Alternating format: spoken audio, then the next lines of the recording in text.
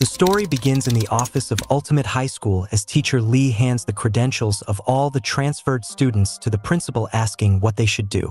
The principal responds by saying that they have worked hard to get these students, so they should act before they get taken by other schools. In another school, we see Kang Hae-hyo getting punched in the stomach by another student while recalling how he was a normal student until middle school but is now a loner.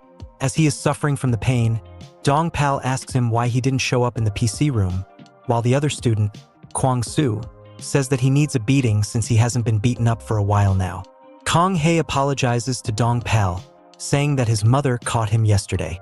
Dong-pal becomes angry at him and asks him if he thinks only his mother is scary and not he.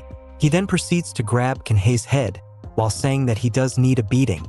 Kang-hae asks him to forgive him this time and promises that he will show up in the evening with the money. Dong-pal ignored his pleas, and as he was about to hit up, an announcement happened calling all three of them to the school gate. Kang-hae gets relieved upon hearing this. Dong-pal gets surprised and wonders if there is a camera in the bathroom as they called only the three of them. He wonders why they are called to the school gate instead of the faculty room. Kwang-soo replies that he will find out once they go there. Dong-pal tells Kang-hae not to say anything to teachers, and Kang-hae immediately nods. Dong-pal then says that they should act like close friends now so the teachers don't get suspicious. At the school gate, teacher Lee is waiting for them, and when they arrive, she asks them to get on the bus. They were surprised as they did not know her and asked why they needed to get on the bus. She answers that she will tell them once they are on the bus, and that this matter has already been discussed and agreed upon by the schools and parents. Dong-pal remarks that it must be a field trip while getting on the bus, but their happiness is short-lived as the bus is filled with hooligans and troublemakers. One of the boys on the bus called Dong-pal fly shit and told him to be next to him, and while holding his neck, asked him if he used to be a weak kid in middle school and now he is the king in this shitty school. Dong-pal nods in response. Kang-hae is surprised as their school king is unable to do anything there, and he is too nervous and cannot ask any questions when even Kwang-soo and Dong-pal are not saying a word. He wondered where this bus was heading while being sandwiched by two strong, muscular guys. Teacher Lee greets everyone and starts to explain to them the reason why they were all on this bus. She tells them that the problems regarding school violence are quite serious. As she was explaining this, a few of the students started laughing while saying that there are a lot of problems because of idiots and today's youths are bitchy. She continues and says that the school district wants to solve this problem, so they rounded up a bunch of poisonous mushrooms like them and created the Ultimate High School to make them better people. The students became angry upon hearing them call poisonous mushrooms and shouted at them why she thought they would follow this trashy work. She calmly replies yes, saying that since they got on the bus, they have no choice now. They got up from their seats and told her to move aside, saying that they would leave the school, but all of them were left shocked, as when they looked out of the window, they saw the sky, and they all shouted at once that the bus was flying. We see that the bus is being carried by a helicopter in the air. Kang-hae contemplates that the Ultimate High School makes sense for the other kids, but why is he on the bus as well? Teacher Lee thanks them for not leaving and coming here together. She then congratulates them on joining the Ultimate High School. In the sky, we see many buses like theirs being carried by helicopters heading towards an island. Upon landing on the island, as Kang-hae walked around, he bumped into a blonde guy and immediately apologized, and the blonde guy warned him to look where he was going if he did not want to get beaten up. Kang-hae nodded and apologized. He contemplates that this place is too dangerous for him and how did he ended up in such a scary place. After a while, one of the helicopters landed at the nearby cliff, and from there the principal introduced himself and welcomed them all to the Ultimate High School and congratulated them. The students started shouting at him, and there is nothing to be happy about here, and demanded that he send all of them back to their homes. He ignored their shouting and asked them if they are hungry, and then after a while tells them that if they want to eat then they should come to the school, and the helicopter flew away with this.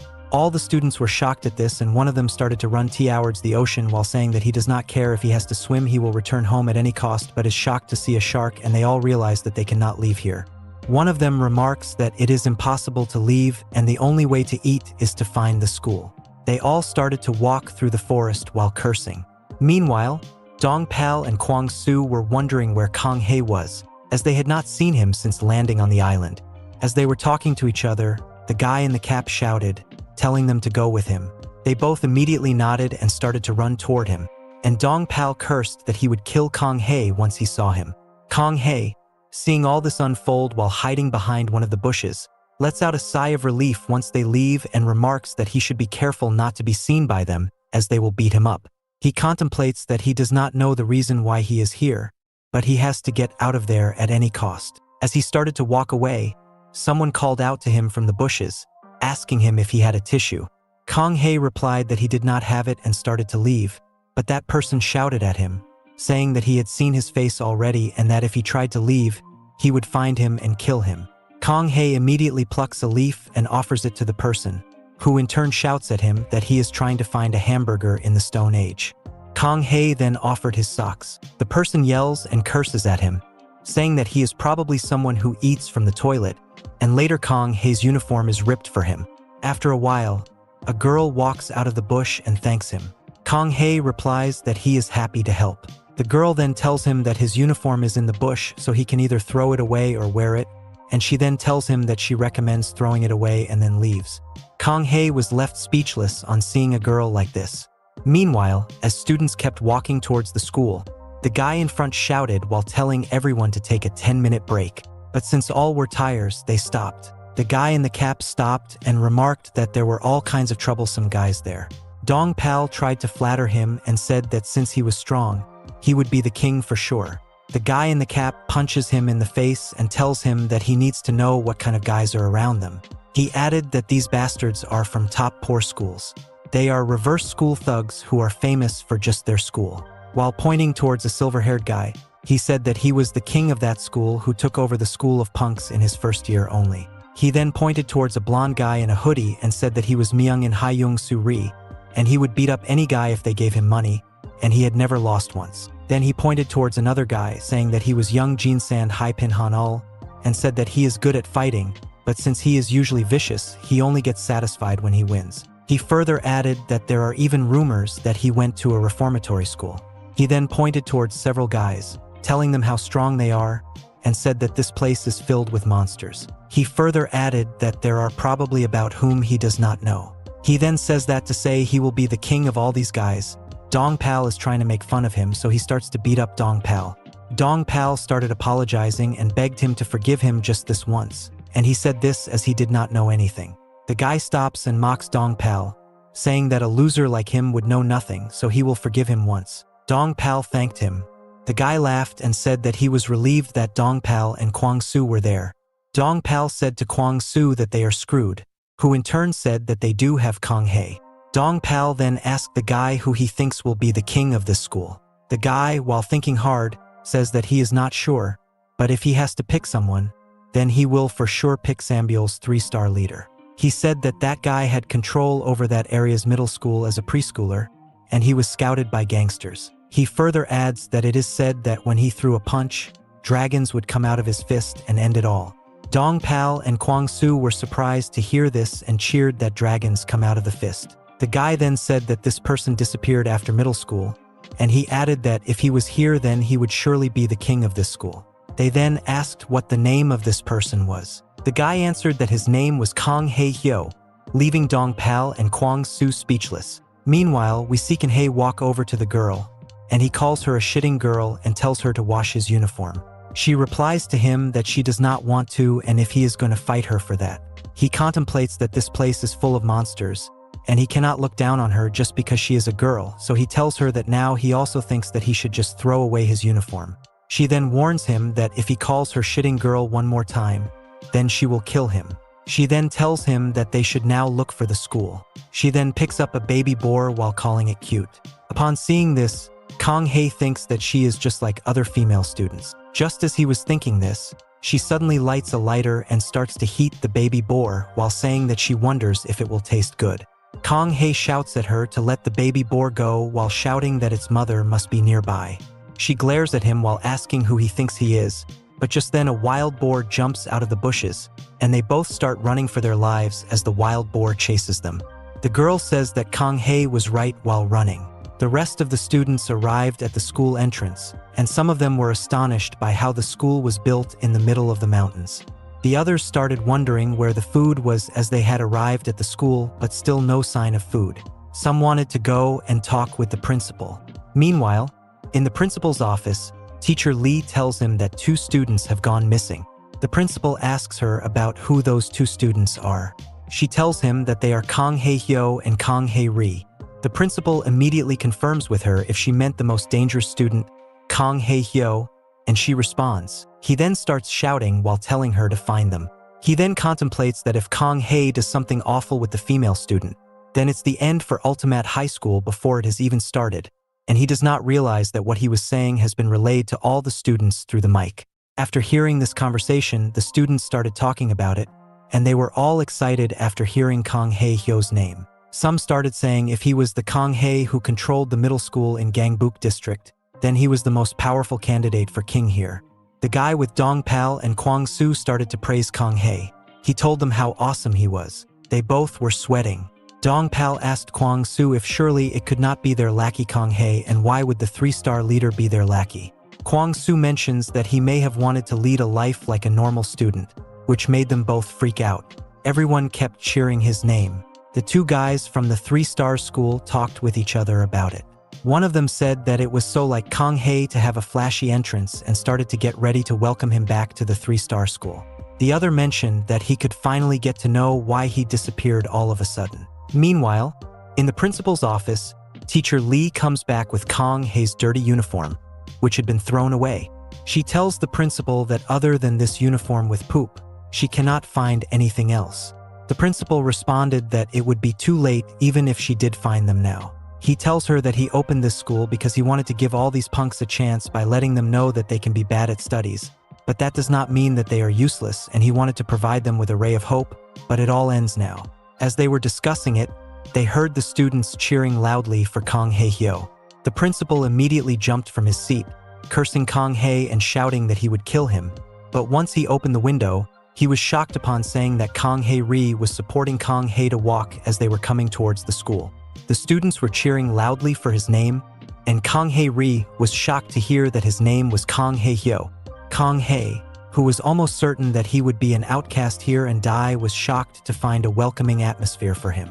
After a while, all the students went to their dorms, and Kang Hae-hyo and Kang Hae-ri were called to the principal's office, where they told him that nothing happened, and the principal mentioned that he was glad to hear that.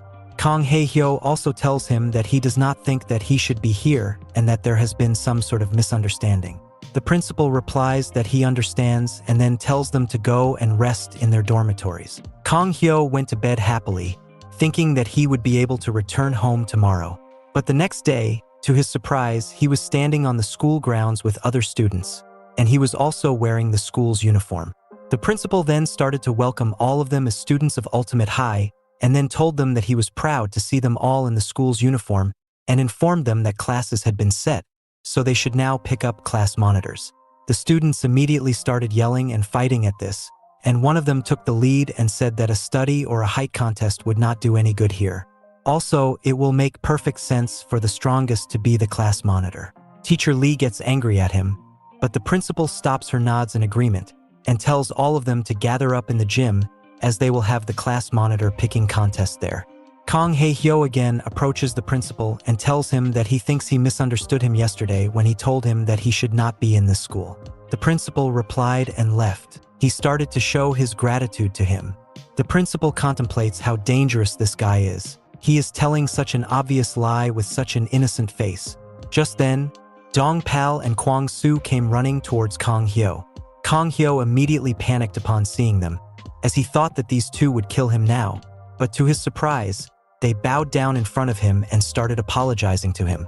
They told him that they did not know that he was Kang Hae-hyo, the legendary fighter of the Gangbuk district. Kang Hyo finally understood what was going on here, why all the guys cheered for him last night, and why the principal ignored his words that he did not belong there. Kang Hyo remarks that everyone thinks of him as the legendary fighter of Gangbuk district now. He contemplates that he is feeling shit at this moment.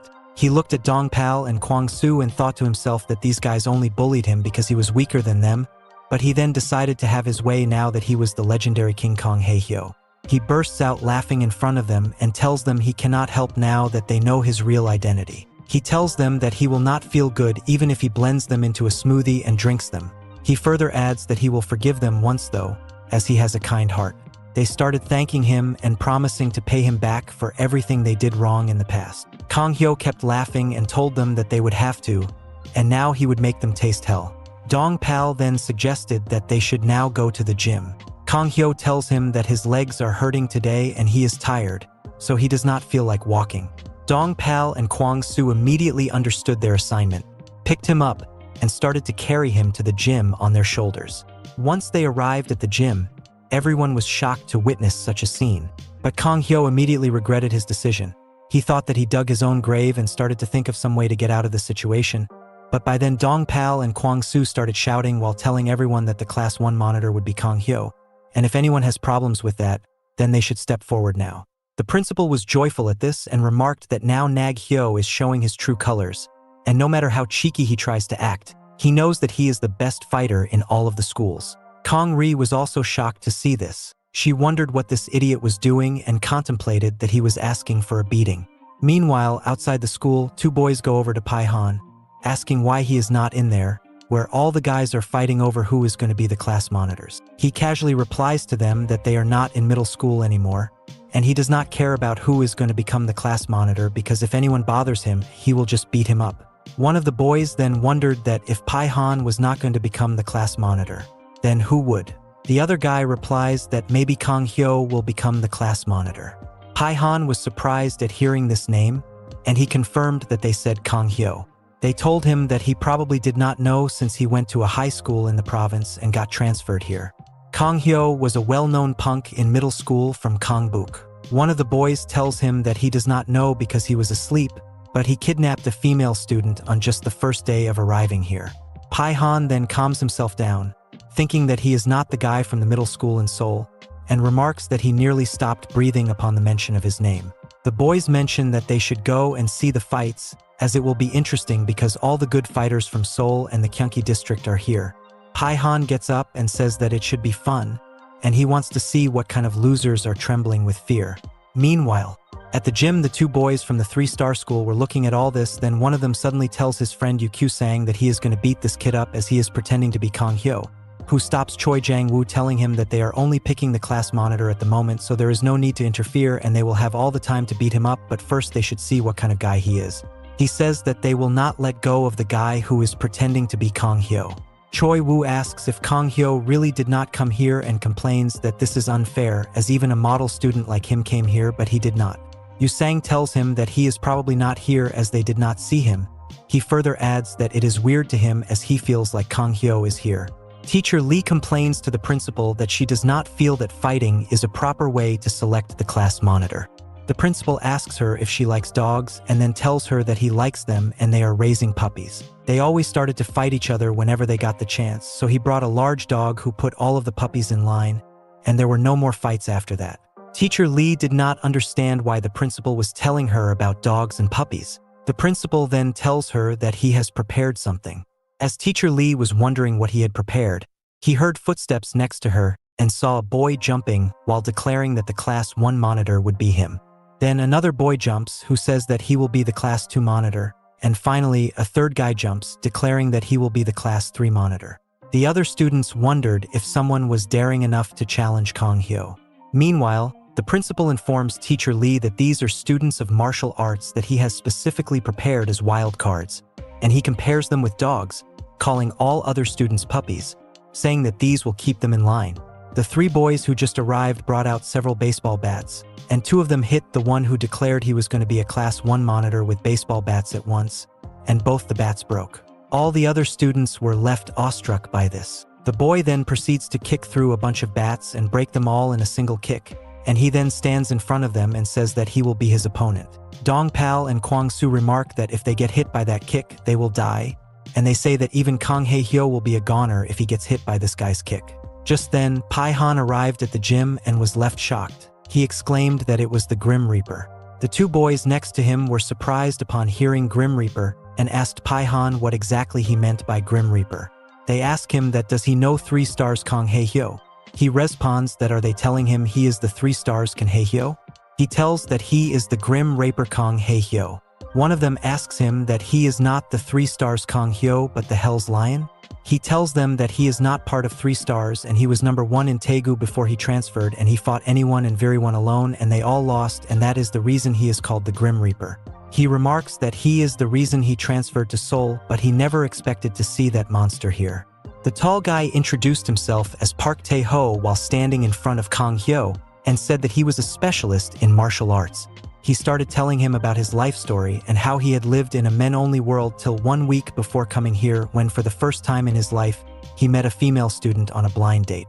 But a day before his coming here, the female student finds out that he is a high school student, so she hits him in the crotch and warns him that if she ever sees him again, then he is dead. He blames Kang Hyo for all this, as the principal has asked him to lead all these students, and he has told him that Class 1 Kang Han Hyo is a special student. Park Tae assures the principal that he will beat Kang Hyo and become the monitor, but the principal tells him not to use violence and harm the student. Park Tae recalls all of the principal's words, and if they are true, then how is he supposed to subdue this monster without hurting him? Kang Hyo wondered why this guy was not hitting him. Then he thought that this guy also thought of him as 3 stars Kang Hyo, so that is why he hesitated. He then decides that he can escape this dangerous situation, and he just needs to act like 3 stars Kang Han Hyo. He starts laughing and mocks Park Tae, asking him if he is nervous and saying that he will give him a fair warning. Park Tae immediately starts boiling up with anger once he hears him laugh, and he decides that he does not care about the order anymore. Firstly, he is going to beat up the person standing in front of him. He then punches Kang Hyo straight in the face, which makes Kang Hyo fall, and then runs towards him, yelling that he wants to see which one of them is the better fighter. But Kang Hyo is not moving at all, and Park Tae remarks that it is the end already while laughing and says that the mission has been accomplished. All the students were surprised by this, and they started talking about how the 3-star leader lost like this, and some of them said that he was just a fake. The guy next to Pihon asks him if he ran away from Seoul because of this loser who got knocked out by a single punch.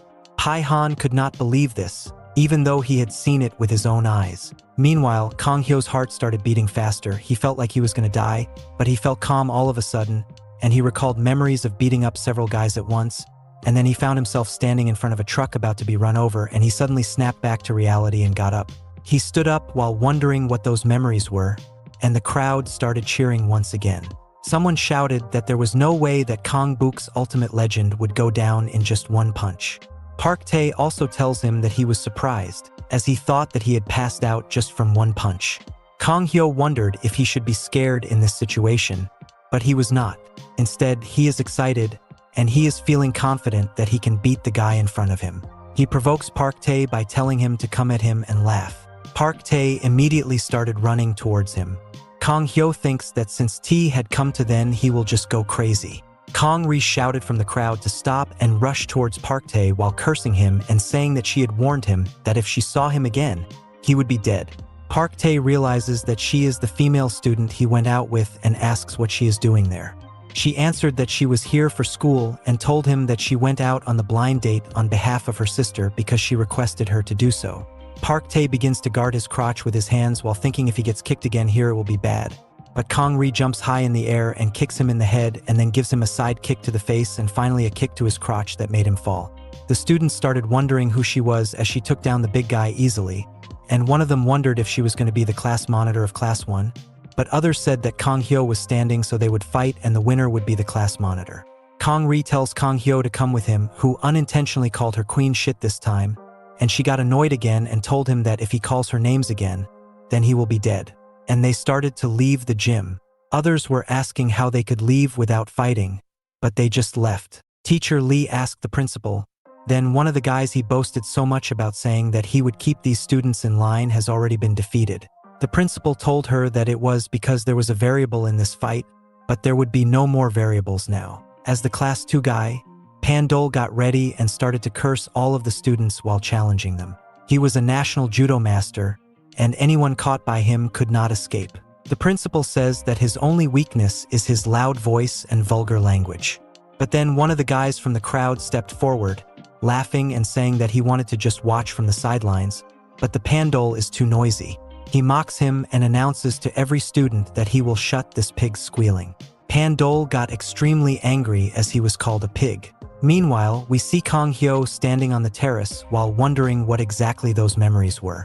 He contemplates that if he was a very strong guy like his memories had been telling him. He wondered if he could be the 3-star leader, Kang Hae-hyo. Kang Ri approached him and said that she saved his life, but she did not get even a thanks. Kang Hyo tells her that she did not save him, as that was his moment to stand up and step on the big guy. He tells her that he is only letting her go because she is a girl and says that he is the 3-star leader Kang Hyo. Kang Ri tells him that if he is going to lie, then he should at least see who his opponent is. She says that he is just spouting bullshit about 3-star and says that she knows he is just a weakling and the other members of 3-star are here and asks him if he is going to continue to lie. Kang Hyo apologizes to her, saying that he will not lie again, and asks her how she knows about all this. She answers that it is simple because she is 3-star leader Kang Hae-hyo. Kang Hyo was surprised at hearing this. She continues that he was probably brought here for having the same name. Kang Hyo finds it funny and thought that the shitting girl is 3-star leader Kang Hae-hyo, so he took a stance and says then he is Bruce Lee.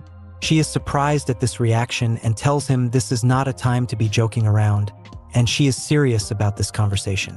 She tells him that her father was the 4th generation of the family, having only sons and the head 5 daughters and no sons. After 4 daughters, he wanted to have an heir, so he wanted a boy badly, and he ended up naming her Kang Hae-hyo ahead of time. After she was born, she was raised as a boy, and by the time she entered middle school, she had already become the leader of the Kongbuk area. Kang Hyo says that the reason she disappeared afterward was because her hormones started working, and then her breasts popped and but filled out to make her all curvy. She kicks him and tells him to stop imagining it. She says that is one of the reasons, but the other reason is that she met someone who showed her the limits of a woman's body. Kang Hyo was surprised at this and asked her who this person was. She tells him his name is Sio Jun, and he is the Gangnam area's total number 1 boss. He is the guy who is standing in the gym staring down at Pandol and mocks him again, saying that is why the baby pig is waiting, and he shouts to start the fight already. Pandol thought that this young idiot was looking down on him as he was telling him to start the fight while he was still defenseless. He then decided to show him who is the boss by pinning him to the ground, lunges forward and grabbing his jacket, shouting that he got him. But Sio Jun immediately ducks and takes off his jacket and throws away Pandol along with his jacket, which leaves all the students surprised. He then calls Pandol an idiot for only building muscles and says that he does not know even the basics of fighting. Teacher Lee asked the principal if he cut all his hair. The principal replies that, of course, he is going to keep his promise. Pandol, while lying on the ground, thinks that since his opponent is strong, he will go for his legs. Meanwhile, Kang Ri tells Kang Hyo about Sio Jun, telling him that the guy has good fighting sense and is good at judo, jujitsu, and wrestling type skills. But she then continues that the most surprising thing was that he is even better at kicking some and knocking them down. She further adds that he had experience, skills, and monstrous strength, and she could not find a weakness in this monster at all.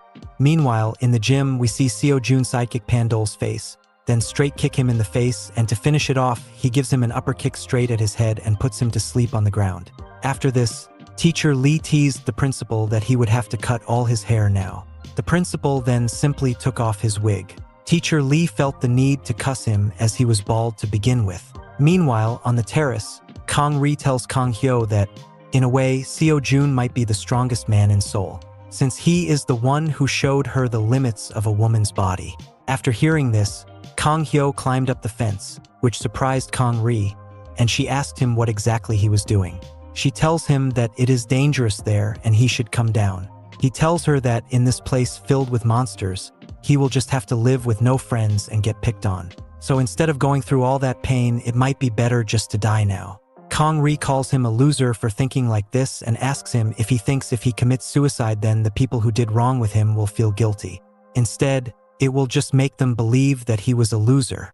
She then asks him to think about his parents and family. Kang Hyo asks her then what he should do in this place full of monsters. She tells him that he thinks every gangster student is a monster. They are just people like him, and she tells him that if he fights them one-on-one, then he will be able to defeat most of them. She tells him that she will teach him the technique to fight and how to defeat most of those students, so he should just get down from there. He then comes down and tells her to teach him the technique. She then tells him to go ahead and try to attack her, and she will only do defense. Kang Hyo asks her what if he hurts her. He further tells her that even if he hurts her during an attack, she cannot get mad and start hitting him back. She started laughing and asked him if he thought that he could hurt her. She tells him that there would be nothing like that, so he should hurry up and attack her. Kang Hyo then threw a punch at her, but it was so fast that she was unable to even see it. It hit her straight in the face and made blood spill out of her nose, and she fell to the ground. She was surprised as she fell to the ground and could not believe what just happened. She contemplates that she could not even see this loser's fists, and on top of that, the power of his fists is very strong. She feels embarrassed at this and gets up again and tells him to attack again. He tells her to stop, as he might really hurt her. She gets angry at this and tells him to attack. She gets ready for his punch while forming a resolve that this time she will not get hit and she will not be defeated so easily. She wondered why it was so slow this time. Maybe she just lost focus during the first hit, but out of nowhere, he kicked her in the stomach. She screamed in pain that this time it was not his fist but his kick instead. She shouts at him about why he kicked her all of a sudden. He replies that she told him to attack her and never said to use only fists. In the gym, the students were celebrating Sio Jun's victory. Some of the guys started saying that they had heard a lot about him, but now that they saw him in real life, he was even more amazing. Then Young Sang-hyun, the guy appointed by the principal to be the monitor of Class 3, took a fighting stance and told everyone that he was the leader of this class, and if anyone wanted to try to beat him, then they should come forward. Meanwhile, Teacher Lee tells the principal that the cleaver plan he thought of ended up being a failure. He replies that he knows what she means, and if Young Sang also loses, then it will be hard to control the students, and they will just have to keep an eye on them. Teacher Lee teases her that if Young Sang also loses, then his mustache should also go, and the principal agrees to it. Just then the leader of Hujin Gong Hai, Kang Chul-pan, stepped forward and called out to Young Sang, calling him a beanpole and telling him that he would be one facing him. The students were saying that beanpole must be unlucky because he was going to face Kang Chul. Young Sang was getting afraid just looking at him and was wondering how a high schooler could be this strong. Kang Chul then tells him that he has a habit of nearly half killing his opponents so that he feels good, so if he does not want to die, then he should say so now and run away quietly. Meanwhile, on the terrace, Kang Ri gets up once more and tells Kang Hyo to attack him again. Kang Hyo wonders when she is going to teach him the technique that will help defeat most of the thugs here, but then he decides to try it again, and he tells her that if he hits her again and she gets mad, then she cannot hit him back. She was all focused on his next attack and did not want to lose again, and when his fist came firing at her, she managed to barely evade it by an inch. She contemplated that this loser was not just an ordinary guy, and to make sure that her thinking was correct, she immediately threw a punch back at him, which he dodged with ease, which surprised her even more. But Kang Hyo started shouting that she said that she would not attack him, and he would have been hurt by her sudden attack. She paid no attention to his words and asked him who he was. Kang Hyo replies to her that he is Kang Hae Hyo, which pisses her off even more. She shouts that she already knows that his name is Kang Hae Hyo and tries to hit him with a roundhouse kick, but he dodges it as well. He tells her to calm down and reminds her that she told him that she would not hit him. She replies that it was when she thought he was just a loser and she started to attack him and shout to have a real fight. Kang Hyo dodged all her attacks and started to run away. She asks him why he is running away. He replies, what else can he do? As he was running towards the exit, just then he got kicked by Choi Woo. He and Kyu Sang arrive at the terrace, and Kyu Sang tells him that he does have a death wish, which is why he pretends to be Kang Hae Hyo. Choi Woo and Kyu Sang tell him to get up. Kang Ri sees them, so she frees them and says that it has been a long time since they last met, and they came at the right time. Both the boys started laughing and remarked that they must be famous as a brat they don't even recognize knows them. Kyu Sang tells her to leave, saying that they have something to discuss with this fake Kang Hae Hyo. She thinks that she should just beat them up, but then realizes that they are not recognizing her because they do not know her as a girl. Just then, an idea hits her, and she decides to figure out Kang Hyo's real identity, so she tells them that before she leaves she wants to talk with him. Kyu Sang tells her to make it quick as he is getting annoyed. She then crouches to Kang Hyo and whispers in his ear, does he remember how she told him that just because they are the top dogs it does not mean they all fight well? She then proceeds to tell him that she knows these two and they are total losers and would lose to little kids in a fight. Kang Hyo thinks that if the shitting girl is telling him this, then it must be true, so he decides to beat them up while thinking that he may be scared of the top dogs. but he is not scared of preschoolers. He gets up and tells them to come at him while calling them losers, which made both of them angry. Kyu Sang immediately comes forward, saying he does want to die. Kong Ri contemplates that Kyu Sang is different from Choi Woo, as he trained in Taekwondo and is very dangerous. Kyu Sang came forward to kick Kong Hyo, and Choi Woo remarked that he had lost it again. Meanwhile, in the gym, Kong Chul tells Jung Sang that if he does not want to die, then he should just leave and he is giving him a chance to live. Jung Sang thinks that this guy looks even stronger than Class 1 and 2 monitors, and he thinks that he cannot win even if he gives in everything he has. But he cannot back down now as it will hurt his pride, so he tells him to come at him. Kong Chul, while clenching his fists, says that it cannot be helped if he does not want to live. Jung Sang thinks to himself that if he gets hit by that fist, then he will die. But then Kong Chul tells him that they should arm wrestle like men to determine who is going to become the monitor. Jung Sang was shocked at this and thought that he might not know how to fight, so he decided to take his chance and mock him, calling him a pussycat and saying that he does now know how to fight and he just looks big and strong. Kong Chul got angry at this and immediately lunged at Jung Sang while shouting that he tried to be nice to him as he looked like a wimp, but it seemed that he just wanted to die. Meanwhile, on the terrace, Kong Ri thought to herself that it had been a while since he last saw Kyu Sang's 4 consecutive kicks and remarked that average punks get knocked out at 2. But what will Kong Hyo do? To her surprise, Kong Hyo avoided the first kick by bending down, but she remarks that bending down was a mistake as Kyu Sang's second kick was a low kick right away. To her surprise, Kong Hyo managed to dodge that by moving backward and sideways. She remarks that he is not an ordinary guy, but she thinks that there is no way he can avoid the third kick as well. Kong Hyo avoided it as well, and she immediately panicked and decides that she needs to stop them now as Kyu Sang's last kick was a back kick, and if you get hit by it spot on then it will hurt like crazy, but all their surprises he managed to dodge it easily as well. But just then Kyu Sang sent a 5th kick as well. Kong Ri was shocked at this and remarks that this punk got stronger since last time they met, and Kyu Sang told Kong Hyo that he is a goner, and Choi Woo cheered Kyu Sang, telling that he was finally able to succeed in the 5th kick, but Kong Hyo easily blocked it through his guard, and they immediately punched Kyu Sang in the abdomen, which makes Kong Ri scream that this guy is a monster. Meanwhile, in the gym, Jung Sang noticed that Kong Chul's attack was way too slow. Jung Sho easily hit his vital spots in that time and knocked him out, and he realized that this guy only had a big body and strength and nothing else. The principal became happy about his victory, and teacher Lee remarked that there was nothing to boast about as they were making students fight each other. Jung Sang then took a fighting stance and announced that he would be the Class 3 monitor. The boy who was just calling him Beanhead now started to praise him and say that stance looked like a high-level martial artist stance and how he easily beat Kong Chul. But Jung Sung Ri was just laughing at it and remarks that Kong Chul would have been an even weaker bastard if he did not have his large body and strength, and he knows this as he fought and defeated him because he used to be a contracted part-time fighter. The boys next to him told him that it would be great to become a class monitor as they needed marks to get out of this school, and it would be easier to get them if they became class monitors. Upon hearing this, he declares that fine, then he will become the monitor of Class 3. While on the terrace, upon witnessing Kyu Sang get defeated at the hands of Kong Hyo, Choi Woo immediately rushes towards him while saying that he will see the end of him. Kong Hyo mocks him by saying that here comes the loser number 2, and he throws a punch at him, but Choi Woo dodges it and grabs Kong Hyo by the waist. Kong Ri remarks that Choi Woo is an expert in ground fighting, and he has conquered every ground fighting technique used in UFC, such as wrestling and judo jiu-jitsu. She remarks that Kong Hyo got way too confident after defeating Kyu Sang, and he let himself easily get caught by Choi Woo. If he manages to throw him, then it will be over. We see that Choi Woo is pushing Kong Hyo to the ground, which makes Kong Ri remark that it is over as he is falling, but Kong Hae Hyo balances himself on the ankle of one of his legs, picks up Choi Woo, and throws him away. Kong Ri was left speechless as she saw him flip Choi Woo from that position, and she again declared that Kong Hae Hyo was really a monster.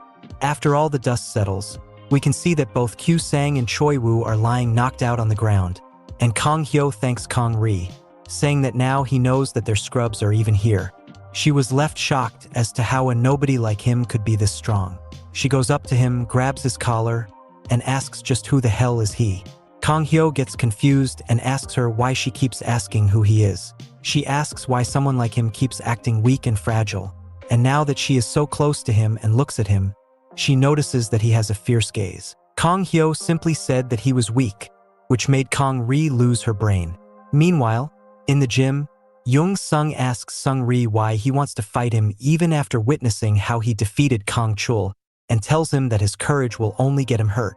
Sung Ri tells him that he already knows that Kang Chul is a weak bastard and tells him that his fighting style is too erratic and full of openings. Jung Sung starts attacking him, but Sung Ri dodges all his attacks effortlessly. Jung Sung still tells him that he cannot even hit him back as he can only dodge his attacks. Witnessing this, Teacher Lee asks the principal if the bet about saving his mustache is still on. The principal laughs and says that it will not happen, but if he loses, then of course. Just then, Sung Ri landed a punch at Jung Sung's opponent, while telling him that he already told him that his fighting style was full of openings, and he landed another punch at his face and knocked him out. Sio Jun remarks that this hired fighter Sung Ri is not bad, and the principal immediately tells Teacher Lee what he meant. If Jung Sung loses this time, then of course he will not shave his mustache. Teacher Lee curses him in her mind. Meanwhile, on the terrace, Kyu Sang and Choi Woo got up again and got ready to attack him at once. Seeing this, Kang Hyo asks Kang Ri what he should do now, and even though they are scrubs, there are still two of them.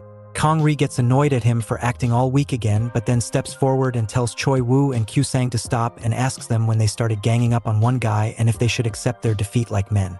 They called her bitch and asked her why she was still here. She then calls them morons and asks them if they still haven't realized who they are talking to. She tells them that she is the friend they spoke of. She is Kang Hae-hyo.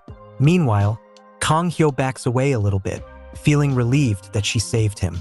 Upon hearing these words, Choi and Kyu Sang get mad and tell them that they should get her as well, and now she is also pretending to be Kang Hae-hyo. She easily grabbed Kyu Sang's kick, and while asking if he still had the birthmark on his ass, she threw him away. Then she jumped and avoided getting caught by Choi Woo and stepped on his head while telling him that he had still not taken care of it.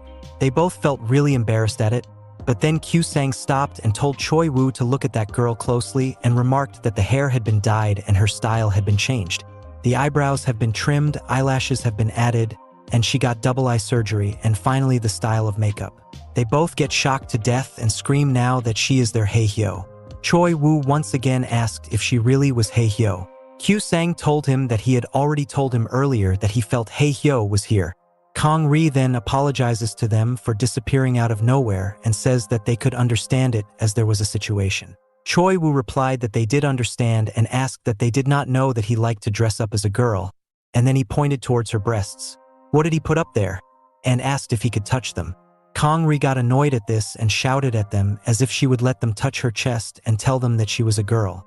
Kyu Sang then recalls that she had never once gone with them to showers or pools. Choi Woo further adds that the one time they managed to get her there, she sneaked away without going in the pool with them. He then panicked and shouted that it meant she had seen their naked bodies, and tells her that it is sexual assault. She then says that this is the reason she did not say anything to them back then, as they would not have thought of her as a friend if they knew she was a girl, and then begins to tease them by saying that as she recalls back then, both of them immediately shut her down, saying she does not need to recall anything. They then ask her about other Kang Hae-hyo and add that he can fight well. She then asked him to stop pretending to be weak and come forward, but to her surprise, he had already run away, and they noticed that there was a door on that side as well. She then shouts at them to go and find him, and it is their fault that he ran away, as they are the ones who interfered, and they all immediately went out to go find them. As Kang Hyo was walking, he got kicked in the back by Dong Pal, and Kwon Soo asked him how dare he lie to them and pretended to be Kang Hae-hyo. The blonde guy in the hat then came forward and told Kang Hyo that he would be their delivery boy from now onwards, but Kang Hyo told him that he would not be their delivery boy. Upon hearing this, Dong Pan came in front of him and punched him while telling him to close his eyes. Just then, Pihon arrived there along with his minions, who were asking if that weakling was really the reason he transferred schools, and he called him the Angel of Death. Pihon shuts them up and says that he only got knocked out because of the cheap, and the likelihood of him getting knocked out again is the same as him winning the lottery. One of the guys then tells him that his so-called Angel of Death is getting beaten up there while pointing over in their direction. As Kang Hyo was getting beat up by Dong Pal, Pihon suddenly came running in front of him, punched him in the stomach, and sent him flying towards a wall. His minions called out the blonde hat guy Ma Chun Nam and said that he is still lording over worthless shits, and then told him and his minion to get out of there quietly as Pihon got some business with Kang Hyo. They immediately nodded and wondered how Pihon knew this weakling. While lying on the ground, Kang Hyo wondered who this guy was and why he suddenly attacked him out of nowhere and remarked that the punch hit much harder than Dong Pal's. Pihon then asks him if something happened while calling him the Angel of Death, Kang Hae Hyo. When Kang Hyo heard the Angel of Death, he recalled some memories where he was beating up a bunch of guys, and while he was still confused, Pihon walked up to him and said that he thought that his head got messed up in the accident and said that he never thought he would get this lucky. Kang Hyo thinks to himself that he remembers beating this guy's ass before, and he starts to speak that he thinks that he is, and just as he was about to finish his sentence, Pihon kicks him in the face while telling him that is right, he is Pihon. Pihon continues the beatdown of Kang Hae Hyo. He repeatedly keeps kicking him in the face, while Kang Hyo still wonders just what was his deal with this guy, and recalls that he surely must have beaten up this guy at some point. As the persistent beatdown continues, Kang Hyo tells Pihon that he can only hold back for so long, and says that he might start responding if Pihon keeps beating him up this way. This makes everyone wonder that maybe Kang Hyo wasn't as much of a coward as they had thought. However, this sudden response pisses off Pihon even more, as he walks up to Kang Hyo and starts hitting him with relentless kicks to the head. Kang Hyo tries to cover himself, however the kicks are raining down on him at a rapid rate. As he gets beaten to a pulp, Kang Hyo wonders just what went down between him and Pihon for Pihon to act in this way. He understands that something truly horrifying must have gone down between those two for it to have turned out in this manner. As he tries to cover himself, Kang Hyo sees the area that they are in properly, and this triggers a memory inside of him, the memory of Pihon once coming to this exact place with him in this exact place. Kang Hyo makes fun of Pihon, saying that he must be really a huge coward for him to have brought so many people to beat up Kang Hyo. And Kang Hyo further adds that he will heat up everyone that stands in front of him, with no exceptions. Pihon mocks Kang Hyo for having such ridiculous thoughts. Pihon tells Kang Hyo that this is no manhwa, so him going on and taking out so many guys is impossible. However, Kang Hyo gears up and says that he will take everyone on for real. This surprises Pihon, as he wonders if Kang Hyo is really brave enough to pull off a one versus all type of fight. However, just at that very moment, the fight begins and Kang Hyo makes a run for it. Pihon understands just how brave he is by this, and everyone chases after Kang Hyo, asking him about what really happened to him. Why did he say that he will beat up everyone, and now that he has said it, how is he going to do it by running away? However, Kang Hyo tells Pihon that he will be back and he will be the one that will take him out for good. Kang Hyo then runs into his friend Choi Suk-won, who says that he is sorry for being late, to which Kang Hyo tells him that he is indeed late. But the two put the argument aside and go after all the goons from Pihon's side. They beat them all up with relative ease, as the smug look from Pihon's face wears off. We then see that after everyone is done getting beat up, a beaten down Pihon goes down to his knees to beg for mercy. Pihon apologizes to both Kang Hyo and Suk-won, and also tells them that he will now acknowledge them as seniors. Kang Hyo is genuinely pissed off, and he wants to beat up Pihon some more, but Suk-won stops him from doing so, and convinces him to go away. Choi Suk-won then tells Pihon that they're the same age, and even went to the same elementary school as kids, so he doesn't need to respect them as seniors. They can just be friends. We then get to know that Suk-won, Pihon, and Kang Hyo become great friends and form a powerful trio of their own. However, this wasn't sitting well with Pihon, as one day, Pihon and Suk-won were waiting for Kang Hyo, wondering why he hadn't arrived yet even though he told them that he was coming an hour ago. Pihon told Suk-won that they must comply with everything Kang Hyo does, because after all, they are just mere underlings to the much greater Kang Hae Hyo. Suk-won found this weird and said that the three of them are friends. What's the whole deal about being underlings and all? To which Pihon said that everyone thinks of them as lackeys to Kang Hyo, and even though they are friends, there is a discrepancy between them. That being that Kang Hyo is above them all, followed by Suk-won, and at the bottom was Pihon himself. However, they make a good trio when together, but the fact remains the same, Kang Hyo is above them. This puts some thoughts into Choi Suk-won's head, as he wonders if they're really friends or not. Back to the current time, we see Pihon's minions coming over to stop him from beating up Kang Hyo even more, saying that he will be finishing him off for good if he continues at this rate.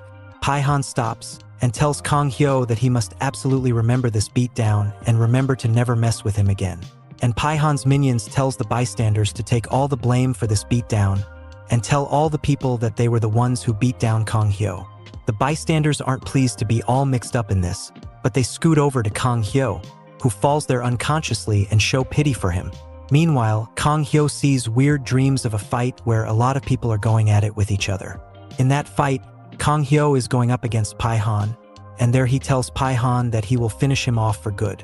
Just when Kang Hyo is about to finish him off though, Choi Suk-hwan intervenes and hits Kang Hyo hard. Suk-hwan then tells Kang Hyo that Pihon won't be the one going down. Instead, Kang Hyo himself has to go down now.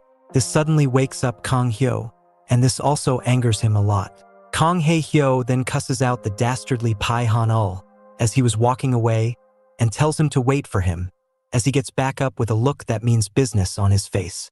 Back to the school building, we see that Kang Hae-ri, Choi Woo, and Gyu-sang are looking for Kang Hyo, who they refer to as Top Knot. Gyu-sang says that he is out of breath and Hae-ri told him that he should stop smoking if he feels that bad after doing nothing, to which Gyu-sang agrees. Choi Woo, who refers to Hae-ri as Kang Hae-hyo now, asks her the reason why she is chasing after Top Knot. Kang Ri is a bit taken aback by this question, but she quickly gathers herself and asks Gyu-sang and Choi Woo about what they thought of her when they found out that she was a girl. They're all conflicted about this. One of them says that he finds her pretty, while the other points out how they managed to find out the magic of plastic surgery and makeup thanks to Kang Hae-hyo's dynamic transformation, which annoys Kang Ri. But she asks them another question, that being that what they think will be the reaction if everyone found out that she was a girl, it would be bad. Because all the people she has ever beaten up will come chasing her for revenge, because they will feel bad about getting laid out by a girl. Choi Woo agrees with this and says that even he felt extra bad and pissed off when he realized that a girl was the one who beat him up. Kang Ri then tells them that this is the reason why they gotta go and find Kang Hyo before he goes on to tell everyone about this, because that will cause her trouble if her identity is leaked. Kang Ri also tells Choi Woo and Gyu-sang that they shouldn't be referring to her as Kang Hae-hyo, and instead, they should call her by her new name that is Kang Hae-ri for safety purposes. Choi Woo and Gyu-sang finds this ridiculous that she can't even use her name, but Choi Woo tells Kang Hae-ri that he will be the one taking care and handling 3 stars from now on, to which Kang Ri mocks him and tells him that someone like Choi Woo, who got called a loser and beaten by Top Knot, has no rights to be the one leading 3 stars. Choi Woo replies to this by saying that he was just taken in by surprise, and Kang Ri tells him that she finds it funny how he got taken in by surprise even though he had just saw Gyu-sang fight Top Knot moments before his own fight. Gyu-sang then asks Kang Ri if she is planning on making Top Knot the leader of the 3 stars, to which Kang Ri asks if she can't do that or what. Gyu-sang quickly lets her know that he opposes that decision and also tells when that the 3 stars is something that is only between them and something that is deeply precious and important to him. Choi Woo also joins in and agrees, and they both put forward the thought that they'd much rather have her, a girl, as the leader of the 3 stars over a fake guy who doesn't have anything to do with this. After all, male or female, she is still Kang Hae-hyo, and she can really beat up anyone on her path, so who really cares? Kang Ri doesn't quite know what to say about this, but she figures something out and decides to tell them about it. As she is about to tell the real reason why she doesn't want to out herself as Kang Hae-hyo, a purple-haired girl named Sang-ah interferes. The girl comes out and tells Kang Ri that she is impressed that she has 2 guys around her despite being a tomboy, which gets on Kang Ri's nerves. However, Choi Woo and Gyu-sang are pleased by seeing her, as she is very pretty. Sang-ah then introduces her boyfriend, Sio Jun, to Kang Ri. Seeing Sio Jun pisses Kang Ri off. Back to the fight, we see that Pihon turns back around to see that it was Kang Hyo who had called him out, and he also sees that Kang Hyo is back up on his feet. Pihon then says to Kang Hyo if he wants to lose his life because it's not going to go down well for him, and that he will beat him into oblivion now. Kang Hyo got his mojo back, so he also talks back with equal confidence and anger, replying that he will be the one doing the beating up from now onwards. This pisses off Pihon, and we see that Kwang-soo and Dongpal are worried about the stuff that Kang Hyo is spouting out. Dongpal asks Kang Hyo if he is crazy, and that there is no way he will be able to take on Pihon, and that if he wants to do so, he should do it by himself. Kwang-soo also tells Kang Hyo that he should do stuff on his own and not get them dragged into his mess. Kang Hyo replies to them by saying that he doesn't have time to mess with such sorry and vile people such as Kwang-soo and Dongpal, so they should just get the heck out of his way. Kwang-soo and Dongpal realize what Kang Hyo had just called them, and this pisses them off, so they decide to attack Kang Hyo simultaneously and guarantee it that he can't make it to Pihon.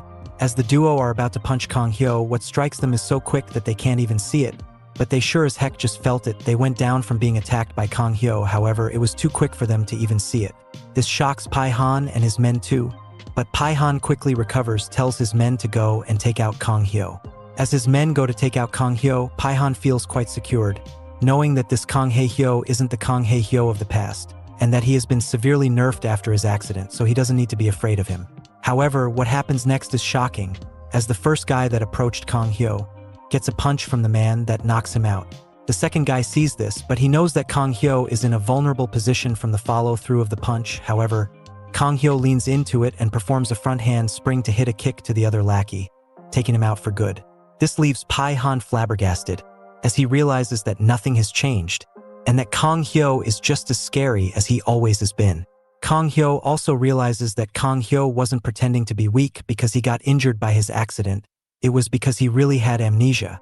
Just at that moment, Kang Hae Hyo delivers a solid cross punch to Pihon, which he manages to block, but the sheer impact of the punch is so much that Pihon is sent flipping back. However, the punch didn't really break through Pihon's block, so Pihon feels comfortable because unlike last time, he can keep up with the tempo of Kang Hyo to actually block the punch, and also states that he isn't the same guy from before, and that he can hold his own against Kang Hyo. Kang Hae Hyo scoffs at Pihon's false sense of hope, and tells him that he didn't even intend to hit him hard, and that he did what he did on purpose.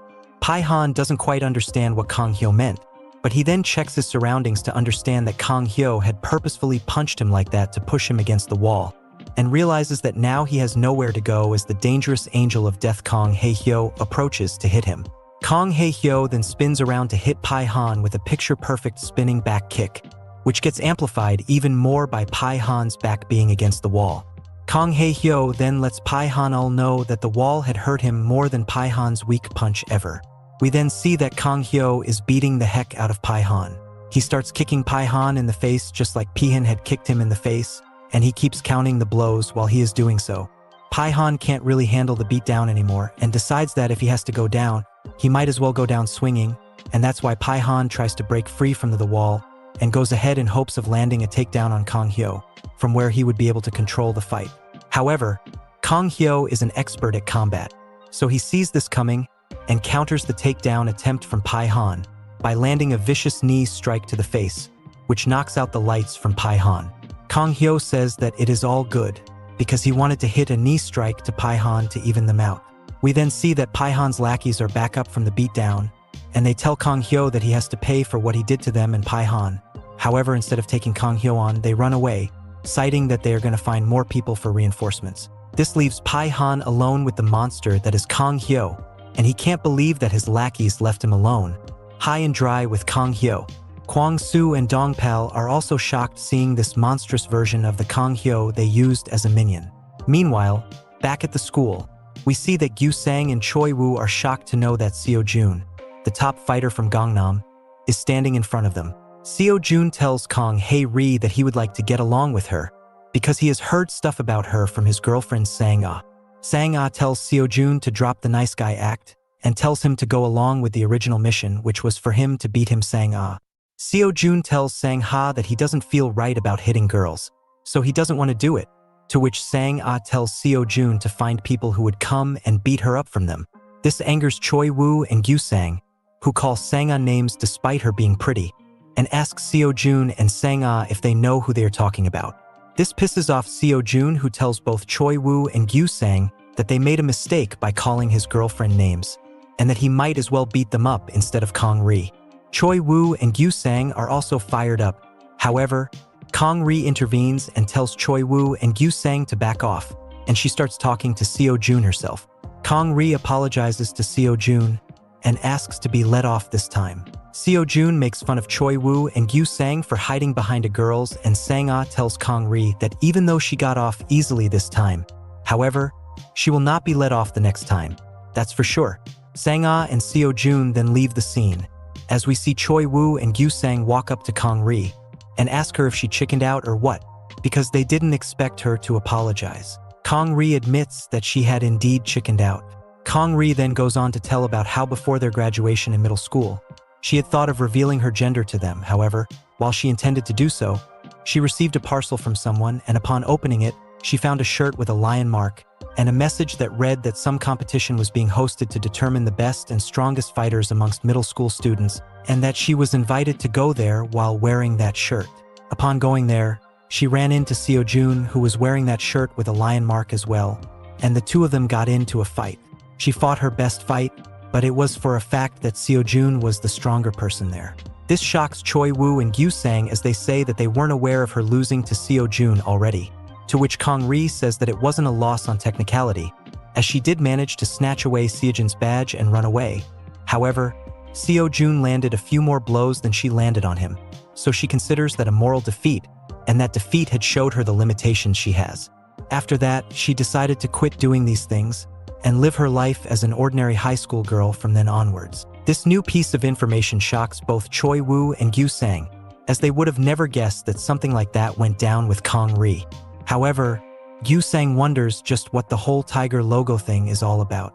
Back to the outside, where we see the relentless beatdown of Pihon from the hands of Kong Hyo continuing from before. As Pihon takes the beating hopelessly, we see a blonde-haired guy come into the scene and ask them just what kind of thing they are doing. Pihon quickly recognizes him as the contract fighter named Young Suri and offers him a deal. Pihon tells Suri that he will give him whatever amount he asks for if he fights from his side and beats up Kong Hyo. Kong Hae Hyo also listens to this and asks Young Suri if he is another one of Pihon's lackeys. We then see that Young Suri has a lion mark on his jacket, just like how Kong Hae Ri had described to her friends. The story then cuts back to the inside of the school, where we see that Gyu Sang is wondering just why would someone run a battle royale with real people to check their strength. What could be the reason behind running it? Choi Woo also asks the question that if such a battle royale was happening in the city, why wasn't he invited? Gyu Sang gets annoyed by this question and tells Choi Woo to not joke at all times. It is then that Sio Jun returns from before to confront Choi Woo and Gyu Sang. Sio Jun asks the duo if they were the members of the 3 stars that was once very popular in northern Seoul. This question puts Choi Woo, Gyu Sang, and Kong Ri under a lot of pressure. Meanwhile, outside of the school, we see that Kong Hyo has finally seen the logo on Young Suri's jacket, and it reminds him of something of the past. Kong Hyo remembers how one day, Choi Suk-hwan was telling him about how he had opened a group chat on Naver called Cage of Predators, and how it had already amassed a solid 2,200 members by that point. Choi Suk-hwan went on about how the group is cool, but everyone in the group pretends as if they were the strongest and most skilled fighters in the world, and jokes about how if that were to be true, then their country would be dominating the UFC and other combat sports promotions. Kong Hyo then suggested to Suk-hwan that he should just open an invitational battle royale-esque tournament to actually make the people fight, and to see if they're really as good as they say they are.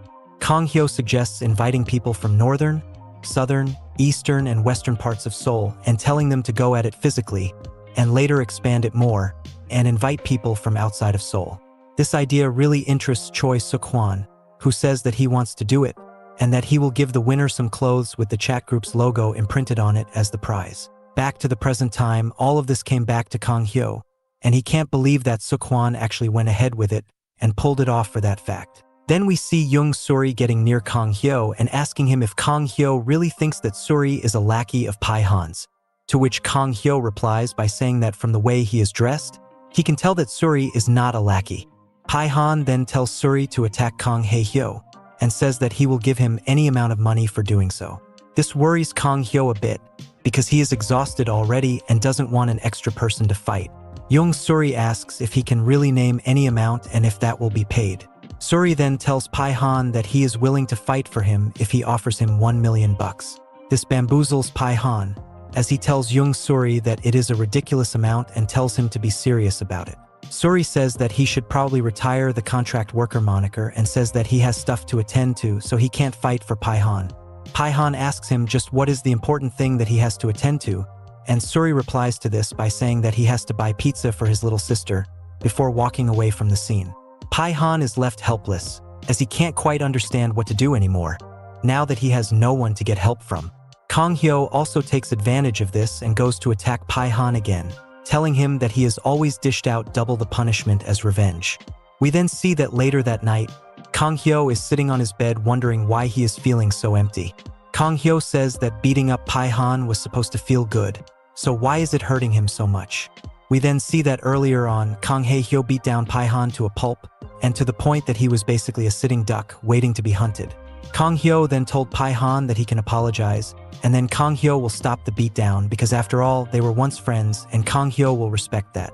Pihon, despite being beaten up, is still defiant.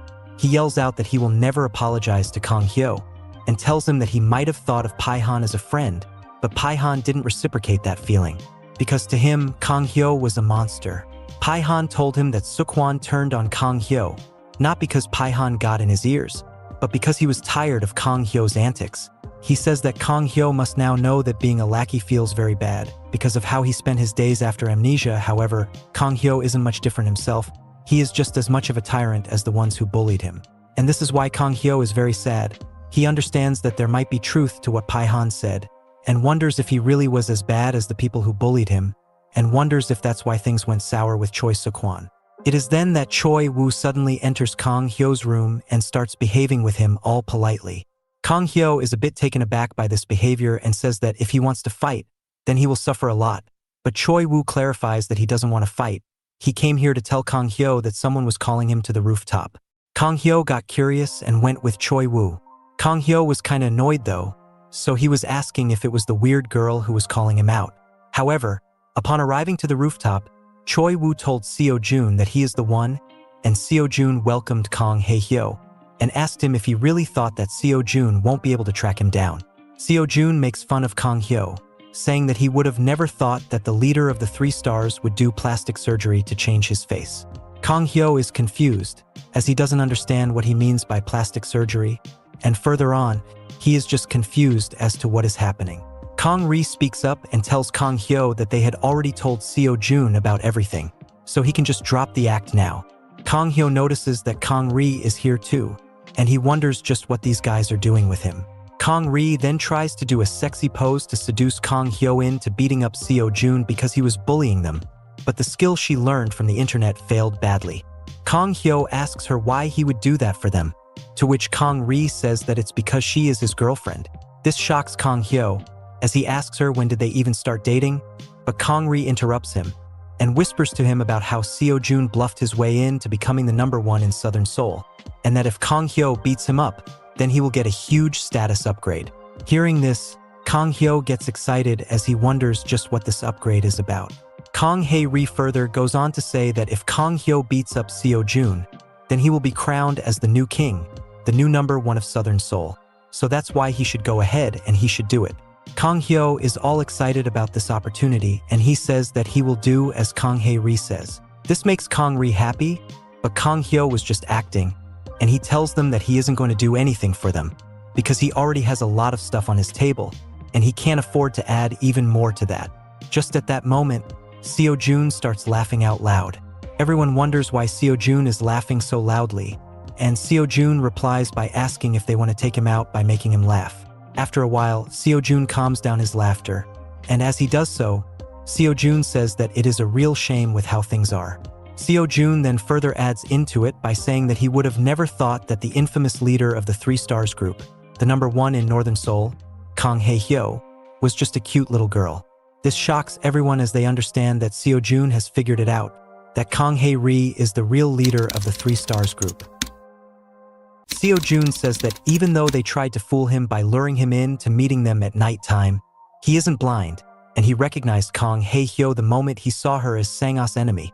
After all, he is quite good with the girls. Kang Ri understands that she has been figured out, and with no other choice left, Kang Ri admits to being Kang Hae-hyo, and says that if he wants to fight her then they can fight right then and there. However, Sio Jun says that he doesn't want to fight girls, but he finds it commendable that she was able to fight on his level despite being a girl.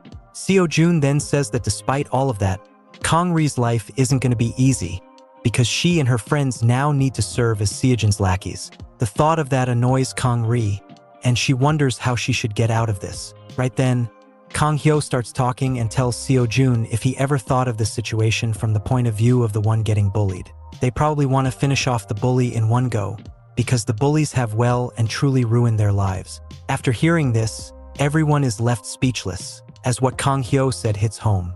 Kang Hyo then says that they should think about it properly. After saying this, Kang Hyo starts to leave the rooftop, but he is called out by Sio Jun, who wants him to listen to his reply on this topic. Back at the school, we see that principal of the school is talking to the students of the 3 classes about how Kong Ri, Young Suri, and Sio Jun have all been causing issues to the school from the beginning, and tells them that it is quite the problem. The students then apologize to the principal, and the principal tells them to take care of the situation in hand, to which the students replies by saying that they'll take care of it. The principal then dismisses them. Teacher Lee then comes into the room and asks the principal about what he wants to do about this situation. The principal says that they should focus on using the negative energy the students have and convert it into energy for self-betterment. The teacher says that these students don't really have a goal in their life, so they create problems and have unreal goals of making it to top college. So, they should teach them to have goals and work for them, and teach them that going to a top college isn't everything.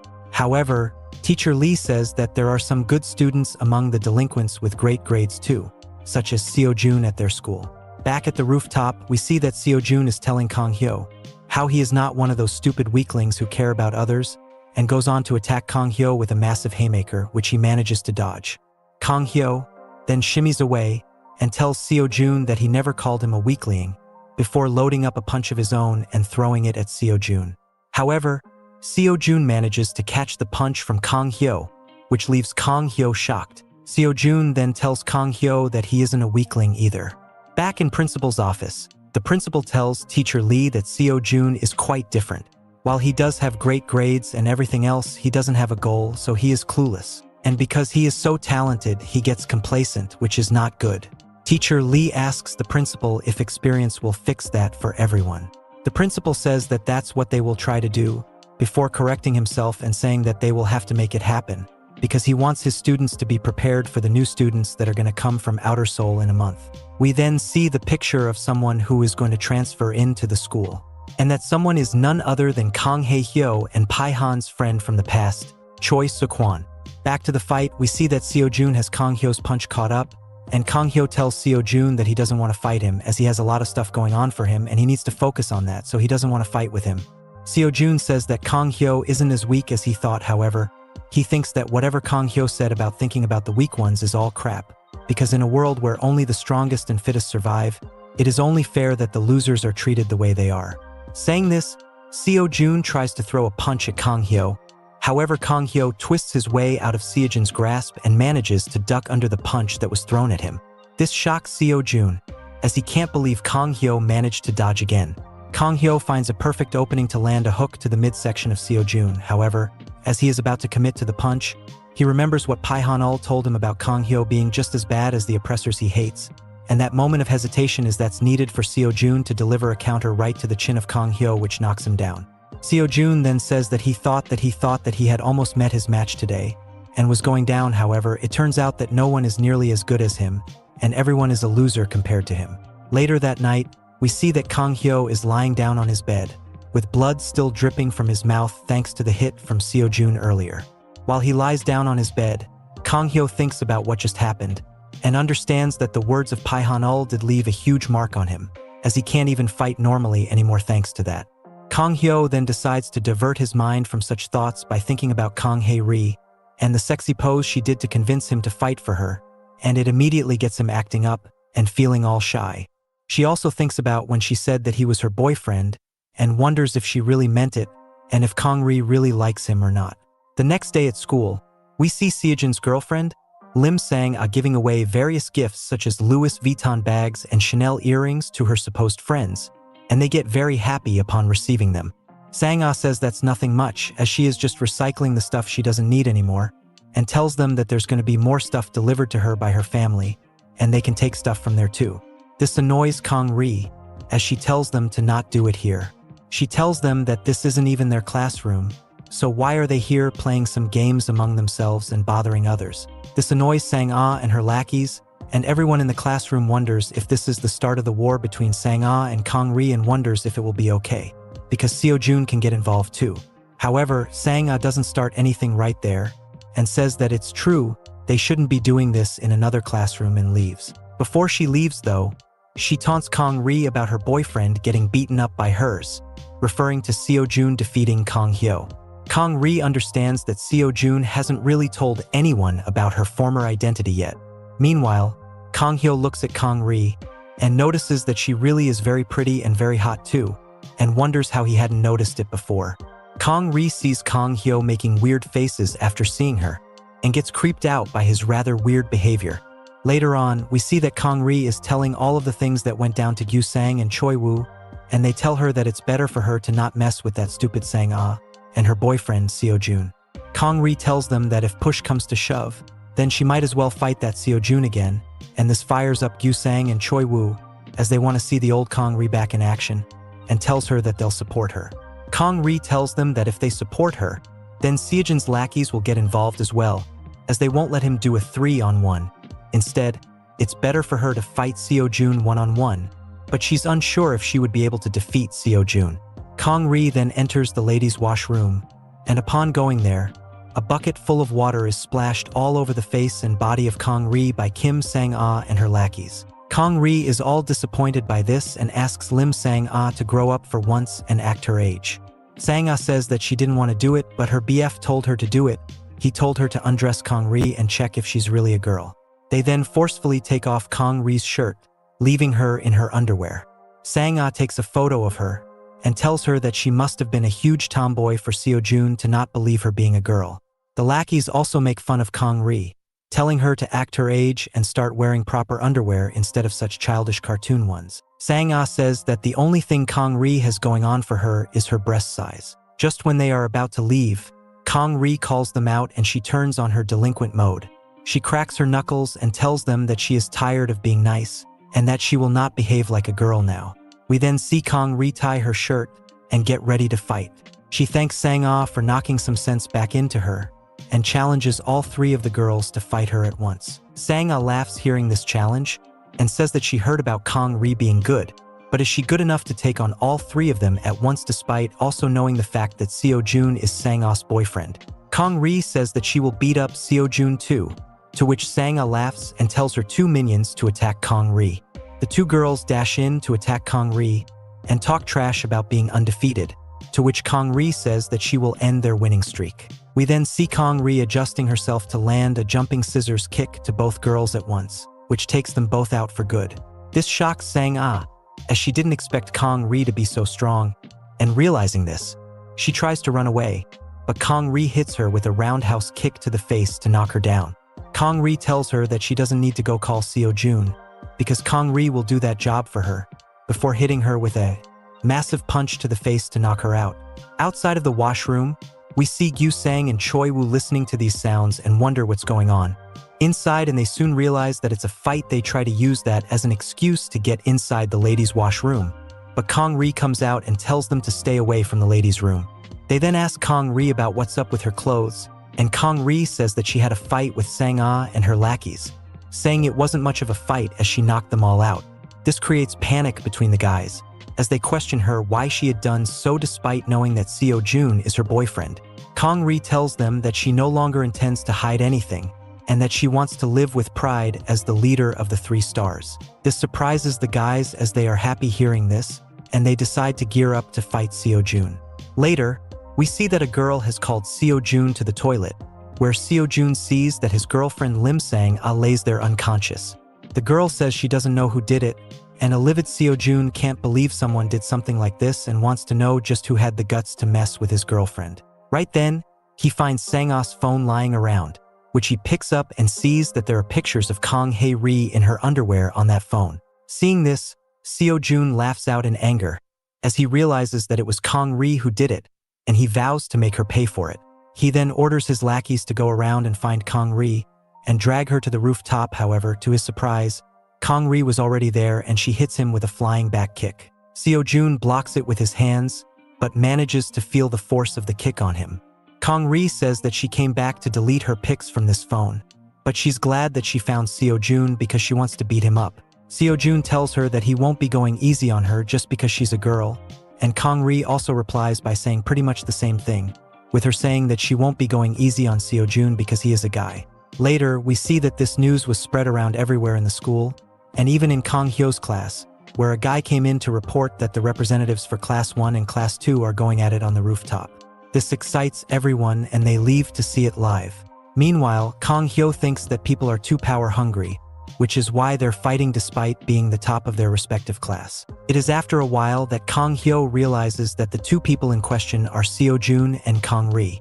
We then see Kang Hyo running through the school's hallway as he is desperate to stop the fight between Sio Jun and Kang Hae Ri. Kang Hyo says that even if Kang Hae Ri is the leader of the Three Stars faction, she is still a girl going through puberty, so she stands no real chance against a monster like Sio Jun, who even beat him up. And that's why Kang Hae Hyo is making a run for the rooftop, so he can save Kang Ri and stop the fight as well. Just as he is running, Kang Hyo runs into someone, and they both stumble and fall down. Kang Hyo then realizes that the person he ran into was none other than Young Suri. Kang Hyo sees a lot of weapons in his hands and asks him if he was going to see the fight on the rooftop, because with all these weapons on him, it sure is looking like that, and if that is the case, then whose side is he even on?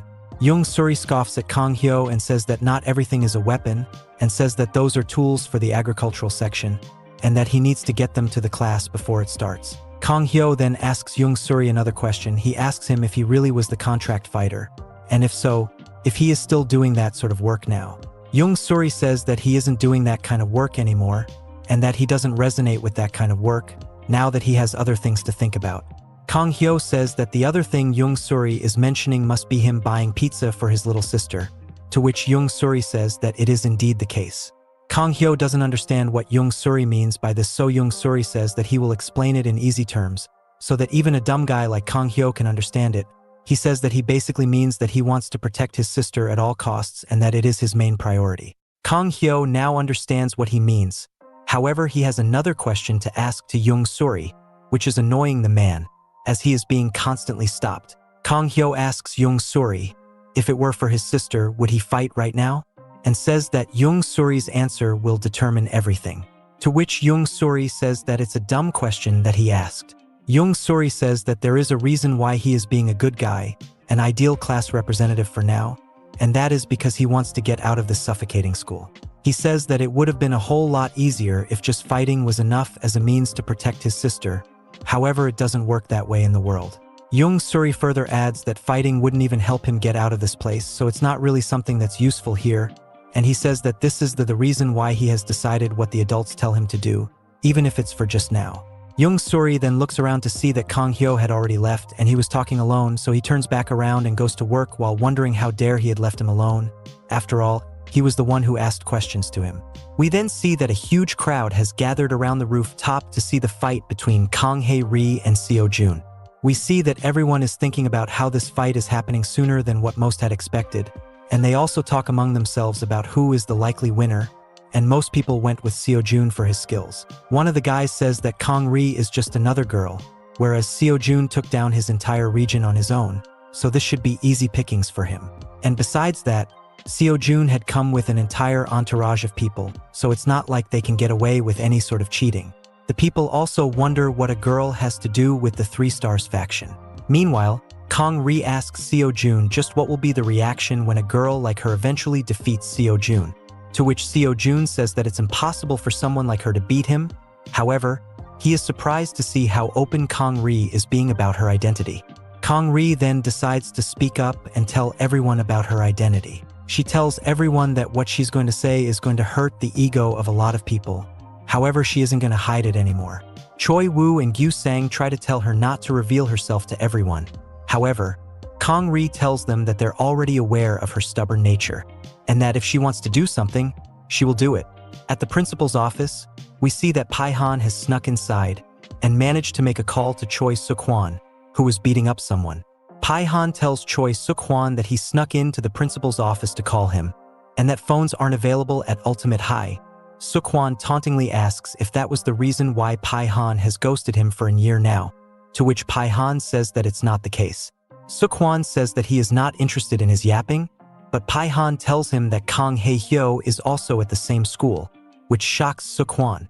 Back to the rooftop, Kang Ri then continues, telling everyone who gets offended by this to come at her at once, because she doesn't care.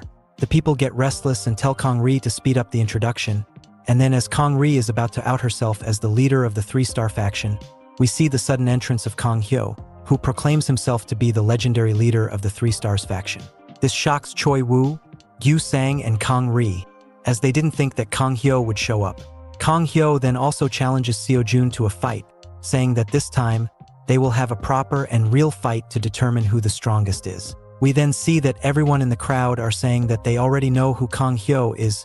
What they want to know is about the identity of the first-class representative. Kang Hyo walks up to Kang Ri and blushes before telling her that everyone really wants to know more about her. Kang Ri is weirded out by this, but she tries again to tell everyone that she is Kang Hyo Hae. But Kang Hyo pulls her towards him and interrupts her to tell everyone that she is Kang Hae Hyo's girlfriend. Everyone understands this, but they don't understand what this has to do with Sio Jun. Kang Ri asks Kang Hyo what this is all about, but Kang Hyo ignores this and tells her that he will be fighting for her. Kang Ri tries to clear up what she said yesterday at night was just a misunderstanding, but Kang Hyo interrupts her again to tell her that he has the same feelings as hers and apologizes for not accepting her feelings yesterday, and says that it must have been hard for a girl like her to confess. Kang Hyo then says that he will be protecting his woman from now on, and steps forward to fight Sio Jun. Kang Hyo thinks that what he is doing is very cool, and that Kang Ri will definitely fall from him. However, in actuality, Kang Ri is cringed out by this, and wonders if Kang Hyo has gone mad. Gyu Sang and Choi Woo tell Kang Ri that it's best that she doesn't fight Sio Jun because if she wins, then it'll be good. However, if she loses, she will have extra targets on her back. Kang Ri says that she understands that very well. However, Kang Hyo was already dropped by Sio Jun once last night, so there's no one but her who could take him on. Gyu Sang replies to this by saying that maybe Kang Hae Hyo can pull off something with the power of love. We then see Kang Hyo making eye contact with the much taller Sio Jun, as they get inside each other's hitting zones. Sio Jun scoffs at Kang Hyo and asks him if he really means all this, and asks if he really is going to claim to be Kang Hae Hyo now, because it is getting comedic with how they're treating this. Kang Hyo says that Sio Jun might as well fight him, because Kang Ri is a girl, and Sio Jun doesn't feel good fighting with girls, so it's a lose-lose situation for him anyway, because he doesn't want to beat up a girl. However, he can't even afford to lose to one. This angers Sio Jun, who says that Kang Hyo sure does talk a lot for someone who got himself knocked out by a single hit from him. Saying this, Sio Jun lunges forward with his hook-adjacent punches, which Kang Hae Hyo ducks down with rather ease. Sio Jun throws another hand at Kang Hyo, which he once again dodges. As more and more blows are being thrown at Kang Hae Hyo, he manages to dodge them all and create momentum for himself. Kang Ri sees this and gets hope because Kang Hyo is fighting exactly how she planned on fighting. Kang Hyo then uses the momentum he gained to hit a spinning leg sweep. However, to his surprise, Sio Jun manages to dodge it easily. Kang Hyo is a bit shocked seeing Sio Jun dodge the kick, and Sio Jun wastes no time by going for a kick, which Kang Hyo is ready to parry away. But this kick was different from other roundhouse kicks, and it knocks Kang Hyo down. Turns out, this kick was a Brazilian kick, a kick popularized by Glob Feitosa. This kick functions as a normal roundhouse kick. However, instead of the upward motion, the one executing needs to twist their hips at the final moment to create a downward slashing method. Seeing Sio Jun pull this off also shocks Kang Ri, who can't believe that Sio Jun had such a tough move at his disposal. Meanwhile, at the principal's office, we see that Pihon is still talking to Seok-hwan, saying that he had already been beaten up by Kang Hyo, and that nothing has changed about him. Seok-hwan is annoyed by this, and tells Pihon that he doesn't want to hear his whining. Pihon thinks to himself that Seok-hwan has changed a lot, before he notices the documents on the principal's desk. The documents are about Seok-hwan, and Pihon tells him on the phone that there are documents about him at the Ultimate High. Pihon then says that they seem to have the documents for all the tough and gritty delinquents in the country, and Choi Seok-hwan wonders if that is because they plan to gather all the tough ones to the same place. Just then, Pihon hangs up on him, and this annoys Seok-hwan. However, Seok-hwan says that he doesn't really care about any of that. Even if he is drafted to the Ultimate High, it will just make his job to find the wannabe tough guys and beat them up much easier. Seok-hwan's friends also seem excited knowing that this school will fit them like a glove, whereas Seok-hwan is excited because he will finally get to have his hands on Kang Hae Hyo. Meanwhile, back at the fight, it seems like Kang Hyo is tumbling down from the Brazilian kick, and the crowd are all riled up by Sio Jun's prowess. Sio Jun wastes no time and tries to double down on the kick with a finishing blow. However, Kang Hyo uses the motion of falling down to suddenly spin around and land a combo kick. He lands a spinning hook kick, and immediately follows it up with a roundhouse kick on the follow-through, and this draws blood from Sio Jun. Kang Hyo's kick takes down Sio Jun and his head bounces off the floor thanks to it, and this sends the crowd into full frenzy, as they can't believe that Kang Hyo actually pulled it off, that he actually landed such a complex and powerful kick, while being groggy from getting his head shifted in by a Brazilian kick by Sio Jun, and they say that that is exactly why the people call him the best to come out of Gangbuk and that he is a beast. Kang Hae-ri is shocked too. She couldn't believe what Kang Hyo pulled off. Kang Ri already knew that Kang Hyo is a strong guy, but she would have never expected him to be this strong and skilled. We then see that both Sio Jun and Kang Hyo are making it back on their feet after that explosive round of fighting, and Kang Hyo taunts Sio Jun by telling him that he had already said to him that he isn't the same guy who Sio Jun knocked out the night before. He is a changed guy. Sio Jun, still groggy, replies by saying that maybe he wasn't lying when he said that he was a different dude. The first one to make it back on their feet is Kang Hyo, and he uses that as an advantage to hit a capoeira-esque kick to Sio Jun, who wasn't fully back up. However, Sio Jun is a very skilled fighter himself, so he quickly manages to get out of the way from the oncoming kick. Kang Hyo is disappointed because he knew that if he was a bit faster and managed to land that kick, it was lights out for Sio Jun, but he also praises Sio Jun for his skills, saying that he isn't half bad either. Kang Hyo then moves forward and starts throwing rapid fast combo punches which keep pushing Sio Jun back. Sio Jun tries his best to defend himself, however the punches are too fast and too strong, and even his block isn't working against Kang Hyo. The crowd goes bananas seeing this. They're talking about how this is not a fight, but a one-sided beatdown from Kang Hyo, and they say that if and when Kang Hyo wins this fight, he will not only be the best of Gangbuk, but also the best of Gangnam, such as his skills. Kang Hae-ri is also seeing this, and Gyu-sang, who is all excited from seeing this, tells Kang Hae-ri that he already told her that Kang Hyo might just beat Sio Jun because of the power of love. Kang Hae-ri is calm in her assessment as she tells Gyu-sang that it is not the power of love that has suddenly made Kang Hyo strong. Instead, it is just the fact that Kang Hyo was always better than Sio Jun.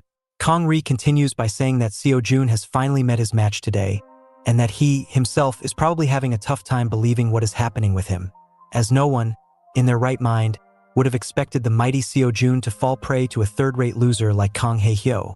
However, from what it seems like, that is what's happening. As the systematic beatdown of Sio Jun continues, we see that the principal has made his way back into his office, and to not get caught, Pihon has snuck underneath the work table. The principal picks up a call from someone who seems like an influential person, and the principal confirms to the person that they've indeed blocked off all communication methods for the students.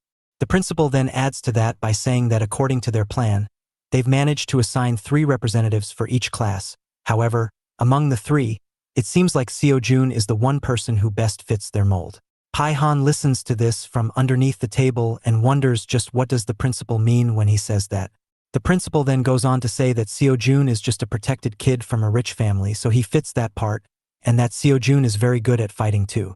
We then see the principal opening up his laptop to see the fight between Kang Hae-hyo and Sio Jun while he was talking to the person on phone. The principal then says the most standout thing about Sio Jun is that he has a never-say-die attitude, and that he surpasses even his own limits. He further adds that he has no idea just how he has so much stamina and perseverance. We then go back to the fight, where we see that Kang Hyo has finally slowed down a little, as he has been frustrated by Sio Jun. Kang Hyo wonders just how Sio Jun is capable of taking such damage. Sio Jun then finally speaks up after a while, and he taunts Kang Hyo by asking if he is done already, and that he looks tired. Kang Hyo gets riled up by hearing this, and to prove Sio Jun wrong, he loads up and tries to go from the finishing blow, saying that he ain't tired, because he isn't the one who took the bulk of the hits so far. However, as he is in motion, Sio Jun replies by saying that it doesn't matter if he gets hit, as long as he isn't hit in the head, his opponents will be the ones getting tired, and right then Sio Jun lands a massive back fist that knocks down Kang Hae-hyo to the ground. This shocks everyone as they can't believe how Kang Hyo suddenly went down, while others understand that Sio Jun isn't called the number 1 for no season. Kang Ri also sees this and she can't quite compute why Sio Jun has such otherworldly stamina, while to others, it's already a foregone conclusion that Sio Jun has won the match, as he has his finishing blow loaded up. Just as Sio Jun is about to hit the final blow though, Kang Hyo lands a massive kick from the ground to Sio Jun's face, which changes the momentum of the fight again. We then also see that the principal said to the person on the phone that their actual ideal choice for this project is Kang Hae-hyo. We then see that the kick has made Sio Jun groggy and, Everyone, including Kang Ri and her two friends, are shocked after seeing the tides turn again. Kang Hyo sees Sio Jun struggling after the kick to the face, and he quickly follows it up with a round sweep kick, which connects and makes Sio Jun fall down, and his head bounced off the floor, it making a thudding sound. Kang Hae-hyo then says that there's no way he was losing this one, and that it was decided that he would be beating Sio Jun the moment when Sio Jun started getting cocky about the things. Kang Hae-hyo then pivots to deliver a crushing punch to the face of Sio Jun, while saying that he only hurt a scared little kid, when Sio Jun was boasting about his greatness. The punch lands flush on the face of Sio Jun, and just like that, the match was over, and Kang Hae-hyo was victorious of Sio Jun. Sio Jun's lackeys are shocked by this, as they can't believe that their strong leader had fallen to someone like Kang Hae-hyo, and they find it unbearable that they have to just stand and watch as Sio Jun gets beaten to a pulp. Kang Hyo then celebrates his monumental victory of Sio Jun by kissing the fist which he used to deliver the emphatic final blow, and then pointing it towards Kang Hae-ri and saying that he fought this fight and won it all for her while blushing a lot. This act unexpectedly makes Kang Hae-ri blush as well, but she plays off cool by saying that Kang Hyo is just embarrassing her at this point. As Sio Jun lays there, knocked out, he thinks of a core memory from his childhood. In the flashback, we see that Sio Jun's father had come back from work to see Sio Jun and the housemaid greeting him. However, Sio Jun's father notices the bruises and scars on Sio Jun's face and asks the maid what had happened to his little boy, to which the maid said that the young master had gotten into a fight with Park Man-bok, and that it all happened while Sio Jun's mother was busy, and the maid herself was doing the chores, so by the time she went there, the fight was already happening. Sio Jun's father tells her that it's okay, and says that it's only normal for boys to fight when growing up. Sio Jun's father then asks Sio Jun if he had won that fight with Man-bok, to which Sio Jun tears up and replies that he had lost the fight, citing that Man-bok is the much bigger boy and is also learning taekwondo. Sio Jun's father pats his head and tells him that it's okay, and that men shouldn't be crying over such little things. Sio Jun's father then tells him to go to bed and have some rest with his pet dog Aji. Sio Jun listens to this and goes to sleep with his dog. However, upon waking up, Sio Jun doesn't find his pet dog. Sio Jun then goes to his father and asks about where Aji went to which Sio Jun's father responds by saying that he had given away the pet dog to Park Man-bok, because according to him, it's only fair that the strong take from the weak. So he tells Sio Jun to get stronger to protect the things he has, instead of crying around and making silly complaints about the other person being bigger or being better trained, as that's only an excuse for the weak. This pep talk really changed Sio Jun, so he later went to take back his pet dog from Man-bok and beat him up badly with a baseball bat. From that day onwards, Sio Jun realized what he needed to do. Back to the current time, Sio Jun suddenly wakes up, and he gets back up saying that it's not so easy for him to lose. Kang Hae-hyo says that he feels bad for himself, because he needs to put in the work again. Sio Jun decides that he needs to do something outrageous, something out of the ordinary, for him to win this right from the position that he was currently there in, and so Sio Jun decides to do something out of the box. We then see Sio Jun dashing towards Kang Hae-hyo to land a double-legged takedown, taking the fight to the ground to counter Kang Hyo's striking prowess. Meanwhile, we see Sang-ah and her minions walking to the rooftop to see what's up. Sang-ah says that her man must have already beaten Kang Hae-ri to a pulp. One of the chumps asks about Sio Jun's refusal to fight girls, but the other one replies by saying that Sio Jun wouldn't just let off someone who hits his girlfriend Sang-ah. Sang-ah says that even she is afraid that Sio Jun might go overboard. Sang-ah then goes to see the fight at the rooftop, where she sees that her boyfriend Sio Jun is caught up by Kang Hae-hyo, who then delivers a massive brainbuster spike, which Arn Anderson would be proud of. Choi Woo sees this and understands that it's game over for Sio Jun right away, because he had also taken that move. Kang Hae-hyo sees that Sio Jun is down and out, and he wishes that Sio Jun doesn't get back up this time, because that would all but prove that he isn't a human. Meanwhile, Sio Jun's lackeys have also realized that Sio Jun has been beaten for real, which is why they get angry and try to act on it by trying to attack a tired Kang Hyo. However, just as they're about to attack him, Gyu Sang and Choi Woo come to the rescue. Gyu Sang hits a gorgeous-looking flying side kick to one of the lackeys midsection, whereas Choi Woo hits one of them with a wicked right hand to knock them out. This makes the lackeys retreat for a bit. Choi Woo and Gyu Sang make it clear on who they are siding with and tells the lackeys to mind their own business as Sio Jun is already down and out. They also warn anyone to step up if they want to, saying that they'll beat up anyone who wants to pick a fight with Kang Hae-hyo.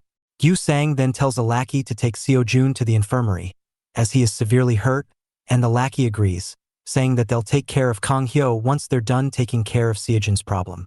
We then see the entire horde of people chanting Kang Hae-hyo's name, as Gyu Sang and Choi Woo offer him their support to stand tall once again.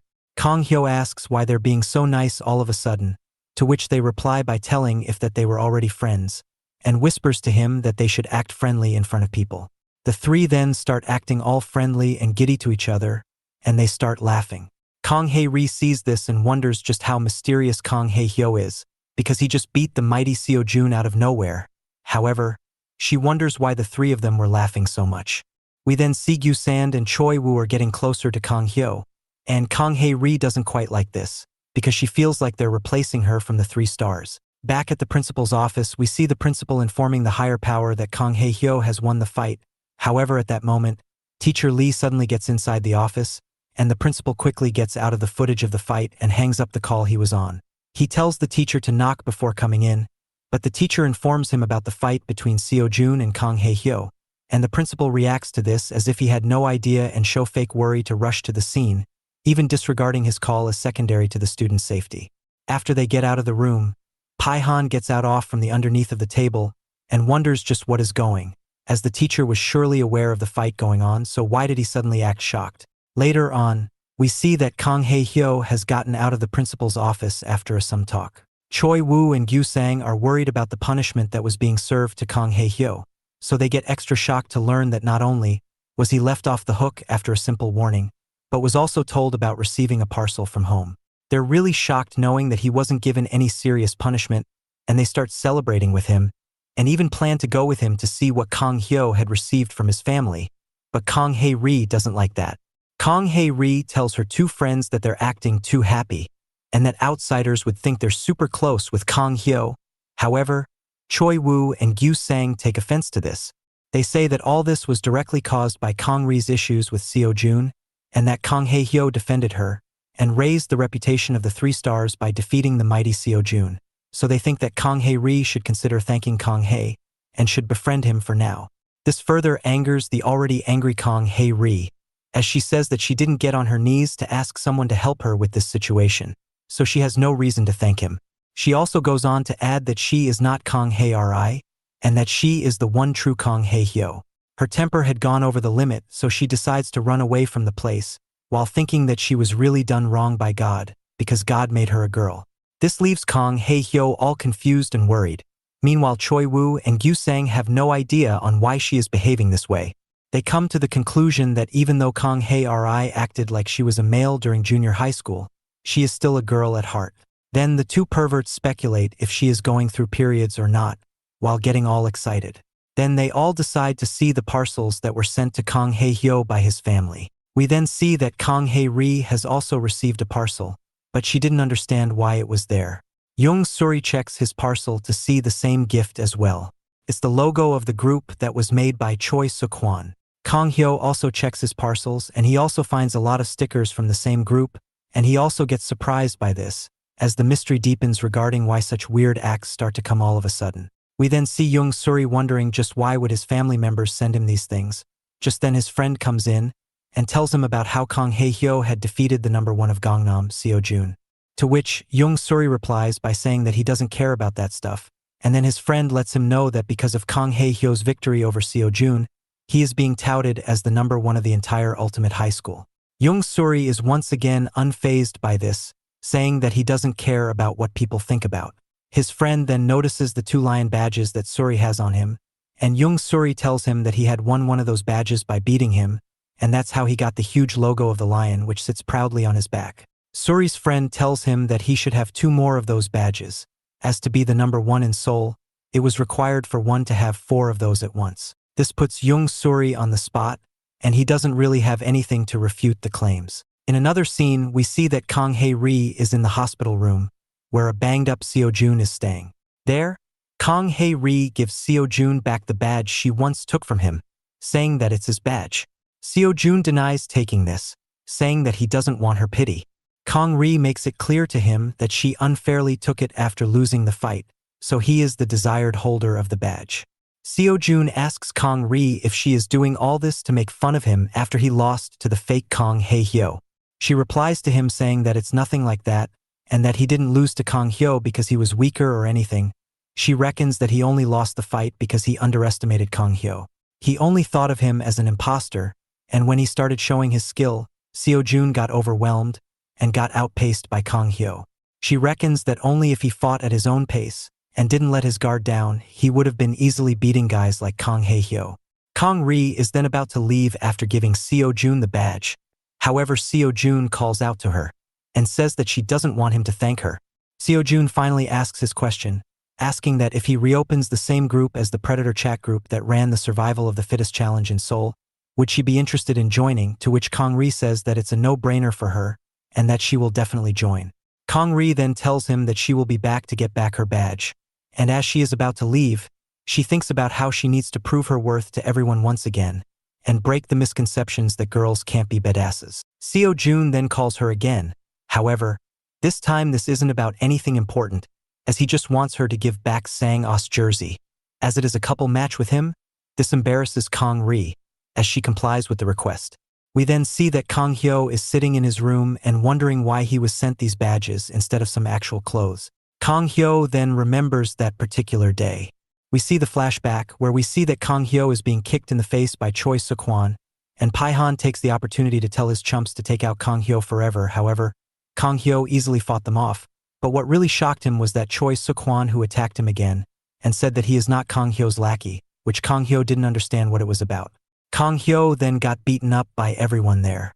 Kong Hyo then vowed to take revenge on both Suk-hwan and Pihon. However, as he was already down bad from the beatdown, he lost control and got hit by a truck, which totally ruined his life, as his next memory was going to a new school, where was bullied severely by others. Back to present time, what bothers Kong Hyo the most that he can't remember what took place between his accident and admission to a new school. Just as he was getting more and more frustrated, Kong Ri comes to his room and asks Kong Hyo if he is free. If so, she wants to fight him. Kong Hae Ri further puts her lion badge on the line, saying that she will give it to him if he wins. Kong Hyo then sees the lion badge while Kong Ri goes on about how the lion badge might look like it's nothing, but it is indeed one of the most valuable things out there, because it means that you are the strongest of your area, so she wants to fight him and prove it once and for all that who is the stronger one. Kong Hyo then calls her, and when she does come, he dumps all the badges he got in front of her, telling her to take as many as she wants.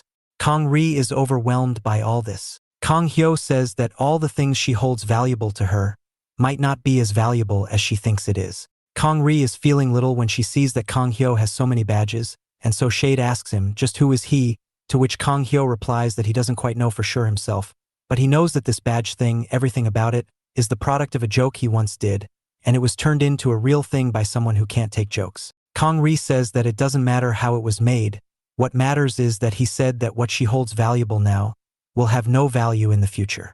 Kong Ri says that she is the kind of person who can't give a damn about the future, as her full focus is on the present. And that's why she wants to fight him. However, Kong Hyo directly rejects the challenge to the surprise of Kong Ri. Kong Hyo says that he doesn't want to fight her. Kong Ri asks him why he doesn't want to fight her, to which Kong Hyo simply replies by saying that he doesn't want to fight her because he likes her. This makes Kong Ri blush, and she says that she only flirted with him because she wanted him to fight Sio Jun, but Kong Hyo says that he already knew that, but that was the first time a girl had behaved like that with him, so he fell for her.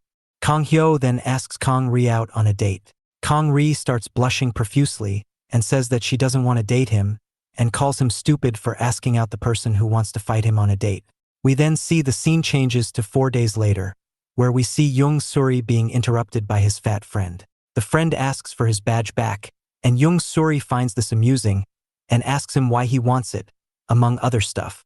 The friend replies by saying that he feels ashamed, knowing that he was the only one Suri beat while on his path to winning the crown of #1, and so he wants it back. Young Suri tells him about how he had challenged leaders from all regions, however, all of them were scared, and that they ran away like kids hearing that he was in their area. The friend understands this situation, decides to hold back on fighting. Right then and there, we see the sudden return of the mighty Sio Jun, who says that his lion badge was stolen by Kang Hae-ho. Suri and his buddy are a bit shocked after the return, and Sio Jun doesn't miss any time to argue. Sio Jun says that this is the only way they're going to figure out who is eligible to keep the badge. Suri dismisses him, telling him he was already disqualified because he lost to Kang Hae-ho. Sio Jun tells him that the guy he lost to isn't the 3 stars Kang Hae-ho, and Suri responds to this by saying that Sio Jun isn't making any sense. Sio Jun says that he is done talking and goes on the attack against Young Suri. Meanwhile, on the other hand, we see that Kang Ri is returning Sang-ah her jacket, which Sang-ah throws away. Kang Ri wonders why she threw away her couple jacket and asked if it is because she wore it. Sang-ah says that it is no longer a couple outfit because she doesn't want to associate with weak guys like Sio Jun. Kang Ri tells her that Sio Jun is starting again, and besides, he is doing great, and he will make a move again.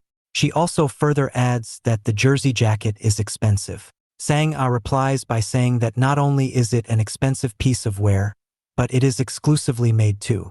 Sang-ah also wonders if she rushed her breakup with Sio Jun. Meanwhile, Kang Hae-ri is happy because she got expensive clothes for free.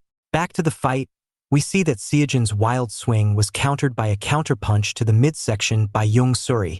Young Suri then followed it all up with a barrage of punches to the same area of Sio Jun to devastate Sio Jun and hurt him. We then see that the punches have really taken a toll on Sio Jun, as we can see that he starts choking out thanks to those punches. After taking control of the fight with the midsection blows, Young Suri delivers an emphatic uppercut to the chin on Sio Jun to knock him down. Sio Jun is out of it after this beat down, but he tries to get back up, while Young Suri teases him by saying that Sio Jun doesn't have any excuses to call back to this time, as he just lost badly anyway. This angers Sio Jun, as he retorts back to this by saying that he is the best of Gangnam, so Young Suri shouldn't take him so lightly. Saying this, Sio Jun tries to get up and restart the fight. However, he feels a sudden pull around his stomach area and immediately holds on to that area, and this was the perfect chance for Young Suri to land a quick hook to knock him down, as we learn that those midsection shots really messed up Sio Jun. Despite pretty much winning there, Young Suri decides to continue the beatdown by getting on top of Sio Jun and continuing the beatdown with some non-stop grounding and pounding. Young Suri says that what he enjoys the most is beating up people like Sio Jun, saying that he finds another kind of pleasure from beating up rich kids who think they're the real deal. Young Suri's friend was shocked, seeing this cynical version of his friend. He wonders why he is being so aggressive towards Sio Jun in particular, and thinks about how it wasn't the same when he had fought him. We then see a flashback of sorts where Young Suri is beating up a guy. After that, Young Suri and his friends are talking about how people aren't the same as people make it out to be, and that class distinctions do exist. His friends then talk about how people of the higher class aren't loyal, just like how the friends of the people they just beat up when they started losing. Young Suri replies to this by saying that his friends ran away when they had the chance to which his friends replied by saying that they let him do that on purpose because they knew that he could handle it. They then go on to praise Young Suri as a hero who slayed 17 opponents on his own. Young Suri is obviously flustered up by this, and he wants to exaggerate the claims by asking them to say that he took out 50 to 100 guys on their own, when even 17 was a huge stretch. After this, we learn about Young Suri's viewpoint.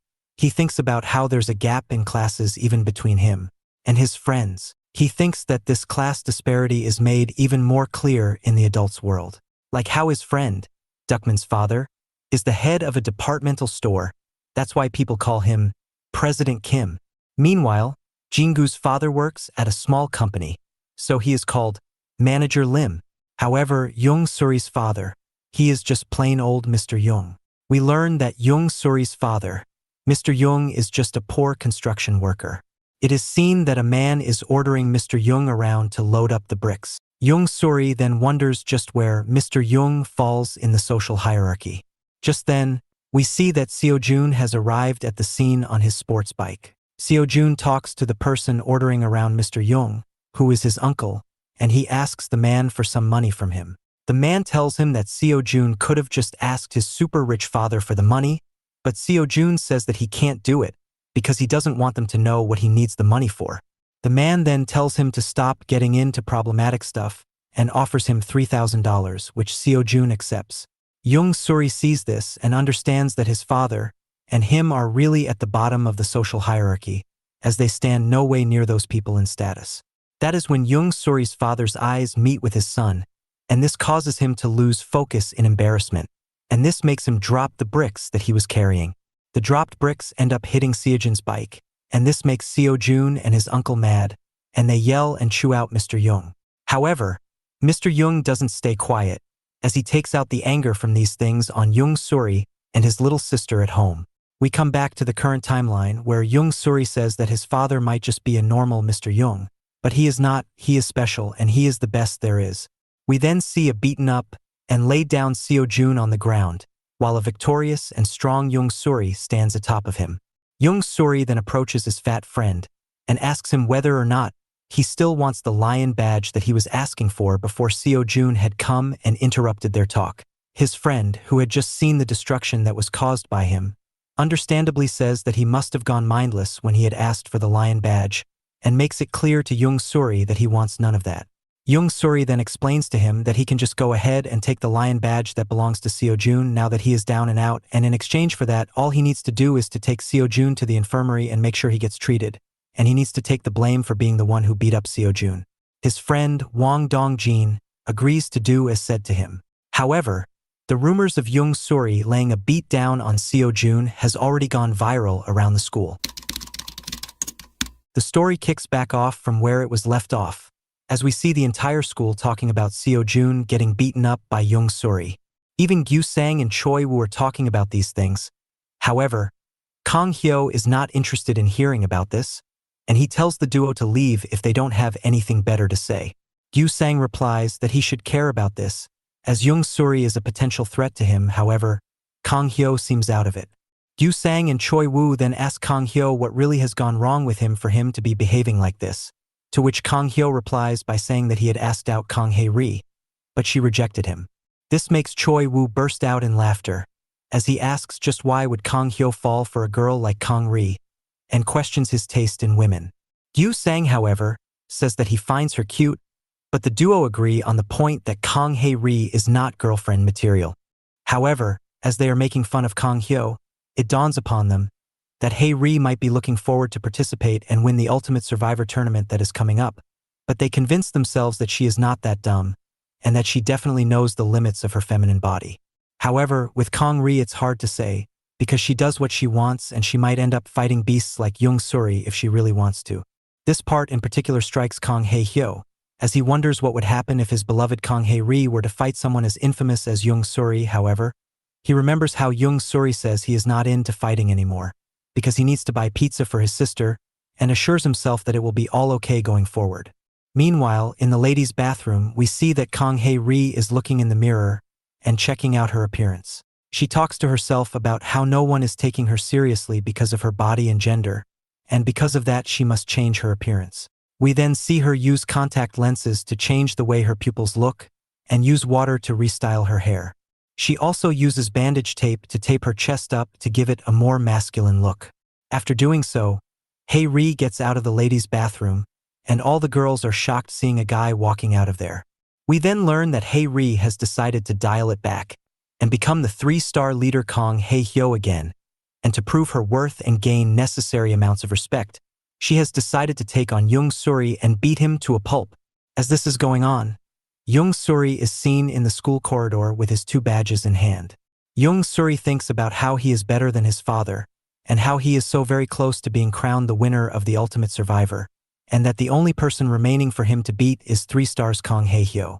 Just then, the principal runs in to Jung Suri and asks him if something good has happened, as Jung Suri was looking very happy.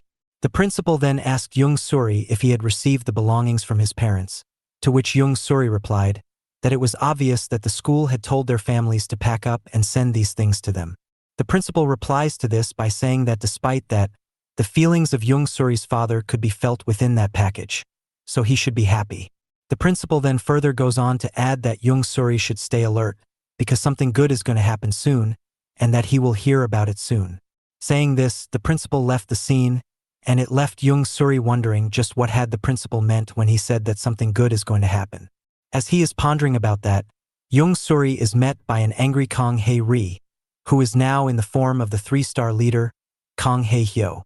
Hae Ri keeps it short and simple, she challenges Young Suri to fight her, and this surprises Young Suri as the challenge was abrupt to say the least. Hae-ri then introduces herself as the 3-star faction leader, Kang Hae-hyo, and puts her lion badge on the line. Saying this, Hae-ri tries to ambush Young Suri with a quick right hand. However, despite the quickness of the blow, Young Suri easily manages to dodge it and get into fighting position for himself. This leaves Hae-ri shocked, as she didn't see Young Suri being this quick. However, as she observed his footwork and stance, it became obvious to Hae-ri that Young Suri is someone who specializes in the art of boxing. Young Suri then tells Kang Hae-ri that it was cheap of her to attack him so abruptly. However, he is glad to have found her so quickly, because he was going to look for her and fight her anyway. Young Suri accepts Hae-ri's challenge and puts his lion mark jacket on the line, saying the winner of their bout will be the only deserving holder of the said jacket. As the fight is starting between the 3-star leader and Young Suri, we see the conversation between Kang Hyo, Gyu Sang, and Choi Woo continue.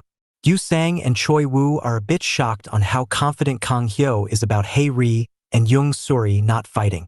Kang Hyo reassures them, saying that Young Suri does not want to fight anyone because he has a sister who he wants to buy pizza for. The duo seem a bit skeptical because of this. However, Kang Hyo tells them that Young Suri is not the type of guy to fight girls, and that he is not that big of a deal. Kang Hyo says that Sio Jun wouldn't have lost the fight against him if it weren't for Sio Jun misjudging him.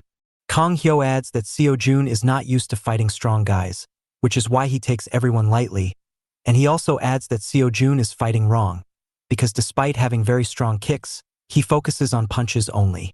He adds that one should focus on their strengths to win fights.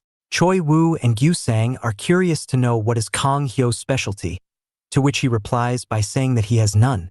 This leaves the duo confused, as Kang Hyo is a very good fighter. Kang Hyo then explains it by saying that he is someone who has mastered the arts of fighting in general, so he is good at grappling, kicking, fighting, everything. This makes Choi Woo and Gyu Sang are a bit annoyed by Kang Hyo's arrogance, but they get the point. The duo then asks Kang Hyo what he will do if Young Suri were to beat up his girl, to which Kang Hyo says that he will definitely beat up Young Suri, as he had already promised everyone that he would be protecting his girl no matter what. The duo makes fun of him for saying this, as despite calling Hae-ri his girl, he actually got rejected by her. Kang Hyo then tells them about how he is someone who has never had a girlfriend. Maybe it was because of him being too preoccupied with his fighting and whatnot, but love was something which had always avoided him. So when Hae-ri told him that she liked him, it was the first time he ever felt that way, because it was the first time anyone had told him that they liked him. Even if it was fake, it was special to him.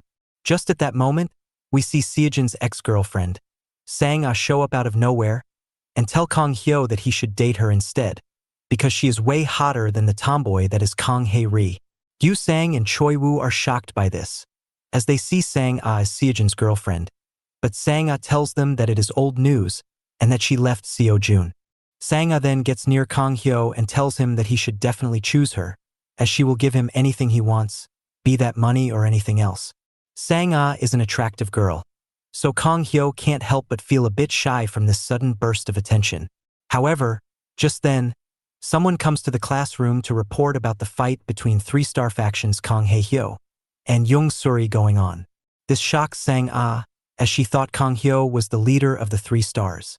Whereas Kang Hyo, Gyu Sang, and Choi Woo also rushed to the scene, as their worst nightmare had come true. As they arrive there, what they see shocks them, as they see a male version of Hae-ri standing tall and donning the jacket of the lion mark, while Young Suri is down on the ground. Kang Hae-ri notices that Kang Hyo is also there, and she uses this as an opportunity to lay down the challenge. Kang Hae-ri calls him the fake 3-star leader and tells him that as the winner of the Ultimate Survivor, she is the best, and she would love to solidify that by beating Kang Hyo. However, Kang Hyo doesn't even recognize her and thinks about just who she is.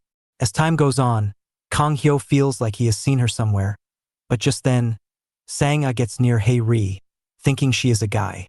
Sang-ah says that she would love to date a sexy and strong man like Hae-ri, because after all, she has beaten up the man who had beaten up her ex-boyfriend, so it puts Hae-ri on the top of the food chain, which is why Sang-ah wants her.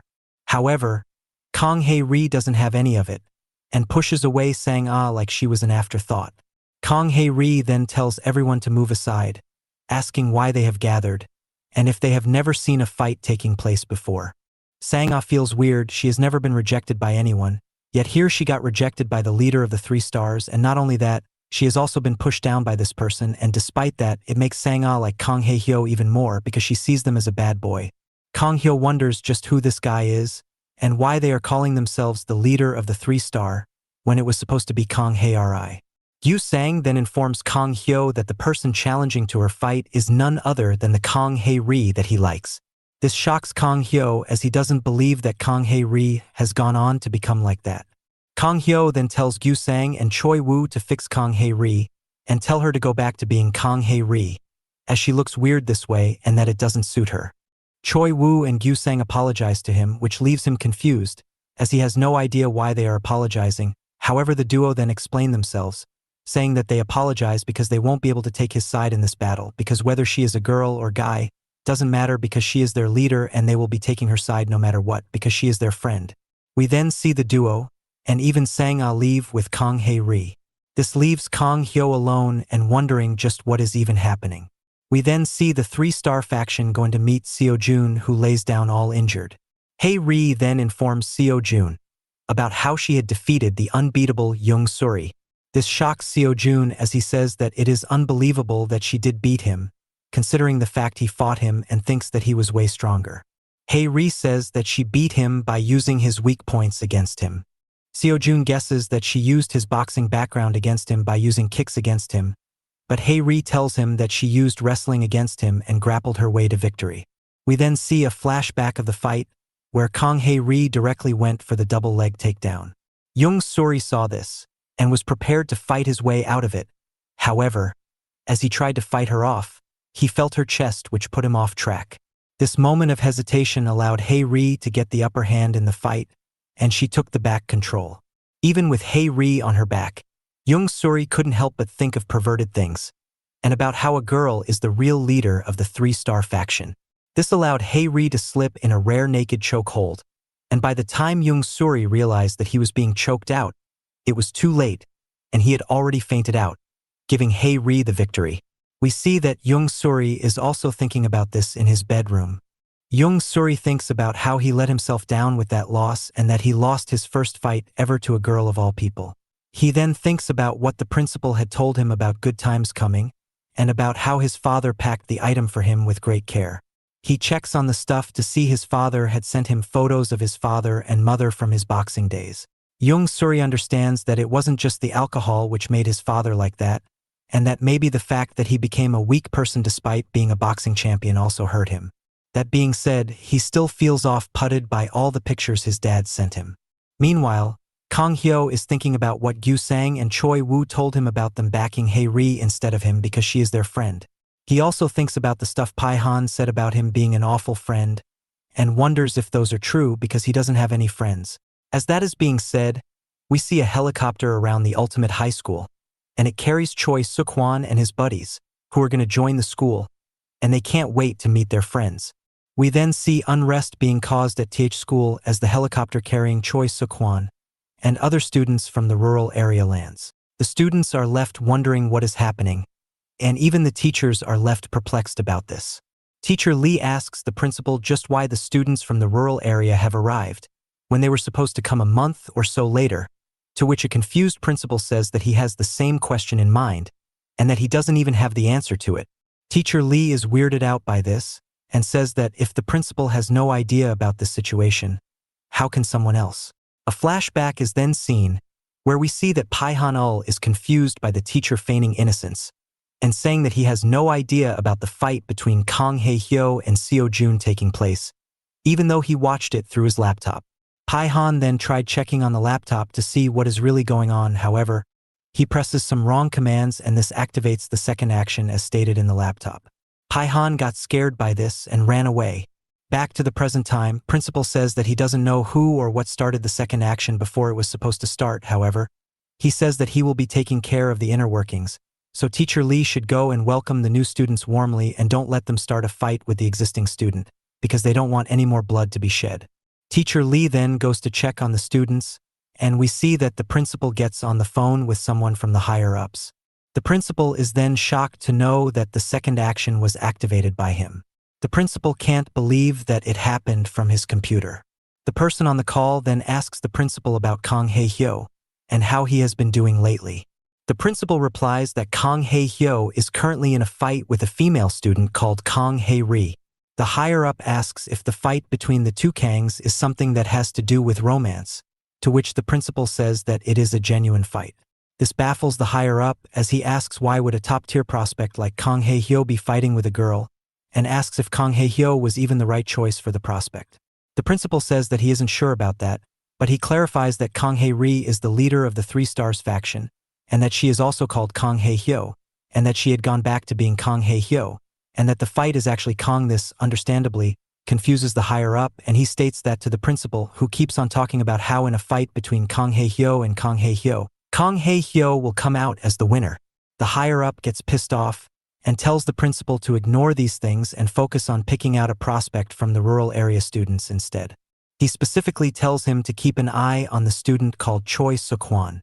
We then see that Choi Suk-hwan has stepped foot within the grounds of the school, and everyone has gathered to see just who he is. Choi Suk-hwan, however, only has Kang Hyo in his mind, and he is thinking about getting his hands on the man who he has been yearning to beat up. Choi Suk-hwan then yells out Kang Hae-hyo's name and asks him to come forth, so that they can meet up after ages and settle their differences. Everyone, including Kang Hae-ri, is left confused by what Choi Suk-hwan means. Pihon notices Choi Suk-hwan from a distance, and he quickly runs towards him to meet up. Pihon is happy seeing his old buddy Suk-hwan, and is glad that he is here, and now he won't have to fear Kang Hyo anymore, because after all, Pihon was scared for his life ever since he got beaten up by Kang Hyo, and has been eagerly waiting for this day. However, instead of getting accepted and embraced by his friend, Pihon gets kicked in the guts by Suk-hwan. The kick is quite strong, and it drops Pihon to his knees. Suk-hwan then stomps on Pihon's head to assert his dominance, and asks Pihon just what made him think that he can run away at first, and then when it is beneficial to him, he can come back and pretend to be Suk-hwan's equal again. Pihon has no answer for this, as he succumbs to the much stronger Suk-hwan. That being said, we see Won-dong-jin stepping up for Pihon. Won-dong-jin tells Suk-hwan that as a new student, he should act like one and respect the older ones instead of coming here and fighting like he is some sort of a boss. Suk-hwan is disappointed seeing someone like Won-dong-jin being the one to step up to him, as it means that Kang Hae-hyo hasn't gotten full control over everything in the school yet. Suk-hwan replies to Won-dong-jin by calling him a pig, and further adds that he should keep his mouth shut.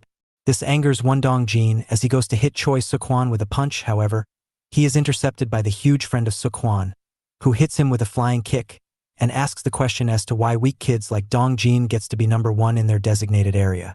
A new era has begun for the ultimate high school. We see that the drop kick had sent Won-dong-jin flying back, and it also drew blood from him. Everyone in attendance was shocked by this, as they couldn't believe how a heavyweight guy like that managed to fly across the air like that. Pihon wonders who that guy is because he sure seemed very familiar to him. Just then, Suk-hwan calls out the guy as Hong Boore and tells him not to get too excited, to which the guy replies that he wasn't overly excited and just wanted to land a beautiful drop kick. This refreshes Pihon's memory, as he remembers who Hong Boore is. Pihon recalls his time at the juvenile prison in Daegu, and how that prison was dominated by Hong Boore. Even though he was just 17 years old, he was the boss. Pihon had never met the guy in person before. However, from what he knows about him, it is for sure that the guy is a full-fledged monster like no other. Pihon wonders how Hong Boore is so close with Suk-hwan though, because they are coming off as friends to him. Suk-hwan tells Hong Boore that his kick was lame, and that a pig can only fly so much, so the kick didn't look very aesthetically pleasing. Hong Boore corrects Suk-hwan, telling him that he is a boar and not a pig. Just then we see another guy popping up, and he has brought other guys along with him. The guy chews out Hong Pig and Suk-hwan for leaving him high and dry. Hong Boore is pissed off by this, as he only considers himself a boar and not a pig. The guy doesn't pay much attention to this and instead decides to check out the school campus, as he states that the school isn't that bad after all, and says that they must have used his dad's tax-paying money to make it so damn large and luxurious. The guy then changes his attention to the people of the school, and he is not entirely pleased by seeing all the guys looking at him with malice in their eyes. As he is checking them out, one of the students speaks up and tells him that he is a real shame. The guy continues on, saying that the future of South Korea's boxing, Yoo Myung-in, is a delinquent is a shame. This angers Yoo Myung-in, as he asks who dared to take his name, and then talks crap about his boxing, and tells them to show up. We then see that the person who showed up is none other than Young Suri. Young Suri talks about how he had once considered Yoo Myung-in a rival for him in boxing. He further adds that it is a real shame that South Korea's chances of a future gold medal in boxing just went down the drain. Yoo Myung-in is left confused by all this info dump, and so he asks Young Suri who he is, and as he is about to introduce himself, Yoo Myung-in throws a rapid-fast punch at him and tells him that he shouldn't be talking about boxing to him. The punch is very impactful, and despite the fact that Young Suri had managed to block it, the impact had sent him sliding back. Young Suri was stunned by the speed, and Yoo Myung-in was also shocked by the fact that Young Suri managed to block a punch from him. Yoo Myung-in gets excited by the prospect of competition and challenges Young Suri to a proper one-on-one boxing-style fight to test out who the better man is. Young Suri accepts the challenge, and the fight is on. As the fight is about to begin though, Kang Hae-ri had arrived downstairs to stop them, alongside Choi Woo and Gyu Sang. Kang Hae-ri tells both Yoo Myung-in and Young Suri to stop, stating that they're all in the same situation and that fighting is the last thing they should consider. The angry audience yells at Kang Hae-ri, calling her 3 stars Kang Hae-hyo, and telling her that she must have chickened out and that she should talk for herself only. This confuses Choi Suk-hwan, as he doesn't remember Kang Hyo looking like this, and what confirms it even more is the jersey she is wearing. It's the one he made for his internet group chat tournament. Kang Hae-ri walks up to Suk-hwan and asks him why he had been calling out her name so passionately. This makes Suk-hwan laugh and scoff. He tells Hae-ri that he has no time to deal with imposter wannabes such as Hae-ri, so she should just step back and bring out the real Kang Hae-hyo. This pisses off Hae-ri a lot, and she decides to teach Choi Suk-hwan a lesson. Hae-ri loads up a punch to hit him. However, her punch is caught from behind by Kang Hyo, who tells her that Suk-hwan wasn't looking for her. Hae-ri then steps back, and Kang Hyo comes to the front. Kang Hyo tells Suk-hwan that he knows that he is there to fight him, and he can't wait either, so they should just go ahead and get this over with. However, instead of fighting, Suk-hwan hugs Kang Hyo and tells him that he was missing him. This somewhat melts Kang Hyo as he thinks that Suk-hwan wasn't here to fight after all. Meanwhile, Kang Hae-ri is surprised to see that Suk-hwan was a friend of Kang Hyo's and wonders just how weird and surprising can Kang Hyo get. Choi Woo and Gyu Sang are also surprised to see that Suk-hwan is Kang Hyo's friend. However, they are glad knowing that, as they wish to get to know more about Kang Hyo's past through Suk-hwan. Suk-hwan's friends are also pissed off. Hong Boore in particular is mad that Suk-hwan was pretending that he was pissed, when in actuality, he couldn't wait to meet his old friend. However, Yoo Myung-in says that to him, it looks like that he couldn't wait to end this old friend of his. We then see Suk-hwan using the bear hug he had on Kang Hae-hyo to hit him with a judo slam to the ground. Kang Hyo is taken by surprise thanks to this, but Suk-hwan is on the offense and he goes forward to punch him while he is on the ground, while saying that he always considered Kang Hae-hyo a friend, but he always considered Suk-hwan a lackey of his, which is why he will take revenge on him. As he is about to land the punch, Kang Hyo gets his legs up to block the punch, and Kang Hyo asks Suk-hwan just what he means by lackey. Kang Hyo then flips out of the ground and gets into position, before telling Suk-hwan that he never considered him a lackey. In fact, he considered Suk-hwan to be his best friend. Kang Hyo tries to retaliate with a punch of his own.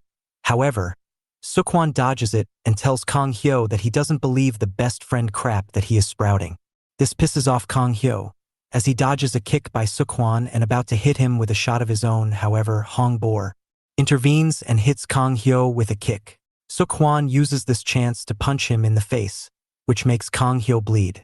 Hong Boore and Suk-hwan then make fun of Kang Hae-hyo, saying that he lacks friends as always. The beatdown of Kang Hyo then continues, as Suk-hwan and Hong Boore unload their best blows on a helpless Kang Hae-hyo, who is unable to defend himself from said beatdown. Kang Hae-ri sees this, and being unable to see such an unfair beatdown continue, Kang Hae-ri decides to step in and help out Kang Hae-hyo. But before she is able to do so, Choi Woo stops her and tells her that it is for the best that she doesn't step in. Kang Hae-ri is confused by this, but Choi Woo explains that despite being unfair, the fight is taking place between two old foes, so it should stay between them. Meanwhile, we see that Seok-hwan and Hong Boore are still continuing their relentless beatdown on Kang Hyo, and Seok-hwan says that he is doing this for all the times Kang Hyo has tricked him, and that he will have none of that anymore. As he is getting beaten up, Kang Hyo wonders just what is Seok-hwan even on about, because Seok-hwan was the one who stabbed Kang Hyo in the back and not the other way around.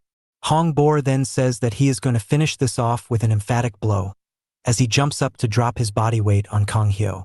Seok-hwan tells him to stop, as he wants to be the one to finish this fight. However, it is too late and Hong Boore is going to do it. Just as he is about to crush Kang Hyo, Sio Jun suddenly comes to the scene and hits Hong Boore with a kick which sends him flying back. Sio Jun's sudden appearance shocks just about everyone, and even Hong Boore acknowledges that the kick from Sio Jun was a damn strong one, despite the man's skinny build. Sio Jun then speaks up and says that it is very unfair how two people are beating up one guy.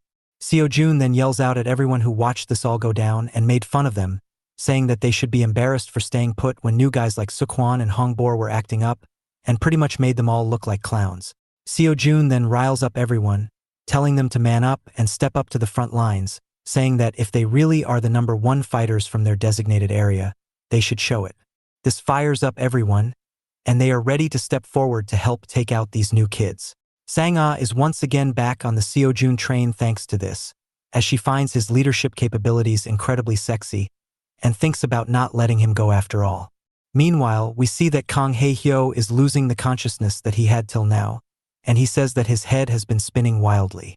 We then see a mini flashback where someone random is seen asking Kang Hae-hyo about who Seok-hwan is to him, if he is a friend or not. To which Kang Hae-hyo replied by saying that he is like an errand boy at best, and that he is not a friend to him at all. Back to the present time, Sio Jun is seen telling Choi Seok-hwan to stay in his limit and behave like ideal freshman. Seok-hwan replies to this by saying that he is willing to behave like the average freshman in high school. However, just the fact that Sio Jun and everyone else in the school is so weak makes him not want to respect them, and so he has decided to not show them respect after all.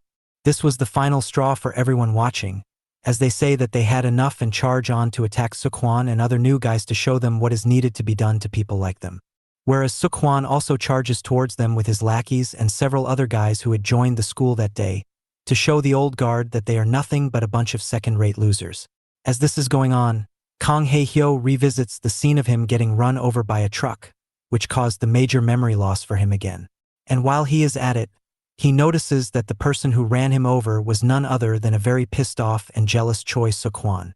This fires up Kang Hae-hyo, as he gets up from falling flat. This shocks everyone, and Choi Seok-hwan is impressed too, as he says that Kang Hae-hyo has the same incredible endurance as he always had, and says that he is glad that he is back up, because he still has a lot of pent-up anger to take out on this friend of his. Kang Hae-hyo means business though, as he tells Choi Seok-hwan to get ready and drop the whole friend act. The big fight is on. Kang Hae-hyo then tells Choi Seok-hwan that they should keep this fight between themselves and not let others get involved. Seok-hwan replies that he is fine with fighting Kang Hae-hyo one-on-one, and in fact, he actually wanted to fight one-on-one with him for a long time. After all, they never had the opportunity to fight properly despite everything. As this is being said, Seok-hwan already threw the first kick of the fight to the head of Kang Hae-hyo, which Kang Hae-hyo manages to block swiftly. Kang Hae-hyo then swiftly turns around and hits a spinning heel kick to Choi Seok-hwan, as he said that he never had a reason to fight trash like Seok-hwan or his buddies, and that is why they have never fought. The kick is parried away Choi Seok-hwan, however, he still felt a bit of the impact from it. We also see Kang Hae-ri and others saying to Kang Hae-hyo that he shouldn't keep this one-on-one, because their sentiments were also hurt by these new lads, so they want their share of the meat too. It is seen that the old guard of Ultimate High School start their battle with the new rural area students, and it soon gets very ugly. As the fight is going on, Yoon Myung-in watched on carefully, but he is once again called out by young Suri, who challenges him to a fight, saying that even though he is ashamed to consider someone like Myung-in a rival, it is best for them to fight each other. Yoon Myung-in makes fun of young Suri, saying that he is really something for randomly calling a top-tier boxer like him a rival. Young Suri replies to this by adding that he is not challenging him to a boxing bout, but a fight, and that a fight is much different than a boxing bout. This angers Yoon Myung-in as he says that people like Young Suri deserves a proper beatdown for being brats, and he throws the first punch saying that. Young Suri avoids the punch. We also see that a fight between Sio Jun and all the bullies are going on. As Sio Jun is fighting those bullies, he is hit with a flying kick by Hong Boore. Hong Boore then tells Sio Jun that he is a great kicker, and that his kicks are quite expensive. Sio Jun, who manages to take the kick well, says that he is quite rich, so he can pay for the expensive kicks. But that being said, Sio Jun wants to pay for this all by beating up Hong Boore. We then see both Hong Boore and Sio Jun going at it with their kicks. Just as the fight is going on, another helicopter arrives to the scene, and it makes everyone stop fighting for the moment being. The helicopter lands, and the ones to come out from it are none other than the father of Young Suri and his little sister, Soo Young. Young Suri is shocked after seeing this, and he wonders just why his father is there, and realizes that he might have joined to be a teacher. His father asks Young Suri what he is up to, and his little sister Soo Young runs towards him to give him a hug. Teacher Lee then explains to Young Suri that this is the gift that the principal had told him about, and she further explained that his father has joined the school as a physical education teacher, and will also operate as a boxing instructor due to his incredible boxing accolades. She also adds that they allowed his sister to come here so that she can live with her father and not be left alone at such a young age. Young Suri's father tells him that he won't be going easy on him, despite the fact that he is his kid. Teacher Lee then tells everyone to stop fighting and gather at the school hall for a meeting. Choi Suk-hwan tells Kang Hae-hyo that he was saved by the teacher, or else he would have finished him off for good. Meanwhile, Kang Hyo replied to this by saying that this is his line to say, and that he would be the one finishing Suk-hwan off. However, as everything has stopped, we see that one fight is still going on. It is seen that a girl is dragging Sang-ah by the hair. Sang-ah tells her that her hair is expensive and that she should totally let go of it. However, the girl aggressive and doesn't let go. Teacher Lee tells the girl to stop from fighting in front of the teachers and holds her back.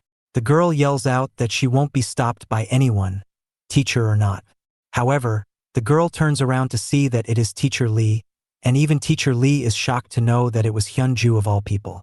As this is all going on, we see the principal watch it all from the school building with his binoculars. Hyunju then tells Sang-ah that she is lucky that she is letting her off for now, and that this is not over between them, because she will eventually get her back and teach her a proper lesson. Hyunju is frustrated that a girl like Sang-ah, who has no capabilities and can't fight to save her life, is getting on top of the school for no reason. We then see that Sang-ah has closed her eyes, and she adds that she can no longer feel the pain. Maybe it is because of getting too many times. Just then she notices that she is being guarded by Sio Jun, who tells her that she is not looking very well, and that she should just go to the infirmary to get herself treated. This action really touches Sang-ah's heart, and she is also moved to tears. However, Sang-ah does not want to be seen in such a way by her boyfriend, so she decides to leave the scene immediately while clutching onto her face to hide it. She even trips and falls on her way out. Sio Jun is understandably worried about her. However, it is seen that Hyunju has seemingly fallen for Sio Jun as well. Hyunju thinks to herself that Sio Jun is really perfect as he is manly, and has the celebrity face to boot up, so he is exactly her type in that sense. Sio Jun then calls out Hyunju to confront her over what just happened. However, Hyunju is too damn into him, so she calls him her prince in reply, which makes Sio Jun understand that he should probably quit trying to talk to her seriously. Later on, Sang-ah is having a conversation with her friends, and she is surprised to know that her lackeys think that even if the three of them teamed up, they would be unable to beat Hyunju. Her lackeys tell her that Hyunju is the second oldest of 6 siblings, and that the 5 other siblings are Al brothers. Maybe it is because of the fact that she grew up with only brothers, but she is really a tough girl, and the 3 of them would stand no chance against someone like her. Sang-ah is at a loss of words after hearing this, and she adds that maybe they can't really do anything after all, and that they would have to live under the shoes of Hyunju from now on. However, one of her lackeys tells Sang-ah that there is someone who can definitely fight her and beat her, and that someone is none other than Kang Hae-ri, because like Hyunju, Hae-ri can also beat up guys. Sang-ah is skeptical of this idea, because of the obviously sour relationships between her and Hae-ri. However, her friends tell her that there is no other way out of it, because Yoo Hyun-ju is not a normal girl, and she did tell her that she will come back to get the better of Sang-ah again, and not to mention, that girl didn't even bother hitting her in front of the teachers, so even if their relations with Hae-ri is bad, they need to approach her for help. The lackey adds that Hae-ri does not really have any friends, so if they behave well with her, and ask her nicely to be friends with them, she will definitely help them with this Yoo Hyun-ju situation going forward. Sang-ah understands the point, however she adds that she has no idea about the whereabouts of Kang Hae-ri, and says that she hasn't seen her in ages, to which her lackeys also say that they have not seen her either. Sang-ah wonders just where is Kang Hae-ri nowadays. As this is going on, the scene changes and we see that Kang Hae-ri, in her Kang Hae-hyo form, is fighting on Choi Suk-hwan. We see that the fight is not going well at all for Kang Hae-ri, as she is getting beaten to pulp by Suk-hwan. Suk-hwan dodges through several kicks from Hae-ri, and uses his palm to block her vision and disguise a punch, which he hits her with and it sends her go flying back. Suk-hwan tells Hae-ri that even though she has some decently quick kicks, and has the necessary technique, she does not have the power to compete with him, and that is why he is going to put her down with ease now. Hae-ri does not like the fact that Suk-hwan is looking down on her, and tries to attack him front on. However, she is no match for the speed and brilliance of Choi Suk-hwan, who picks her apart like she is nothing. Choi Suk-hwan makes fun of her for being the number one, and laughs at how weak she really is, before he once again uses his palm to distract her from the real punch combo which he throws at her, and the combo knocks her out cold, and leaves her bleeding. Sang-ah saw all this happening at the rooftop, and went back to report it. As all of this takes place, we see Kang Hyo going up to Sio Jun, who asks him if he has anything important to say to him about anything. Kang Hyo blushingly tells Sio Jun that he is thankful to him for helping him out with the fight against Suk-hwan, and says that if it wasn't for him, he would have been crushed by Hong Boore. Sio Jun gets annoyed by this, as he says that he had expected something important from him when he wanted to talk this late at night instead of going to sleep. Sio Jun tells Kang Hyo that he had no intentions of helping him, and that he only went up there because he felt disrespected by the freshmen, and says that he found the whole situation rather unfair. Kang Hyo says that he does not know why he helped him, but he adds that he did something for him which no one else did at that point, and that it was something only friends do. Sio Jun replies saying that Kang Hyo is very childish for someone who is such a deadly fighter. He says that friends are nothing special and that friends are someone who you hang out with a few times. Sio Jun also adds that he had though that Suk-hwan was also a friend of Kang Hyo's, despite him fighting with Kang Hyo. Kang Hyo understands the point he was making, and realizes that from the bits and pieces of his memory of the past, he does remember being great friends with Choi Suk-hwan, and remembers hanging out with him a lot. However, he recently also remembered a memory about Suk-hwan being a total nobody, and that he only considered him a lackey of his and not a friend. Kang Hyo wonders just why had he thought of his best friend as some errand boy. Kang Hyo's head then starts hurting as he wonders just what even are these memories of the past, and why do they always leave him with more questions than answers. Sio Jun tells Kang Hyo take these things easily and tells him to go to sleep, as he himself is also very sleep.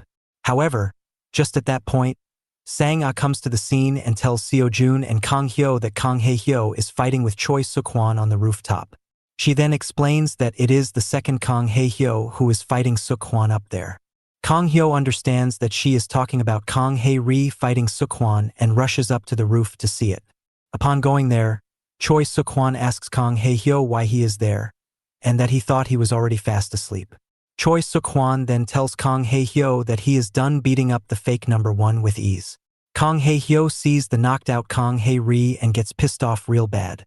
Kang Hae-hyo then asks Choi Suk-hwan if he feels happy about this whole situation. Choi Suk-hwan is confused by this, and asks Kang Hae-hyo just what he means. Choi Suk-hwan then asks him if he had lost to this fake number one Kang Hae-hyo, because from what he can tell from fighting the person, he can tell that they are quite weak. However, Kang Hae-hyo is very pissed and he directly goes on the attack against Choi Suk-hwan with a punch, while asking if he is happy about the fact that he just fought and beat up a girl so badly. The punch by Kang Hae-hyo lands on Choi Suk-hwan's face, and it sends him flying back down to the ground. Suk-hwan starts bleeding from the blow, while everyone else goes into shock knowing that the three-star faction's Kang Hae-hyo is a girl. Sang-ah then asks Sio Jun about this whole situation, and what Kang Hyo means when he says that the other Kang Hae Hyo is a girl. Sio Jun then tells her that 3 stars Kang Hae Hyo was a girl all along, and this makes Sang-ah giggle. Sang-ah is quite happy to learn that Kang Hae Hyo is a girl, because she thinks about the time she got rejected by her, and understands that she was only rejected because Kang Hae Hyo was a girl. She finds happiness knowing that her charm is still well and truly alive. That is when Sio Jun tells her to stay there and take care of Hae Ri. This shocks Sang-ah, as she asks Sio Jun what he means by taking care of Hae Ri all of a sudden. Sio Jun then reluctantly informs her that the 3 stars Kang Hae Hyo is actually Kang Hae Ri, and this sends Sang-ah into a state of shock. Sang-ah feels disgusted that she actually asked to go out with Hae Ri, and instead of taking care of her, Sang-ah runs away from the scene in embarrassment. This confuses Sio Jun, because he has no idea what happened. As this is going on, Hong Boore steps up to Sio Jun and tells him that he should stop playing this romantic game for now, and instead focus on him because he has a score to settle with him. Sio Jun agrees to this, and hits Hong Boore with a spinning kick as he says that he will settle the score on behalf of Hong Boore. As that fight begins, we go back to the ongoing fight between Kang Hae Hyo and Seok-hwan, where we see Kang Hyo landing yet another critical punch to the face of Seok-hwan. Seok-hwan is left groggy after that shot, but he takes his time to explain to Kang Hyo that he didn't know about Kang Hae Ri being a girl. However, as they have started fighting over that, Seok-hwan wants a genuine fight to take place between the two of them. Suddenly Kang Hyo feels curious, and he asks Seok-hwan if they were ever really friends, and this question pisses off Seok-hwan, who replies by saying that they were never really friends from Kang Hyo's side, as he always saw him as nothing more than a slave. This makes Kang Hyo giggle a bit, as he says that Seok-hwan was his lackey after all. And this manages to piss off Seok-hwan even further, as he swings hard for a hook and misses, all the while saying that from his end, they were friends. Kang Hyo gets away from him, and says that his suspicion was true after all, as he assumes that Pihon and Choi Seok-hwan had betrayed him, but an angry Choi Seok-hwan replies by saying that he was the one who had betrayed Han-ul and Seok-hwan. Seok-hwan then further goes on to add to this by saying that Kang Hyo might as well should consider Seok-hwan to be a lackey at this point, because there will be nothing more fun for him to beat Kang Hyo up as a lackey. We then see Choi Seok-hwan putting his patented technique to use, as he uses his palm to block Kang Hyo's vision, and uses that as an opportunity to land a thunderous punch. Choi Seok-hwan then speaks up and says that today he will show Kang Hyo who is stronger between a bona fide badass and a mere lackey. Saying this, Choi Seok-hwan once again uses his palm technique to land a solid blow to the chin of Kang Hyo, which shakes him up. Kang Hyo wonders just what is this weird technique that Choi Seok-hwan is using, and why is a mere lackey beating him to an inch of his life. Choi Seok-hwan keeps mocking Kang Hyo, and hits him with a straight kick to the sternum, before he hits a kneel-down Kang Hyo with a devastating elbow to the shoulder blades. As Kang Hyo is left devastated by all of this, Choi Seok-hwan explains his technique, saying that a fight is about landing the strikes, and that a fight is won 90% of the time by the ability of dodging and making your opponent miss. Which is why fighters spend their blood, sweat, and tears to go out there and train themselves to accommodate these skills into their repertoire. They train their bodies so much that it starts moving the way they want it to on instinct without any input from the brain. And that is where Seok-hwan's new technique comes into play. He uses his palm to create a distraction, which triggers the body's instincts, and this allows Seok-hwan to pick apart the opponent at will. Saying this, we see Seok-hwan deliver an otherworldly right to the face of Kang Hae Hyo, which knocks him down. Choi Seok-hwan then brings out another example. He talks about the former WBC flyweight champion of the world, Chang Yong-koo, and how he uses to randomly raise an arm while fighting to throw his opponents off guard, and that is where Choi Seok-hwan has gotten the inspiration to create his own move to cause distraction.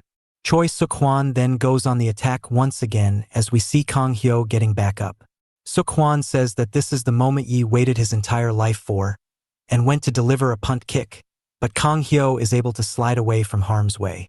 Seok-hwan notices this, before scoffing at Kang Hyo and saying that even if he manages to dodge a few blows, it will be all thanks to luck, and that he is too much in the deep for him to make a comeback from here.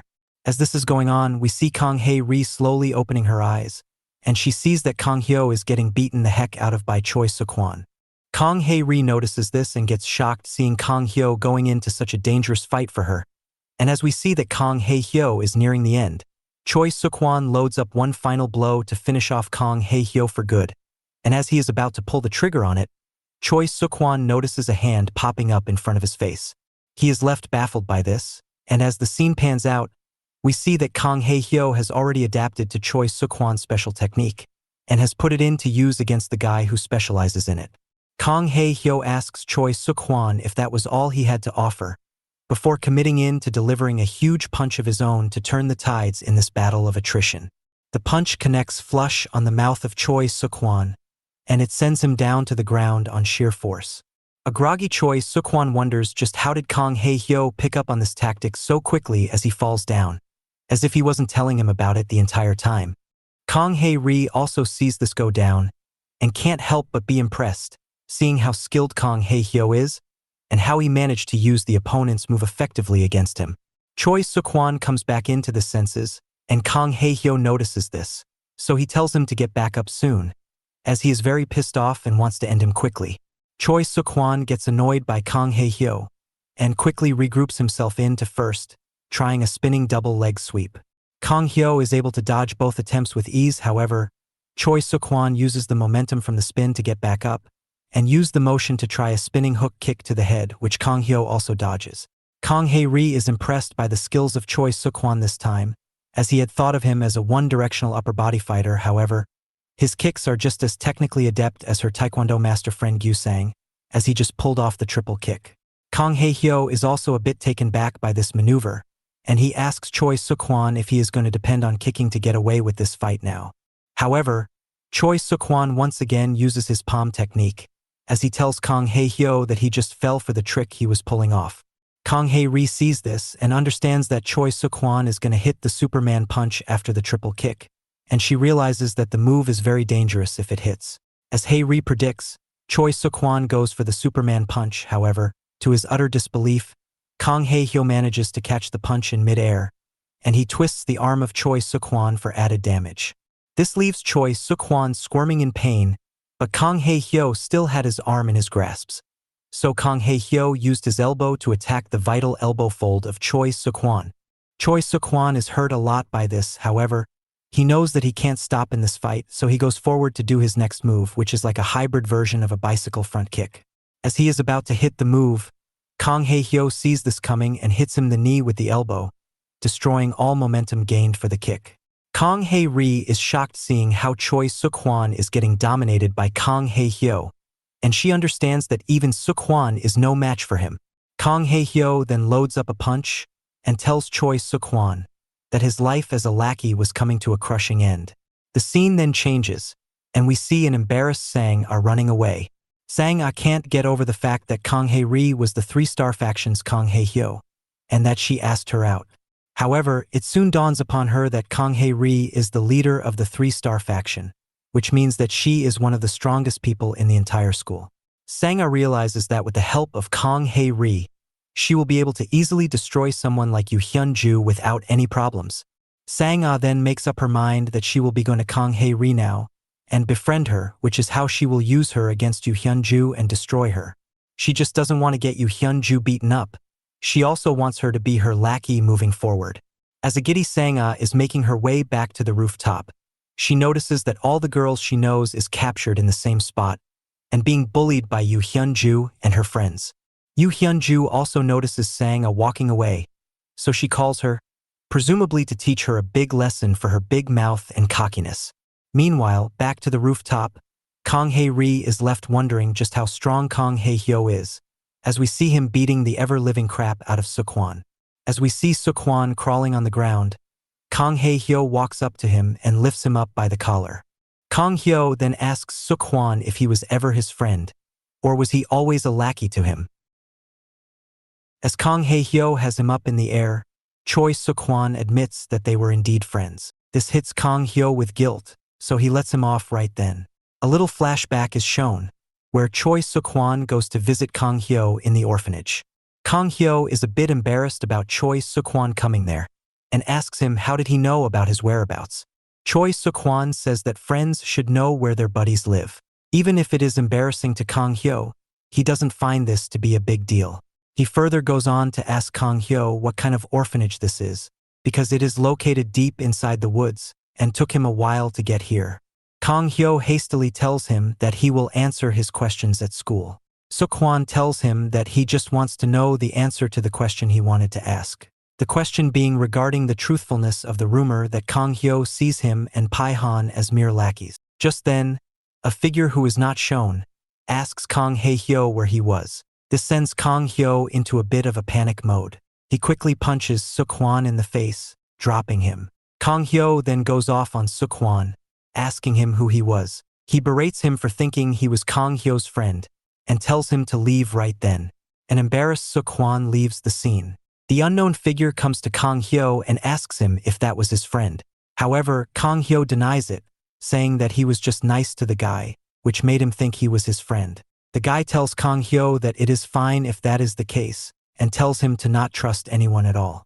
Back to the current time, Choi Suk-hwan tells him about all this, and when Kang Hyo is distracted, he decides to attack him. He calls him out for always thinking of them as lackeys and using them.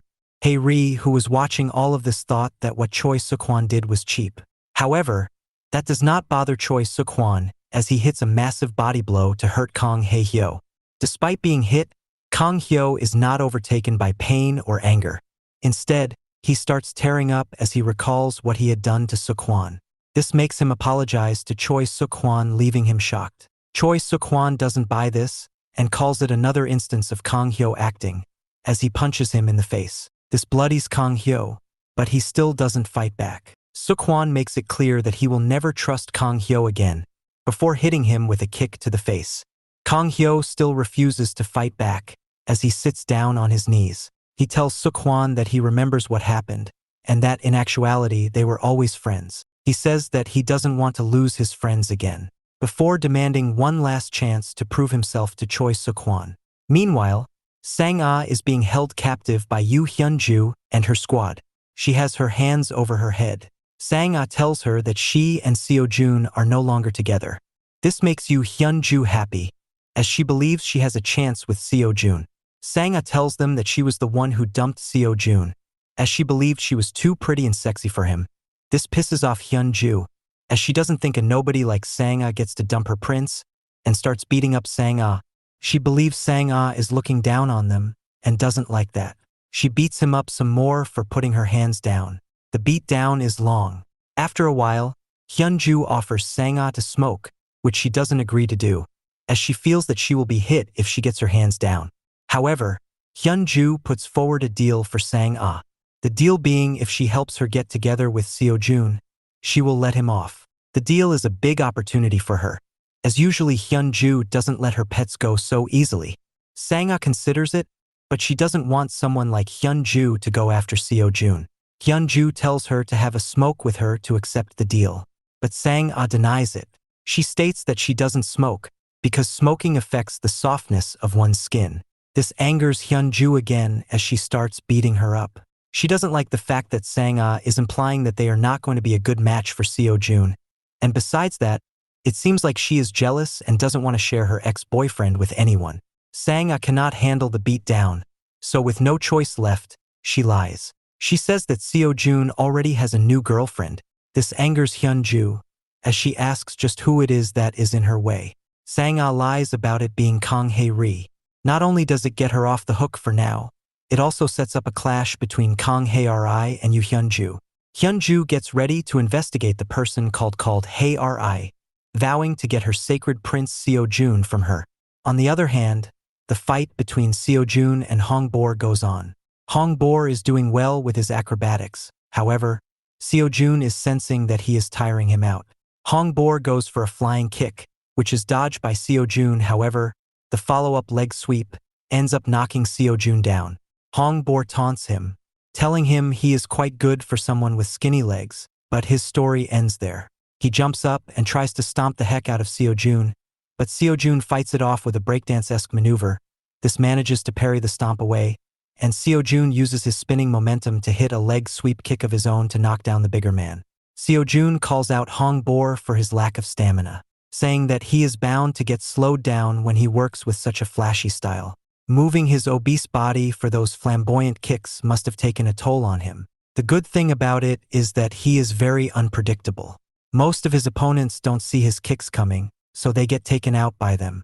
However, it did not work effectively on Sio Jun, because he already had those kicks scouted from his fight with Kang Hae-hyo. After some banter, Seo Young does for the finish. However, Hong Boore tries his best to fight back. Hong Boore tries to catch Seo Jun with an outwards angled kick, but Seo Jun ducks underneath it. Seo Jun finds it funny that Hong Boore is still trying to kick him despite knowing that those won't be working on him. However, he is shocked to notice that Hong Boore had perfectly telegraphed an axe kick instead of an outward angled kick. Hong Boore is happy with this. After all, he has just defeated Seo Jun. But when it comes to the feel, he just doesn't feel anything under his heel. This is because Seo Jun did a front flip to counter the axe kick and lands a somersault kick of his own. Meanwhile, Choi Suk-hwan still doesn't want to believe Kang Hae-hyo and is about to deliver a devastating blow. Hae-ri is worried about Kang Hyo. The punch doesn't hit Kang Hyo though. It ends up brushing against his tears as he was sitting there, not defending himself. Choi Suk-hwan really wanted to punch Kang Hae-hyo in that moment. However, he couldn't muster up and do it, which is why he misses the punch. After that, Kang Hae-hyo was surprised that Suk-hwan didn't hit him, while Suk-hwan was frustrated with himself. Suk-hwan decides to leave the place after what happened. However, Kang Hyo called out to him. Kang Hyo asks Suk-hwan if they're still friends. This question seemingly messes up Suk-hwan even more, as he frustratingly tells Kang Hyo that he is open to thinking whatever he wants to think. This ends up making Kang Hyo very happy, while Suk-hwan wonders just why does Kang Hyo have to ask such difficult questions in a blunt manner. He was always his friend. Back to the fight with Seo Jun and Hong Boore. Seo Jun's flipping kick landed on Hong Boore. It hurts Hong Boore a lot and sends him a few steps back. Seo Jun sees the opportunity to talk some trash. He asks Hong Boore if that crappy kick he just attempted was his best move, before telling him to get ready for Seo Jun's best kick. Seo Jun brings his leg up for a straightforward roundhouse kick, which leaves Hong Boore confused. He thought it was going to be a special kick. However, at the very last second, Seo Jun changes the angle of his kick to catch Hong Boore with a Brazilian stab kick. The kick knocks Hong Boore down for the count. Hong Boore tries his best to get back up, while Seo Jun asked him if he really wanted to continue, because it looks like he can't even get back up at the moment. Hong Boore notices that there's no chance for him to get back into this fight, which is why he calls it quits. Seo Jun stands tall as the victor of the battle. After the fight, Seo Jun wonders what's up with Kang Hyo's situation, and if he is done with his fight.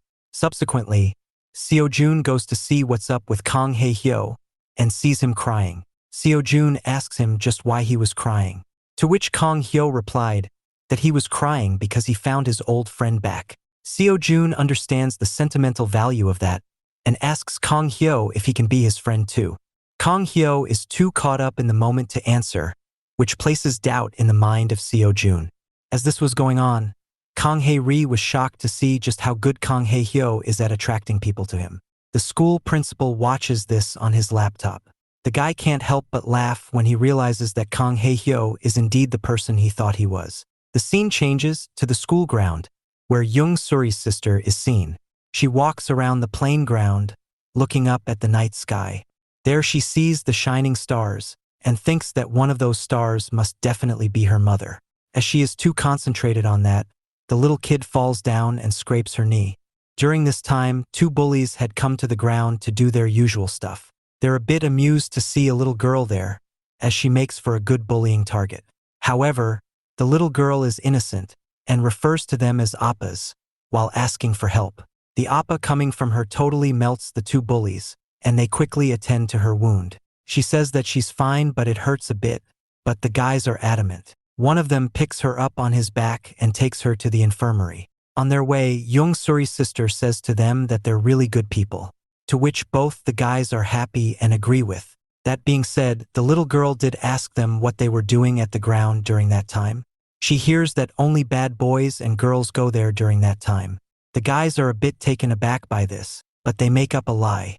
They say that they go to that place to teach good stuff to those bad people and make them good again. The little girl buys that and starts respecting them for it.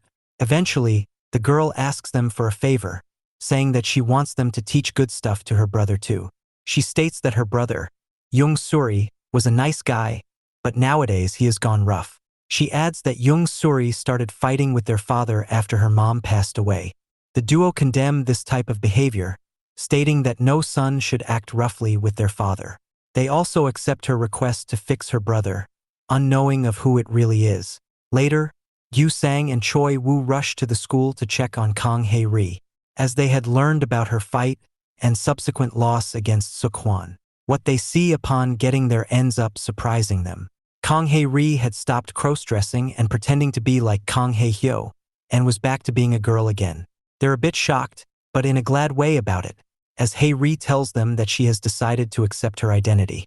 As the three-star faction trio have a conversation among themselves, Yoo Hyun-ju shows up. She came prepared with her crew of lackeys. Yoo Hyun-ju asks Kang Hae Ri if she is the so-called Hae Ri that everyone talks about. At the principal's office, Teacher Lee informs the man himself that there are lackeys developing within the school. The principal finds this quite absurd.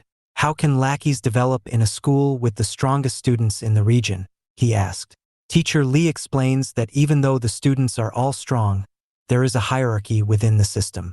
She further adds that more strong students are developing in other schools. The principal is concerned by this, as if things stay this way, they won't be the top school for strong students anymore. He then asks Teacher Lee about the students who are lackeys. Lee tells him about Nam Dongpal and a few other guys. She also talks about a particular group of students who aren't lackeys, but group up and have a hierarchical system. She further adds that there are some cases among female students too. Principal is shocked by this and wants to know more. Teacher Lee says that recently, Im Sang-ah was beaten up by a student because she wanted to steal Sang-ah's boyfriend. The teacher finds this incredibly childish and wonders just who had done it. Teacher Lee informs that the student is none other than Yoo Hyun-ju. Principal asks if she's talking about that Hyun-ju, to which Teacher Lee confirms that it is indeed his daughter. Principal is shocked by this, as he didn't expect his own daughter here. She was supposed to be a good student. Teacher Lee blames the lack of parents ruined her upbringing, as her father was always busy with the school. Principal disapproves of that theory and asks to see his daughter right away in anger. Meanwhile, Hyun-ju started telling Hae Ri that she wants to fight him for her boyfriend Sio Jun. Hae Ri has no clue why she thinks that about Sio Jun and Hae Ri, so she denies both the claim and the challenge. Hyun-ju says that Hae Ri is lying and trying to act all tough. Hae Ri asks her just who was it that told her this, to which Hyun-ju asks Sang-ah to explain. Sang-ah lies, saying that Hae Ri was the one who said this to her. Hae Ri is stunned by this, and her hair is immediately grabbed by Hyun-ju. Yu Sang and Choi Woo try to intervene, but are stopped by Hyun-ju, who wants this to be a girl's only matter. Hae Ri tells her to let go, stating that if she does not, there will be hell to pay. Hyun-ju calls bullcrap on that, saying that Hae Ri can't do anything when her hair is caught up. But Hae Ri proves her wrong right away, as she throws a punch to her abdomen. This hurts Hyun-ju. She says it was a cheap shot and she tries to retaliate right away, but Hae Ri catches her with a kick to the face, which knocks Hyun-ju down. Hyun-ju's lackeys rush towards Hae Ri to attack her, but are immediately taken out by a Hae Ri who is cake walking through all of it. Once the lackeys are down, Sang-ah realizes just how good this all turned out and wants to be on good terms with Hae Ri. Hae Ri tells a knockdown Hyun-ju that she didn't take a cheap shot. It was Hyun-ju who grabbed her hair first. Right then, Sio Jun walked in and was amused by the fight. Hae Ri immediately starts teasing Sang-ah by flirting with Sio Jun. She refers to Sio Jun as her boyfriend. Sio Jun is shocked by this and makes it clear that his girlfriend is Sang-ah. Hae Ri tells Sio Jun that this was made up by Sang-ah herself, so she thought of giving it a shot. Sio Jun is at a loss for words when Sang-ah admits to her misdoings. She says that she said this on a whim and didn't mean it. She hugs Sio Jun and asks for his forgiveness about the whole situation. Yoo Hyun-ju understands that she got played by Sang-ah and vows to get her revenge. Meanwhile, Kang Hae Hyo stands on the rooftop, wondering about what Suk-hwan said to him. Suk-hwan told him that he didn't lose his memories because of a truck accident. That day, Suk-hwan didn't run him over. They just went there to beat Kang Hyo up. However, they were stopped by the mysterious figure from before. The mystery figure was mad at Kang Hae-hyo for not having the capability of handling a few lackeys. This angers the group that Seok-hwan brought along, and they wondered if the mystery guy can still talk this way when they attack him. They all charge at the mystery guy at once. The one to take the lead at first was Pihon. He attacked the mystery man, hoping to teach him a lesson. However, he gets countered and beaten up badly for his attempt. Following that, another guy jumped into the fight, but he got his leg caught. The mystery guy elbowed his leg and broke it. Suddenly, all of the guys who attacked the mystery man start falling. One by one, he clears out the field. Seok-hwan wondered just what is happening at this point. He also recognizes the guy as the same person he saw at Kang Hyo's orphanage. The mystery man notices Seok-hwan watching all the chaos in shock. He asks Seok-hwan if he won't be attacking him. Seok-hwan knew oh too well that he stood no chance against such a monster. He saw how he cleaned up the field in no time, so there is no point in doing that. The guy starts digging into Seok-hwan, calling him a mere lackey. He calls him someone with a lack of resolve and calls him out for cowardice. Seok-hwan starts getting pissed off by this and starts walking towards him. The guy calls him a lackey of Kang Hyo's and tells him to come crawling to him if he seeks forgiveness. This angers Choi Seok-hwan even more, as he stares at the guy with malice. However, Kang Hae-hyo intervenes. He tells both of them to stop where they were. The mystery man ends up berating Kang Hyo for not being able to manage a lackey. He said that loser lackeys like Seok-hwan need to be brought back to their places from time to time. They are not deserving of kindness. This angers Choi Seok-hwan beyond the point of holding back, as he tells the guy he is not a lackey. Seok-hwan is about to punch the man, but Kang Hyo once again tells them to stop, and suddenly, Seok-hwan gets punched in the face for his efforts. Meanwhile, back at the school, Young Suri's little sister, Soo Jong, is playing around in the garden. She is brought beautiful flowers by the two bullies she called Appa, Na Dong Pal and Want Gwang Soo. She is very happy to see those beautiful flowers, and asks the duo where they had gotten it from. They say that they had gotten the flowers specially for her, and that is their gift to her. Soo Jong is elated thanks to this. In actuality, they had stolen the flowers from the principal's personal botanic space. As Soo Jong is conversing with Dong Pal and Gwang Soo, a few other guys come to the scene. They call out Dong Pal and Gwang Soo and ask him why they are playing around with a little girl. Dong Pal and Gwang Soo are dreaded to see those guys and hope that nothing bad happens. However, those guys accuse Dong Pal and Gwang Soo for being weirdos who are going after a little girl, Drake style. Dong Pal and Gwang Soo bid farewell to Soo Jong, telling her that they'll meet later. After Soo Jong leaves, the guy introduces Dong Pal and Gwang Soo to the boxer guy from earlier, Yu Myung-in. He tells Yu Myung that those two are useless pieces of crap, so he can have his way with them. Soo Jong overhears this and retaliates right away.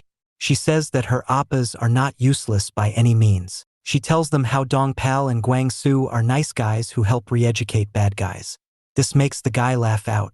He finds it hilarious that Dong Pal and Gwang Soo lied to the little girl about their identity. The guy then starts bullying Dong Pal, as he slaps him around and asks him to re-educate them. This continues for a while, until Soo Jong is pissed off. Soo Jong bites the guy in the hand to take revenge. The guy is annoyed by this, so he pushes Soo Jong down to the ground. This extracts a sense of anger out of Dong Pal, as he talks back to the bully. The bully is shocked by this show of defiance from Dong Pal. He questions just how did Dong Pal dare to talk back rudely to him. Dong Pal instantly regrets the decision he made, because he pays the price for it. The guy starts beating up Dong Pal in all kinds of ways. Punches, kicks, headlocks, etc. After a while of getting beaten up, Dong Pal realizes the reason why he fears the guy. He feared him because he didn't know how the guy was as a fighter. The mystery created a sense of intimidation within him. However, now that he knows what the guy is like, he doesn't care anymore. He wonders just how worse can it get, as he decides to throw hands. He loads up and throws a punch at the guy, but before he could hit him with it, another guy's punch did. It's Young Suri, who quickly attends to his sister.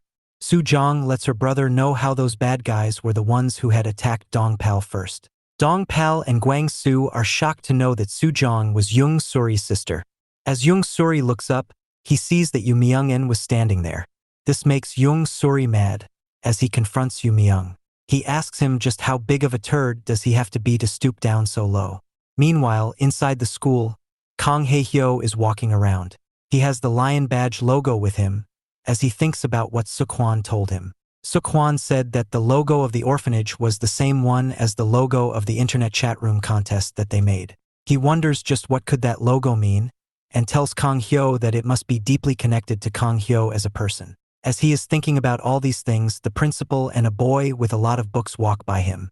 The principal asks Kang Hae-hyo to help him, the other student, with carrying the books. But Kang Hyo is too invested in his own world, so he just walks right past them.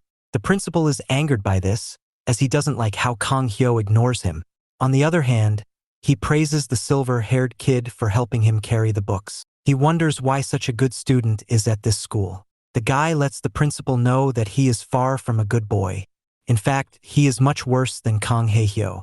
As the guy says this, he has an evil smile on his face. The principal finds this very funny, and tells Ji Woo-bin, the silver-haired kid, that he is quite the comedian.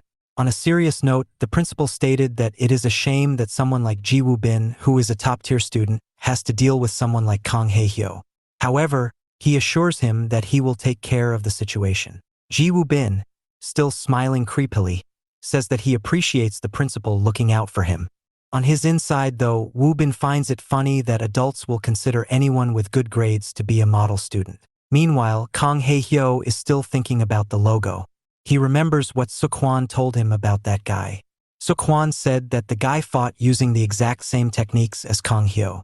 He also adds that the guy was very strong, and asks Kang Hyo if he knows who he was. Kang Hyo replied that he doesn't know about that.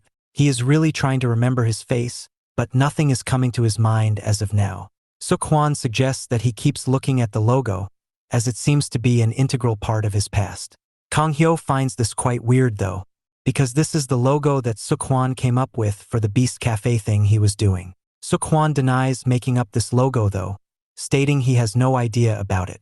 Kang Hyo finds this quite funny, as he reminds Suk-hwan of how he had made this logo for that contest, and even promised Kang Hyo a sweater with the same logo.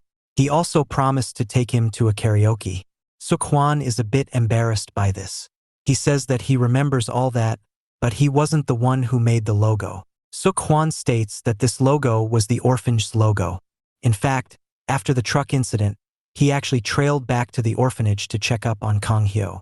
So it must be important to Kang Hyo in some way. Before leaving, Suk-hwan wanted to ask another question.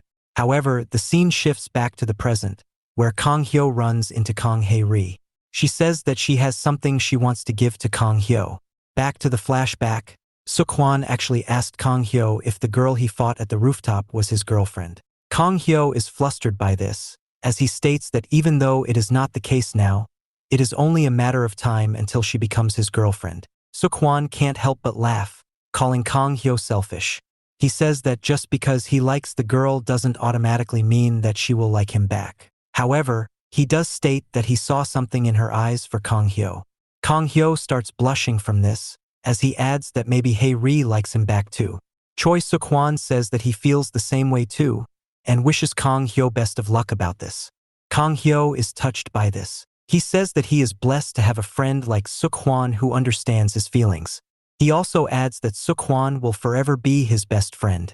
However, Suk-hwan, with a mischievous smile, makes fun of Kang Hyo's taste in woman. This embarrasses Kang Hyo, so he chases after Suk-hwan, who runs away. They have some fun little banter while doing so. In the present again, Kang Hyo is smiling like an idiot. Hae-ri gives him a bag. Kang Hyo is surprised by this, as he wonders if Hae-ri really likes him now. Kang Hyo, all flustered up, asks Hae-ri if this is a gift for their one-day anniversary. He also says that there was no need for a gift, and that she could have just told him directly.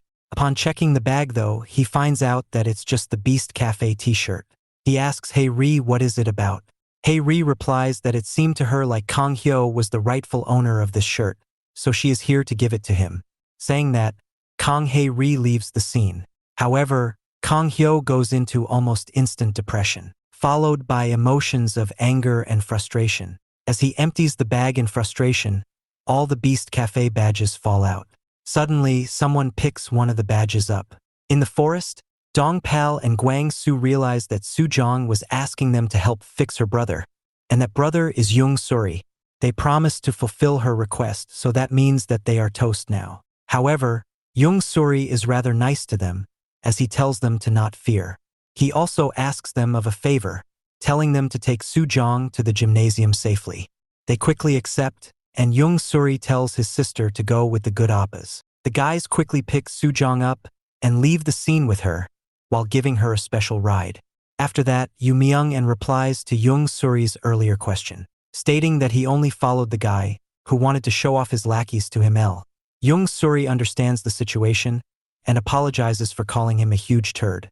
However, Yu Myung tells him that there is no reason to be sorry. After all, he wants to fight Young Suri because he hated him from the moment he first laid his eyes on him. Yu Myung attacks Young Suri, and a fight is seemingly on the cards. Back to the school, and the who picked up the badge was Ji Woo Bin. He tells Kong Hae Hyo that it has been a long time since they've last met.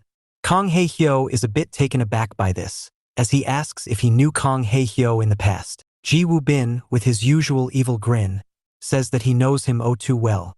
Kong Hyo is confused, as he wonders how does this guy know him so well. Woo Bin insists that he does, but just then, Woo Bin gets hit on the head from the back. It was Gyu Sang and Choi Woo who did it. They look down on Woo Bin, calling him a nerd and treating him like a lackey. They then start talking to Kong Hae Hyo, asking him if he knows where Hae Ri went to. They state that Hae Ri was last seen leaving with a shopping bag with a gift. Was it for Kong Hyo? And are they dating? This hits Kong Hae Hyo in the weak nerves, as he tells them that it wasn't a gift. Instead, it was just a normal lion badge shirt. The duo starts making fun of Kong Hyo in a nice way. They tease him about him dating Kong Hae Ri and whatnot. Choi Woo then turns his attention back to Ji Woo Bin. He asks him if he knows Kong Hae Hyo. Woo Bin, now with a completely different and innocent attitude, says that knows Kong Hyo quite well. This shocks the duo, as they think he is good friends with Kong Hae Hyo. They wonder just how could a lackey like Woo Bin be friends with Kong Hyo. Kong Hyo thinks that if Woo Bin knows him well, as he says, then he must have some sort of lead on his past. However, Woo Bin makes it clear to them that while he knows Kong Hae Hyo well, it doesn't seem like he knows Woo Bin at all. This angers both Choi Woo and Gyu Sang, as they start raining down stomps on Woo Bin for being a dork, because by his logic, even they are well acquainted with the president of the country. After beating Woo Bin up, they move on ahead. Choi Woo asks Kong Hae Hyo if he felt upset on seeing the supposed gift from Hae Ri. Kong Hyo says that he did feel a bit disappointed. Choi Woo giggles, as he told both Kong Hyo and Gyu Sang that they are hopeless. However, he knows a way for them to get all the girls they want and not just Hae Ri. This surprises Gyu Sang and Kong Hyo, as they definitely want to know the way to get all the girls. Choi Woo tells them that the secret way to get all the girls is to become like Lee Mi-ho, who is a popular South Korean actor. He says that they need to be tall, handsome, and rich like Lee Mi-ho, only then can they get girls. But he tells them that it is useless because they can never be that way. So both of them should give up on getting girls. Even for a unique one like Hae Ri, she is still a girl, so she will get attracted by those traits only. As Choi Woo makes fun of them, it dawns to Kong Hyo and Gyu Sang that Choi Woo is worse off than them. They point out how he is the shortest one of the group, probably has the smallest house, and has the worst percentile in the national exams. Now they start laughing at Choi Woo, which annoys him. Just then, Sio Jun shows up with Sang-ah, and Sio Jun asks just what is it that they are laughing about. He offers them to join him for snacks. Sang-ah lets them know that Sio Jun rented out the entire cafeteria for them. But the trio deny to go there, stating that Sio Jun is a bad luck sign for them. After all, he fits all the criteria of being an ideal man. Sio Jun is left perplexed as to why he is supposedly a bad luck sign. Back to the fight between Yu Myung and Young Suri. Both hit each other with simultaneous punches and go down. Yu Myung admits that Young Suri is better than he thought, and that he needs to get serious now. Young Suri finds this funny, as Yu Myung is trying to imply that he was going easy on him until now. He throws a punch at Yu Myung which is blocked, but Young Suri tells him that boxing is different from fighting on the streets. Yu Myung starts fighting back, as he tells Young Suri that boxing and street fighting aren't different at all. Both have you wanting to hit your opponent, and both have you wanting to knock your opponent out. Saying this, he delivers a solid punch, which is blocked by Young Suri. Young Suri can't help but admit to himself that Yu Myung is just the better boxer of the two. He follows it up with a left hook which connects, and he closes it out with an overhand right to shake up Young Suri. Back in the school, Kang Hyo asks Gyu Sang and Choi Woo about Woo Bin, stating that he wanted to know if Woo Bin knew about his past. The duo play down Woo Bin, calling him a loser. They say that he might be handsome and has good grades, but that doesn't matter anything here. Besides, they aren't sure how someone like him even made it to the school in the first place. And tell Kang Hyo that Woo Bin probably remembers wrong about knowing him. Meanwhile, a beat-up Woo Bin was walking by when Choi Suk-hwan runs into him. Choi Suk-hwan is flabbergasted upon seeing him, as he realizes that Ji Woo Bin is the same guy who was mentoring Kang Hae Hyo in the past. Woo Bin also recognizes Suk-hwan, greeting him as he walks right past him. A look of dread flashes across the face of Suk-hwan as he realizes just who Woo Bin is. Woo Bin notices this and makes fun of Suk-hwan for being so scared. Suk-hwan comes back to his senses and lets Woo Bin know that he is not scared at all. In fact, he was waiting for an opportunity to meet him because he wanted to beat him up as revenge for the past. Woo Bin says that Suk-hwan has sure grown a pair since last time. However, he wonders just how will someone who got the piss beaten out of him last time going to beat him now. Suk-hwan gets pissed off and decides to show off just how he will beat up Woo Bin. He uses his signature palm to the face distraction technique, but it seems to be not working on Woo Bin, until suddenly, Woo Bin starts acting scared and ducks down. Suk-hwan wonders why he is behaving that way and decides to punch Woo Bin in the face. As he punches him down, Suk-hwan notices that the principal and Yoo Hyun-ju were behind him. Suk-hwan is scared. The principal tells Woo Bin that he will make sure that appropriate punishment will be given to Suk-hwan for what he did. Suk-hwan realizes the reasoning behind the sudden personality change of Woo Bin, as Woo Bin laughs at him discreetly. To the principal's office, Yoo Hyun-ju and Ji Woo Bin have been summoned. Hyun-ju asks why she was called. The principal is pissed off at her and is about to yell, but he remembers what Teacher Lee said. Teacher Lee told him that if word got out about Hyun-ju being the principal's daughter, he will be seen as a bad parent. The principal controls his rage for the moment. He spins around the topic and tells Hyun-ju that her skirt seems too short. Hyun-ju finds this ridiculous and pulls her skirt down. The principal and Woo Bin are shocked as to why she is undressing, but it turns out she was just adjusting her skirt down to make it more appropriate. The principal wonders if his daughter was always like this. Hyun-ju then asks why Woo Bin gets to dye his hair when she has to follow such etiquettes. The principal explains that it is because Woo Bin is a model student. Hyun-ju finds it obnoxious how adults only care about grades. The principal tells Hyun-ju to get along with Woo Bin, as they're in the same grade. Hyun-ju sarcastically calls Woo Bin her nerdy friend and is about to leave. The principal is glad that it went well. He almost yelled at her, but because he needed to protect his own image, he stopped. He knows that there is no way that they can reveal about Hyun-ju's relationship with him, because it will make him a laughingstock among students. Just then, Yoo Hyun-ju comes back and calls her principal her dad, and asks for his help to get Sio Jun. Woo Bin is shocked to learn this. Meanwhile at the forest, the fight between Yoo Myung-in and Young Suri continues. Yoo Myung lands another solid punch on Young Suri. He outboxes him during the entire fight. During the final few moments, Young Suri tries to fight back, but all his punches are slipped through easily by Yoo Myung. After that, Yoo Myung hits him with a straight one which drops Young Suri. Yoo Myung makes fun of him, saying that a fighter like him stands no chance against him. As he starts the countdown to end the fight, Yoo Myung says that he might know a thing or two about boxing, but he is not the real deal. Young Suri also understands this. He now knows why Yoo Myung-in was considered to be the best boxing talent in the world. Young Suri then thinks about with his father when he first came. He visited him at the gymnasium and was glad to know that he was going to work as a boxing teacher and not a utility worker. His father explained that it was because the principal had asked for his help. Besides, he didn't have a real job or anything, and it also allowed him to see his son. He also makes it clear that this job is temporary only. Young Suri doesn't quite understand this part.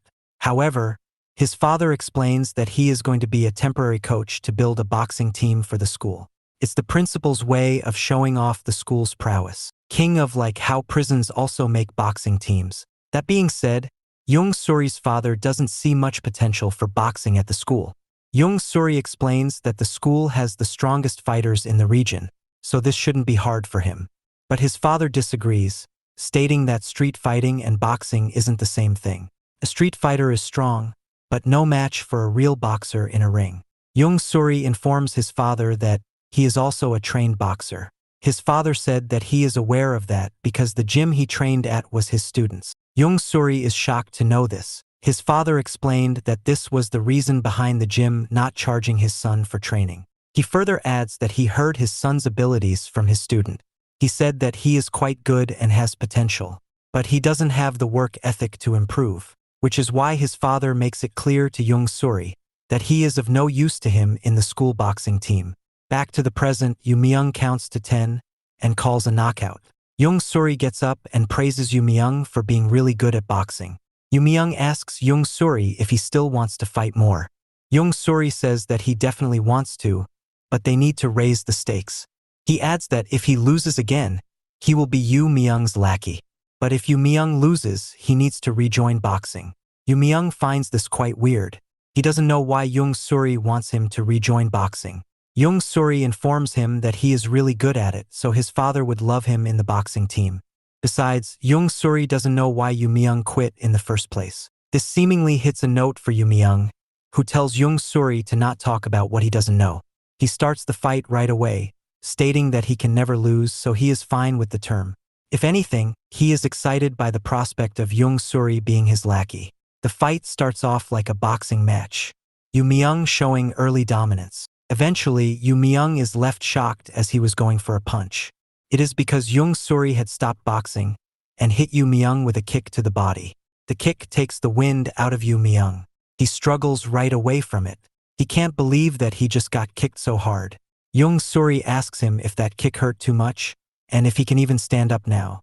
Yu Myung swings wildly for punches, stating that one kick is not going to bother him. Young Suri dodges his punches and adds that it looks the kick already bothered him. He has already slowed down from it, and it looks like he is extra cautious of the kick now. Yu Myung denies this and tries to fight. However, deep down, he knows that the kick got him good and that he is now going to be worried about the kick. Young Suri hits Yu Myung with a low kick next, followed by head kick, which is mostly blocked. Yu Myung realizes how dangerous the kicks are and that the longer this fight goes, the worse it will be for him. Young Suri hits another leg kick which hurts Yu Myung. This makes Yu Myung decide that he has to end this as soon as possible. He waits for the right chance, and as Young Suri goes for a body kick, he manages to catch his leg. Yu Myung tells Young Suri that his kicking game is over now, before going for the big shot to end it all.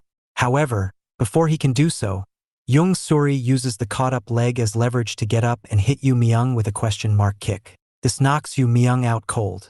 Young Suri tells him that he now must join the boxing team as was promised. After a while, he realized that Yu Myung is unconscious and says that he expects Yu Myung to be a man of his words. Dong Pal and Guang Su are back and are amazed at the skills of Young Suri. Just then, Young Suri notices that they are back and asks them for another favor. He asks them to take Yu Myung to the infirmary. This shocks Dong Pal and Guang Su though, as Young Suri had referred to them as his good friends. They get to work when the first bully who had been knocked out wakes up. He thinks that he got knocked out by a useless guy like Dong Pal. However, upon waking up, he sees Dong Pal standing over Yu Myung. This makes him think that Dong Pal beat Yu Myung too, and he starts wondering just what will happen to him now because Dong Pal is a beast. Dong Pal instructs Guang Su to pick up the guy, while he takes Yu Myung with him. Back inside the school, Sang-ah thanks Hae Ri for getting the jacket back from her.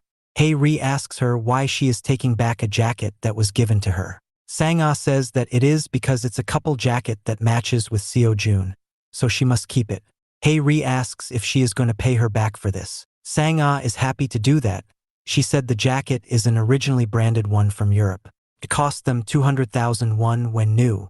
However, the jacket is worth more to her on a personal level, so she can give her 300,000 won for it.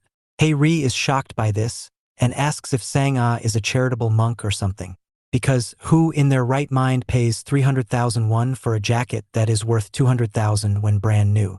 Sang-ah says that Hae-ri wouldn't know, because she says never fallen in love. This makes Hae-ri laugh a lot, as she asks how is it love when Sang-ah dumped Seo Jun for losing a fight.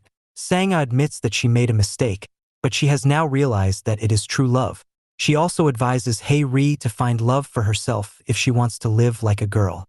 Hae-ri is still laughing at this, as she finds this true love thing to be quite hypocritical coming from Sang-ah's mouth. Sang-ah finds this annoying and leaves, telling Hae-ri to be lonely forever if she doesn't like the concept. Hae-ri is also unsettled by this, as she wonders what true love even is. She thinks about the time when Kang Hae-hyo asked her out when she wanted to fight him. He seemed quite serious about her. However, she found it weird that he was asking her out when she wanted to fight him. Later, he protected her and claimed to be her boyfriend during one of her fights. This makes Hae-ri realize some unknown feelings within her, as she wonders if Kang Hae-hyo loves her. Meanwhile, Yoo Hyun-ju and Ji Woo-bin make their way out of the principal's office. Once they are out of there, Yoo Hyun-ju makes it abundantly clear that she doesn't consider Ji Woo-bin to be a friend of hers. She only acted friendly with her because her father wanted her to. Outside of this, she doesn't even want to associate herself with a loser like Woo-bin. So she tells him to act like a friend around her father, but don't even try to do so away from him. As she is saying all this, she notices that Ji Woo-bin is looking the other way. She yells at him, asking if a loser like him is avoiding her. That's when we see that Choi Suk-hwan has brought along Kang Hae-hyo to introduce him to Woo-bin, telling him that he is the mysterious guy that they were talking about all this time. Kang Hae-hyo and Ji Woo-bin stare at each other, as their fated clash is on the cards. Choi Suk-hwan says with great assurance that the guy in front of them is indeed the mystery guy. So he tells Kang Hae-hyo to beat him up and figure out the stuff from his past. Kang Hyo seems a little reluctant about all of this. Yoo Hyun-ju is worried about this, and asks Woo-bin how he had gotten into trouble with someone like Choi Suk-hwan. She tells him that he might not know about this, but Choi Suk-hwan is one of the strongest guys in the school. So if he doesn't want to get beaten to a pulp, he should just beg for mercy. Woo-bin finds this laughable, as he tells Yoo Hyun-ju to not be afraid. He says that if he wants, he can send Kang Hyo and Suk-hwan running back like chickens. Hyun-ju replies that even though he is in front of a girl, there is no need for him to act so brave in front of her. Suk-hwan intervenes and says that they have a score to settle with Woo-bin, so he should come with them to the rooftop. Woo-bin scoffs, saying that he doesn't know about any scores to settle. He adds that if Suk-hwan wants to apologize, he should do it here by getting on his knees. Suk-hwan gets pissed off by this and is about to throw a punch. Hyun-ju is scared, as what she thought ends up becoming a reality. Right at that moment though, Woo-bin calls out to the principal for help. Suk-hwan and Kang Hyo can't believe the trick Woo-bin just pulled off, so they quickly run away from this situation. As the two of them are running away, Woo-bin shows Hyun-ju that he just did what he said he could do. Hyun-ju finds this extremely foolish of Th guy, as this just made Suk-hwan even madder than before. She also wonders just where is he getting this kind of confidence from. On the other hand, Woo-bin is thinking about Kang Hyo, and how it must be bothering him because he doesn't remember his past. However, he thinks of the past, where Kang Hyo was seen standing alone in a group of people with blood all over his body. He thinks of that and wonders why he wants to know his past, as the past memories will be even worse for him. He giggles thinking of this when the principal comes out of his room, asking why he was called. Hyun-ju is about to explain what happened, but Woo-bin stops her.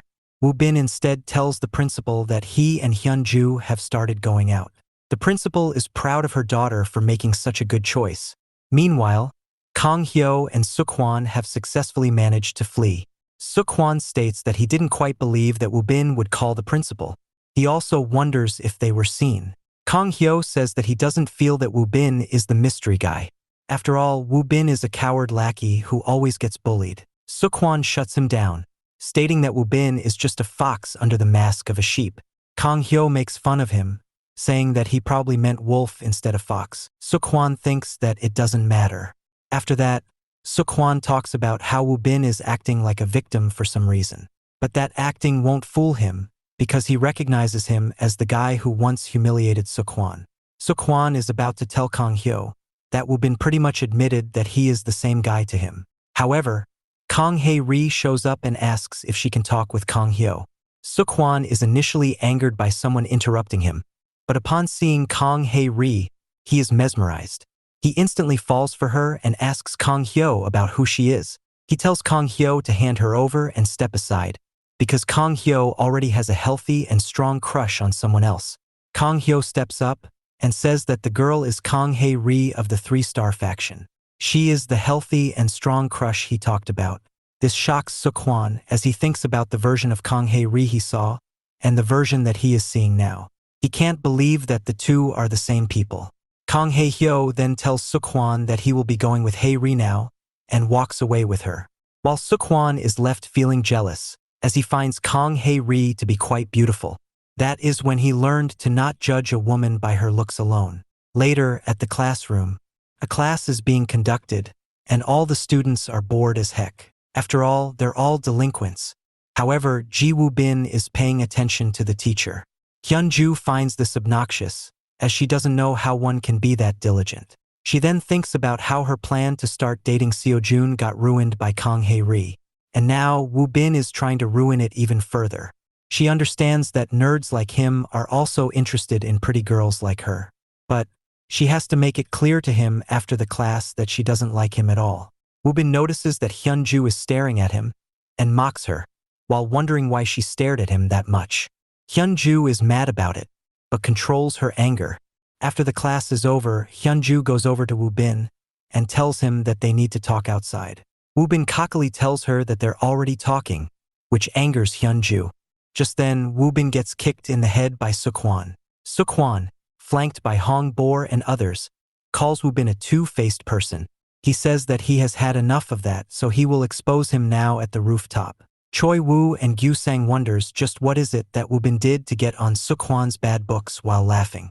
Meanwhile, other violence mongers can't wait to see Woo-bin get beat up. Woo-bin knows that the rooftop has cameras, so he doesn't want to fight there and ruin his reputation. He should have realized that he can't depend on the principal forever and get away with this, which is why he cooks up an idea. Woo-bin tells Suk-hwan and Ko that they don't need to go to the rooftop. He suggests they fight right there, because it won't take much time for Woo-bin to beat up Suk-hwan and his friends. Hyun-ju wonders if Woo-bin has gone mad. At the rooftop, Kang Hae-hyo stands with Kang Hae-ri. A certain amount of tension could be felt between the two. Hae-ri tells him that there is something that she wants to tell him. She then asks Kang Hae-hyo if he would like to go out with her. Kang Hae-hyo is totally bamboozled by this, as he didn't expect it at all. Hae-ri asks him why he is shocked now. Wasn't he the one who asked her out in the first place? Does he not want to go out now? Kang Hyo tells her immediately that he would love to go out with her. He starts getting too excited and borderline creepy at one point, attempting to hold Hae-ri in an inappropriate manner and telling her that he loves her. Hae-ri quickly stops him and tells him that she doesn't want that. Kang Hyo is confused. He thought that Hae-ri wanted to go out with him. Hae-ri says that while they are going to date, she has some rules to lay out before they do so. Hae-ri says that there will be no skin touching involved in their relationship going forward. She says that he can't be hugging her, holding hands with her, or even put his arms around her. This also includes no kissing. She also puts it down so that no one else other than the two of them will ever know that they're dating. This should be a secret. Kang Hyo listens to this, with a disappointed look on his face, and walks away. Hae-ri calls out to him, asking where he is heading to. Kang Hyo tells her that there is no need for her to get into a relationship with him if she doesn't want to. The way she described it, it didn't feel like they were going for a relationship, so he is fine with not having her. This doesn't feel like true love to him. After all, he knows that she doesn't like him. Kang Hae-ri wonders if Kang Hyo is dumb, and what kind of girl asks a guy out if she doesn't like him. She soon realizes how hard love really is, and starts feeling the pressure. Meanwhile, Choi Suk-hwan and Ji Woo-bin are getting ready to duke it out in the school hallway. Everyone is quite impressed by Woo-bin's courage to step up against Suk-hwan, as they think of him as a loser, while others think of him as someone who has gone out of his mind. Gyu Sang wonders if they should let this go on, as Ji Woo-bin can get seriously hurt in this fight. However, Choi Woo doesn't want them to stop. To him, this is going to be a fun watch, so he wants it to continue. As the two stand face to face, about to go at it, Hyun-ju comes to Woo-bin. She tells him that it's obvious that he has gone mad, but she will still suggest him to stop this and make a beeline for the principal's office. That way, he will be saved. Woo Bin finds this assessment quite interesting and asks Yoo Hyun-ju about the possibility of him winning. He wonders just what will she do for him if that was the case. Yoo Hyun-ju finds this hilarious, as she is sure that there is no way that Ji Woo Bin will beat Choi Suk-hwan. Woo Bin says that if he ends up winning, she wants her to do one thing. Yoo Hyun-ju, still not serious, says that she will do anything that he wants if he wins, which won't happen. Ji Woo Bin is quite happy with the deal he has on hand and gets ready to fight. Choi Suk-hwan wonders how Ji Woo Bin is so confident all of a sudden. He also asks Ji Woo Bin if he will be dropping his innocent boy mask now. Ji Woo Bin replies by saying that Choi Suk-hwan will need to pay a big price for interfering with his plans and messing them up. Choi Suk-hwan says that Woo Bin needs to pay an even bigger price for getting into it with him. He informs Ji Woo Bin that not even Kang Hae-hyo was able to handle him and his buddies. Saying that, Choi Suk-hwan throws his palm forward to create a diversion, as he usually does. Ji Woo Bin is unaffected by it. He grabs Suk-hwan's hand and starts breaking his fingers one by one. Suk-hwan feels the bone-breaking pain. Ji Woo Bin is shocked to know that someone like Kang Hae-hyo lost to Suk-hwan and his buddies. He ducks down and hits Suk-hwan with a thunderous open hand strike to the chin. Woo Bin quickly follows it up with a straight punch to the face, knocking out Suk-hwan on the spot. As he is doing so, Ji Woo Bin says that Kang Hae-hyo must have gone easy on Suk-hwan and his buddies. If it weren't for that, the old Kang Hae-hyo that he knows would have destroyed both Suk-hwan and his friends with ease. This one-sided beatdown of Suk-hwan leaves everyone in utter shock. As Suk-hwan goes down from the blows of Ji Woo Bin, no one can quite comprehend what just took place. Yu Sang says that for a loser, Ji Woo Bin sure fights really well. However, Choi Woo has seen through the facade. He tells Yu Sang that he isn't a loser, he is a proper monster. Hong Boore watches Suk-hwan down and out, and in an attempt to take revenge, he decides to take on Woo Bin. Hong Boore starts the proceedings with a skipping head kick, but Woo Bin manages to duck through that. As Hong Boore is in mid-air and out of control, Woo Bin decides to attack. He hits him with a leg kick. This disbalanced Hong Boore. And to end it, Woo Bin hits Hong Boore with a swift head kick which knocks him down and out. Everyone was left in utter shock, as they couldn't believe that the nerd of the school would so easily beat Suk-hwan and Hong Boore too. Yu Sang and Choi Woo wonder just what was the reason behind Woo Bin acting like a loser until now. Woo Bin himself says that he kept his promise of it not taking too long to finish off Suk-hwan and his friend. He then turns his attention to a Yoo Hyun-ju, who was in utter shock. He walks up to her and asks her if she remembers the promise of doing any one thing he wants if Woo Bin won. Saying this, Woo Bin starts getting closer and closer to Yoo Hyun-ju. As he nears her lips, Hyun-ju thinks that just a kiss wouldn't be too bad, so she closes her eyes to get it done and over with. However, Ji Woo Bin was just teasing her. He didn't go for the kiss. Instead, he teased her more by asking her if she thought he was going to kiss her. This embarrasses Yoo Hyun-ju. After this, Woo Bin says that he will be saving up his wish for later, before walking away. This leaves Hyun-ju wondering just who is the guy. Why did he act like a nerd until now? Whatever that it may be, Hyun-ju started to find him quite hot. This leaves her in a dilemma. After he leaves, other students start the cleanup procedure by dragging away Suk-hwan and Hong Boore. Hyun-ju's friends ask her what is the whole deal with her. She explains that Woo Bin actually likes her, and she finds him quite cool after this fight too. One of the friends doesn't understand the problem part of this, but the other one explained the situation Hyun-ju has with Sio Jun.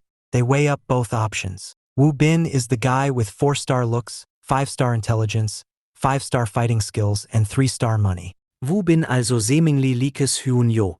On the other hand, Sio Jun is the guy with 5-star looks, 3-star intelligence, 4-star fighting skills, and 5-star money. Sio Jun doesn't like her and needs to be seduced. One of the girls vouches for Woo Bin, saying that he is the better choice overall. And besides that, Woo Bin already likes Hyun-ju, so it is going to be easier than Sio Jun, who has a girlfriend already. However, the other one is still firmly on Team Sio Jun, saying he is the one with a lot of money. He is the heir to a big company, so he is the better choice, even if it means seducing him. They argue quite a lot, going back and forth on how intelligence matters more, which is why Woo Bin will get a great paying job. However, the other one thinks it doesn't compare to the money that Sio Jun will get from his inheritance. It's basically an argument between someone who doesn't think money is the most important part versus someone who considers it the most important thing in life. The two girls get close to getting physical with each other as their ideals clash hard. Seeing this, Yu Hyunju steps in and tells them to stop. She says that she already has her stuff figured out, so there's no problem. The girls get excited and wonder if she chose Sio Jun or Ji Woo Bin. After building it up for a bit, Hyunju reveals that she has decided on going for a love triangle. That way she can have both. After all, she is not obligated to be committed to either of them. She's not married after all. This is why she chose this. She also starts understanding why some women decide to date multiple men. The scene shifts after some time passes by. Kang Hae-hyo is down from the rooftop. As he is walking, he thinks about the stuff Hae-ri said and the conditions she presented to him. It makes him think that Hae-ri never liked him after all. However, after putting some thoughts into it, he wonders why would Hae-ri ask him out in the first place if she didn't like him? This makes him flustered up, as he assumes that Hae-ri did all of this because she feels shy about the relationship. But another part of him says that there's something more to it than what he knows. He is left a confused mess, as he can't quite figure out just what is it that Hae-ri wants. Just then, he bumps into Ji Woo Bin, who is playing his innocent character again. Kang Hae-hyo is a bit pissed off, but Woo Bin apologizes. As they ran into each other, Kang Hae-hyo asks Woo Bin for some advice. He asks Woo Bin what should he do when he likes a girl but can't quite figure her out. He asks him because he knows that Woo Bin is smart. Woo Bin says that he has no idea about these things. He is good at solving mathematical equations and doing entrance exams, not romance. Kang Hae-hyo is disappointed by this, as he thought that Woo Bin was smart enough to give him a solution. As Kang Hae-hyo is about to leave, Woo Bin calls out to him. He tells him that he should not be focusing on girls at this, because he has a lot coming up in the future. Kang Hae-hyo is bothered by this, as he wonders what right does Woo Bin have to tell him what to do. Woo Bin then tells him to visit the infirmary when he can, because he has left a few gifts for him there. This makes Kang Hae-hyo happy, as he forgives Woo Bin for now as he has prepared gifts for him. Later on, Kang Hae-hyo goes on to visit the infirmary, as was suggested by Ji Woo Bin. Upon arriving there, he notices that his friend, Choi Suk-hwan, is severely injured. He has bandages on his face and nose, while his fingers are broken. Seeing him in this stage makes Kang Hae-hyo mad, as he wonders if nerdy Ji Woo Bin is the perpetrator behind all of this. Kang Hae-hyo is worried about Suk-hwan. He tried to call out to him, but Suk-hwan didn't respond. That is when Hong Boore gets up from his bed and tells Kang Hae-hyo that it was indeed Woo Bin who beat them both up. Choi Suk-hwan had asked for Hong Boore's backing for this fight, because apparently it had something to do with Kang Hae-hyo's past. This shocks Kang Hae-hyo, as he asks Hong Boore if they both had gotten beaten up by the nerd. Hong Boore says that they did. It was because Ji Woo Bin uses a technique that they had never seen before. He them in an instant, and this caused them both to go down. He clarifies that he got kicked in the knee very early on, which rendered him useless. He also adds that Suk-hwan didn't want to tell Kang Hae-hyo about this.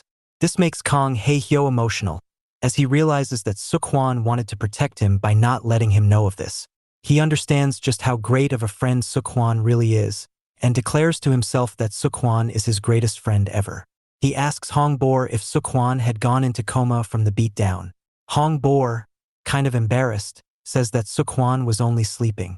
Kang Hae-hyo thinks Hong Boore is hiding something, as he points out at his serious injuries. Hong Boore tells him that he only broke his pinky finger, and the rest are cuts. Kang Hae-hyo asks him if that was the case. Then why did Suk-hwan tell him to not tell Kang Hyo about it? Hong Boore replied that it is because the whole situation was embarrassing. He didn't want to admit that he got his butt hooped by the nerd. Kang Hae-hyo immediately takes back all the great things he said about Suk-hwan as a friend. On the other hand, Pihon invites Ji Woo Bin to a discreet place to discuss something. Upon arriving there, Woo Bin asks what is that Pihon wants from him. Pihon said that he wants the two of them to team up. After all, they seem to have the same goal. Woo Bin doesn't quite get it, so Pihon explains that both of them want to wipe out Kang Hae-hyo, which is why the two of them should team up. Woo Bin asks why he should team up with someone like Pihon. So Pihon explains how Kang Hae-hyo has tons of friends. Gangnam's strongest, Sio Jun, the 3-star faction of Gangbuk. He is also tight with Choi Suk-hwan now. This makes him a well-protected man. So no matter how strong Woo Bin is, he won't be able to ski down Kang Hae-hyo on his own. Woo Bin states that he likes the sound of the idea. Pihon is happy, so he further elaborates that if they team up, he will set up the rest of the guys to go after them. Woo Bin scoffs, saying that none of the guys at the school are strong, so it doesn't matter anyway. Pihon doesn't agree with that. He puts forward an example. If someone puts 2 predators in a cage with each other and starve them, what will they do? If someone thinks that they'll start attacking each other, then they are wrong. They will just wait for the right opportunity. When the opposite side gets weakened, they'll pounce on the opportunity. Just like that, the school has tons of sleeping lions within their ranks. Kang Hae-hyo and his friends might just be the number 1 squad at the moment, but once the sleeping lions are mobilized, they'll be in trouble. Pihon suggests that they can be using all of those guys to beat the Kang Hae-hyo faction and rule as the definitive number 1s. Ji Woo-bin smiles and says that it is quite a nice idea, before going to deliver his answer. As his answer, Woo-bin hits Pihon in the midsection, dropping him. Meanwhile, Kang Hae-hyo is mad and is looking for Ji Woo-bin. He makes his way to the section where Ji Woo-bin stays. After going there, Kang Hae-hyo intimidates everyone with his sheer presence. He asks the student there for the whereabouts of the nerd. The students quickly grasp that they are talking about Ji Woo-bin. They inform Kang Hae-hyo that Ji Woo-bin has gone to meet someone. A guy who wears a cap, to be exact. Kang Hae-hyo thinks about it for a bit before thinking to himself, if the guy who wears a cap is Pihon. Back to the other scene, Pihon is down on his knees, as the wind has been knocked out of his lungs thanks to the blow from Ji Woo-bin. He says that the 2 of them had the same goal. Then why did Ji Woo-bin decide to strike him? Ji Woo-bin explains his reasoning behind the sudden attack, stating that he did it because he despises Pihon-ul's thinking. Pihon-ul refers to people like himself as sleeping predators. He says that they are waiting for the perfect moment to strike, when in actuality they're a whole lot of nothing. They aren't predators. They're more like pet cats who have left their house. They got nothing on him. Pihon-ul, devastated, asks Ji Woo-bin if he plans on taking on Kang Hae-hyo and his squad on his own. Ji Woo-bin replies that he doesn't plan on doing that. In fact, he already has his plan ready. His brothers from the orphanage from where he and Kang Hae-hyo come from are already in the school. They all hate Kang Hae-hyo a lot and won't think twice about ending him. Back to the hostel room, the guys who were acting innocent have suddenly turned evil. They surround Kang Hae-hyo. After that, they ask him if he really forgot about them or if he is just pretending not to know them. This overwhelms Kang Hae-hyo, and he falls down on his ass. The guys ask him just what had happened to him. They get it that he lost his memories, but is he weak now all of a sudden? They wonder how the angel of destruction, who tormented them in the past, has become like this. The guys then decide to lock the door down, as they want to beat him up in a captive area. They don't want him to run away. Kang Hae-hyo is even more bothered by this, as he realizes that now there won't be anyone coming to help him, and he can't run away either. The guys are genuinely surprised seeing Kang Hae-hyo being so scared. They ask him how the angel of destruction had such a huge downfall. Kang Hae-hyo is confused. He asks them just what do they mean when they refer to him as the angel of destruction. The guys tell Kang Hae-hyo that he already knows that they won't be answering questions. So if he really wants the answer to his question, he has to beat them all up. Only then will he get the answer. Kang Hae-hyo realizes the kind of pickle he has gotten himself into and wonders if they can somehow solve it with words. Outside the room, Sang-ah is teaching Kang Hae-ri how to walk sexually. Kang Hae-ri tries her best to look sexy, but fails. She says that walking like this is difficult. It makes her back hurt. Sang-ah explains that of course it will hurt her back, because she is walking with her but popping out. Sang-ah told her to walk while having some shake on the booty, but she is over-exaggerating it. Hae-ri tries a different approach next, but Sang-ah shuts it down as she has her belly out. Hae-ri tries to adjust again, but she's once again back to the uncomfortable position. Sang-ah tells Hae-ri to stop. She says that she is not cut out for this. Hae-ri says that she thought she was doing well. Sang-ah asks her just why is she wanting to be sexy all of a sudden?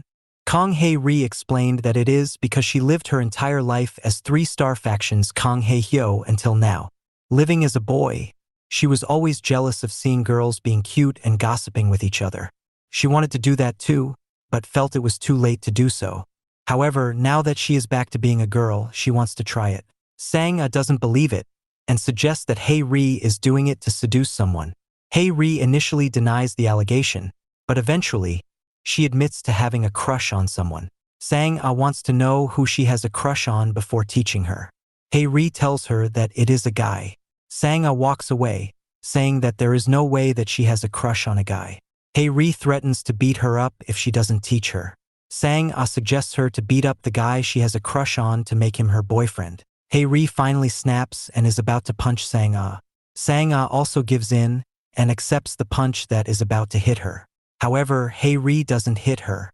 Hae-ri breaks down, saying that she doesn't know why people don't believe her. Even the guy doesn't believe that she likes him. She cries and says that maybe it's not possible to become a girl after 16 years of living as a boy. Sang-a realizes that Hae-ri is serious and tells her that she is willing to help her with it. However, she first wants to know who the guy is. Hae-ri is about to tell her who it is, but the time she says Kong, a door beside them explodes. Hae-ri and Sang-a wonder what it is about. Is it a fight? The bald lackey of Ji-woo-bin falls out, and out comes Kang Hae-hyo with blood all over his face. Kang Hae-hyo asks the guy to tell him who he is. Kang Hae-ri is shocked to see that it was Kang Hae-hyo, different from his usual jolly nature. The bald guy, hurt, realizes that Kang Hae-hyo is still indeed the angel of destruction. Despite the fact that he has lost his memories, Kang Hae-hyo tells him to quicken up and answer him about his identity, or else he will take his life right there. Behind Kang Hae-hyo, the huge guy shows up and grabs a hold of Kang Hae-hyo. He tells Kang Hae-hyo that he will be the one whose life will be taken away, as Kang Hyo struggles to get out of the hold. The bald guy gets back up and tells the giant dude to hold Kang Hae-hyo still, as he is about to unload some strikes onto him. As the bald guy is going to do so, Hae-ri gets pissed off. She runs after the guy, finding the two of them ganging up on Kang Hae-hyo to be very cowardly. However, Hae-ri's help is unneeded, as Kang Hae-hyo catches the baldy with his legs. He wraps his legs around the baldy's head and twirls his body around with a lot of power to perform a head scissor. The baldy goes down, and Kang Hae-hyo is also out of the giant one's grasp. However, Kang Hae-hyo is in a tough predicament, as the giant guy is about to hit him. Kang Hae-hyo pushes into the giant with full force, before using that momentum to grab a hold of him and slamming him down judo style. Kang Hae-hyo makes sure to slam him down on top of the bald guy. This knocks out the both of them. Kang Hae-ri is genuinely shocked by this display of brutal strength and intent from Kang Hae-hyo. She quickly goes over to check up on him as he is bleeding. However, Kang Hae-ri is met with a demonic stare by Kang Hae-hyo. Kang Hae-ri gets scared immediately, as Kang Hae-hyo doesn't look at her like this. He is looking at her like he is about to take her life in that instance. Just then, it is revealed that Kang Hae-hyo was actually not staring at Kang Hae-ri. He was in fact staring at the dastardly Ji-woo-bin, who was standing right behind Hae-ri. Kang Hae-hyo still stares with a demonic intent before asking Hae-ri who she is. This both shocks and pisses Hae-ri off. She asks Kang Hae-hyo if it is nice to behave like this with someone who just came here to attend to his wounds. However, Kang Hae-hyo asks her to reveal her identity right away, or he will make her pay. Just then, Ji-woo-bin speaks up and says that Kang Hae-hyo seems to be getting his memories back. Kang Hae-hyo is confused. He asks Ji-woo-bin just who he is and which group he is affiliated with. Besides that, what does that group have to do with him? Ji-woo-bin understands that Kang Hae-hyo still hasn't recovered most of his memories, which makes it even more impressive that he managed to beat 3 of his top guys without his memories. Hae-ri asks Kang Hae-hyo if he knows who the guy is, to which Kang Hae-hyo says that he doesn't quite know yet. Just then, the third lackey of Ji-woo-bin crawls out of the room while he is beat up and bloody. He says that Kang Hae-hyo used a cheap trick to beat them. Ji-woo-bin says that he already told them not to tell Kang Hae-hyo about their identities, because that way, the 3 of them wouldn't be able to handle him. The guy replies that they were aware of that. However, Kang Hae-hyo came off as so weak and without any memories of the past that it made them think they could teach him a good lesson. They were about to do so until Kang Hae-hyo went cheap. A flashback is shown of that incident. The three of them were about to beat up Kang Hae-hyo, but Kang Hae-hyo told them to wait. Kang Hae-hyo wanted to say something to them. Despite being opposed to it at first, they later allowed to let him say what he wanted as a last will of sorts before finishing him off for good. Kang Hae-hyo took this opportunity to take his show out and told them that they were now done for because he has his shoes off. The guys were confused by this nonsensical statement, but just then, Kang Hae-hyo threw the shoe at the light of the room. This made the entire room go dark. Back to the present, the guy explains that they had thought that they had the advance. However, once the light went off, Kang Hae-hyo went ballistic on them, which is why they lost. Ji Woo-bin laughs at this. He tells Kang Hae-hyo that it is honestly surprising that he used his brains to win this one. The old him would have never done that. Kang Hae-hyo replies that he doesn't care about the old him. He just wants to know who the heck Ji Woo-bin is. Ji Woo-bin laughs again and agrees to tell. Meanwhile, at the principal's office, Hyun-ju is summoned. She has been told by the principal to break off all ties with Ji Woo-bin. Hyun-ju shames her father for telling her to break up with Ji Woo-bin just because he grew up in an orphanage.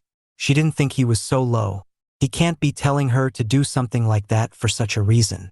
The principal scolds her, saying that she doesn't know about the inner details, so she should stop talking. Hyun-ju goes silent, so the principal asks her why she has gone silent.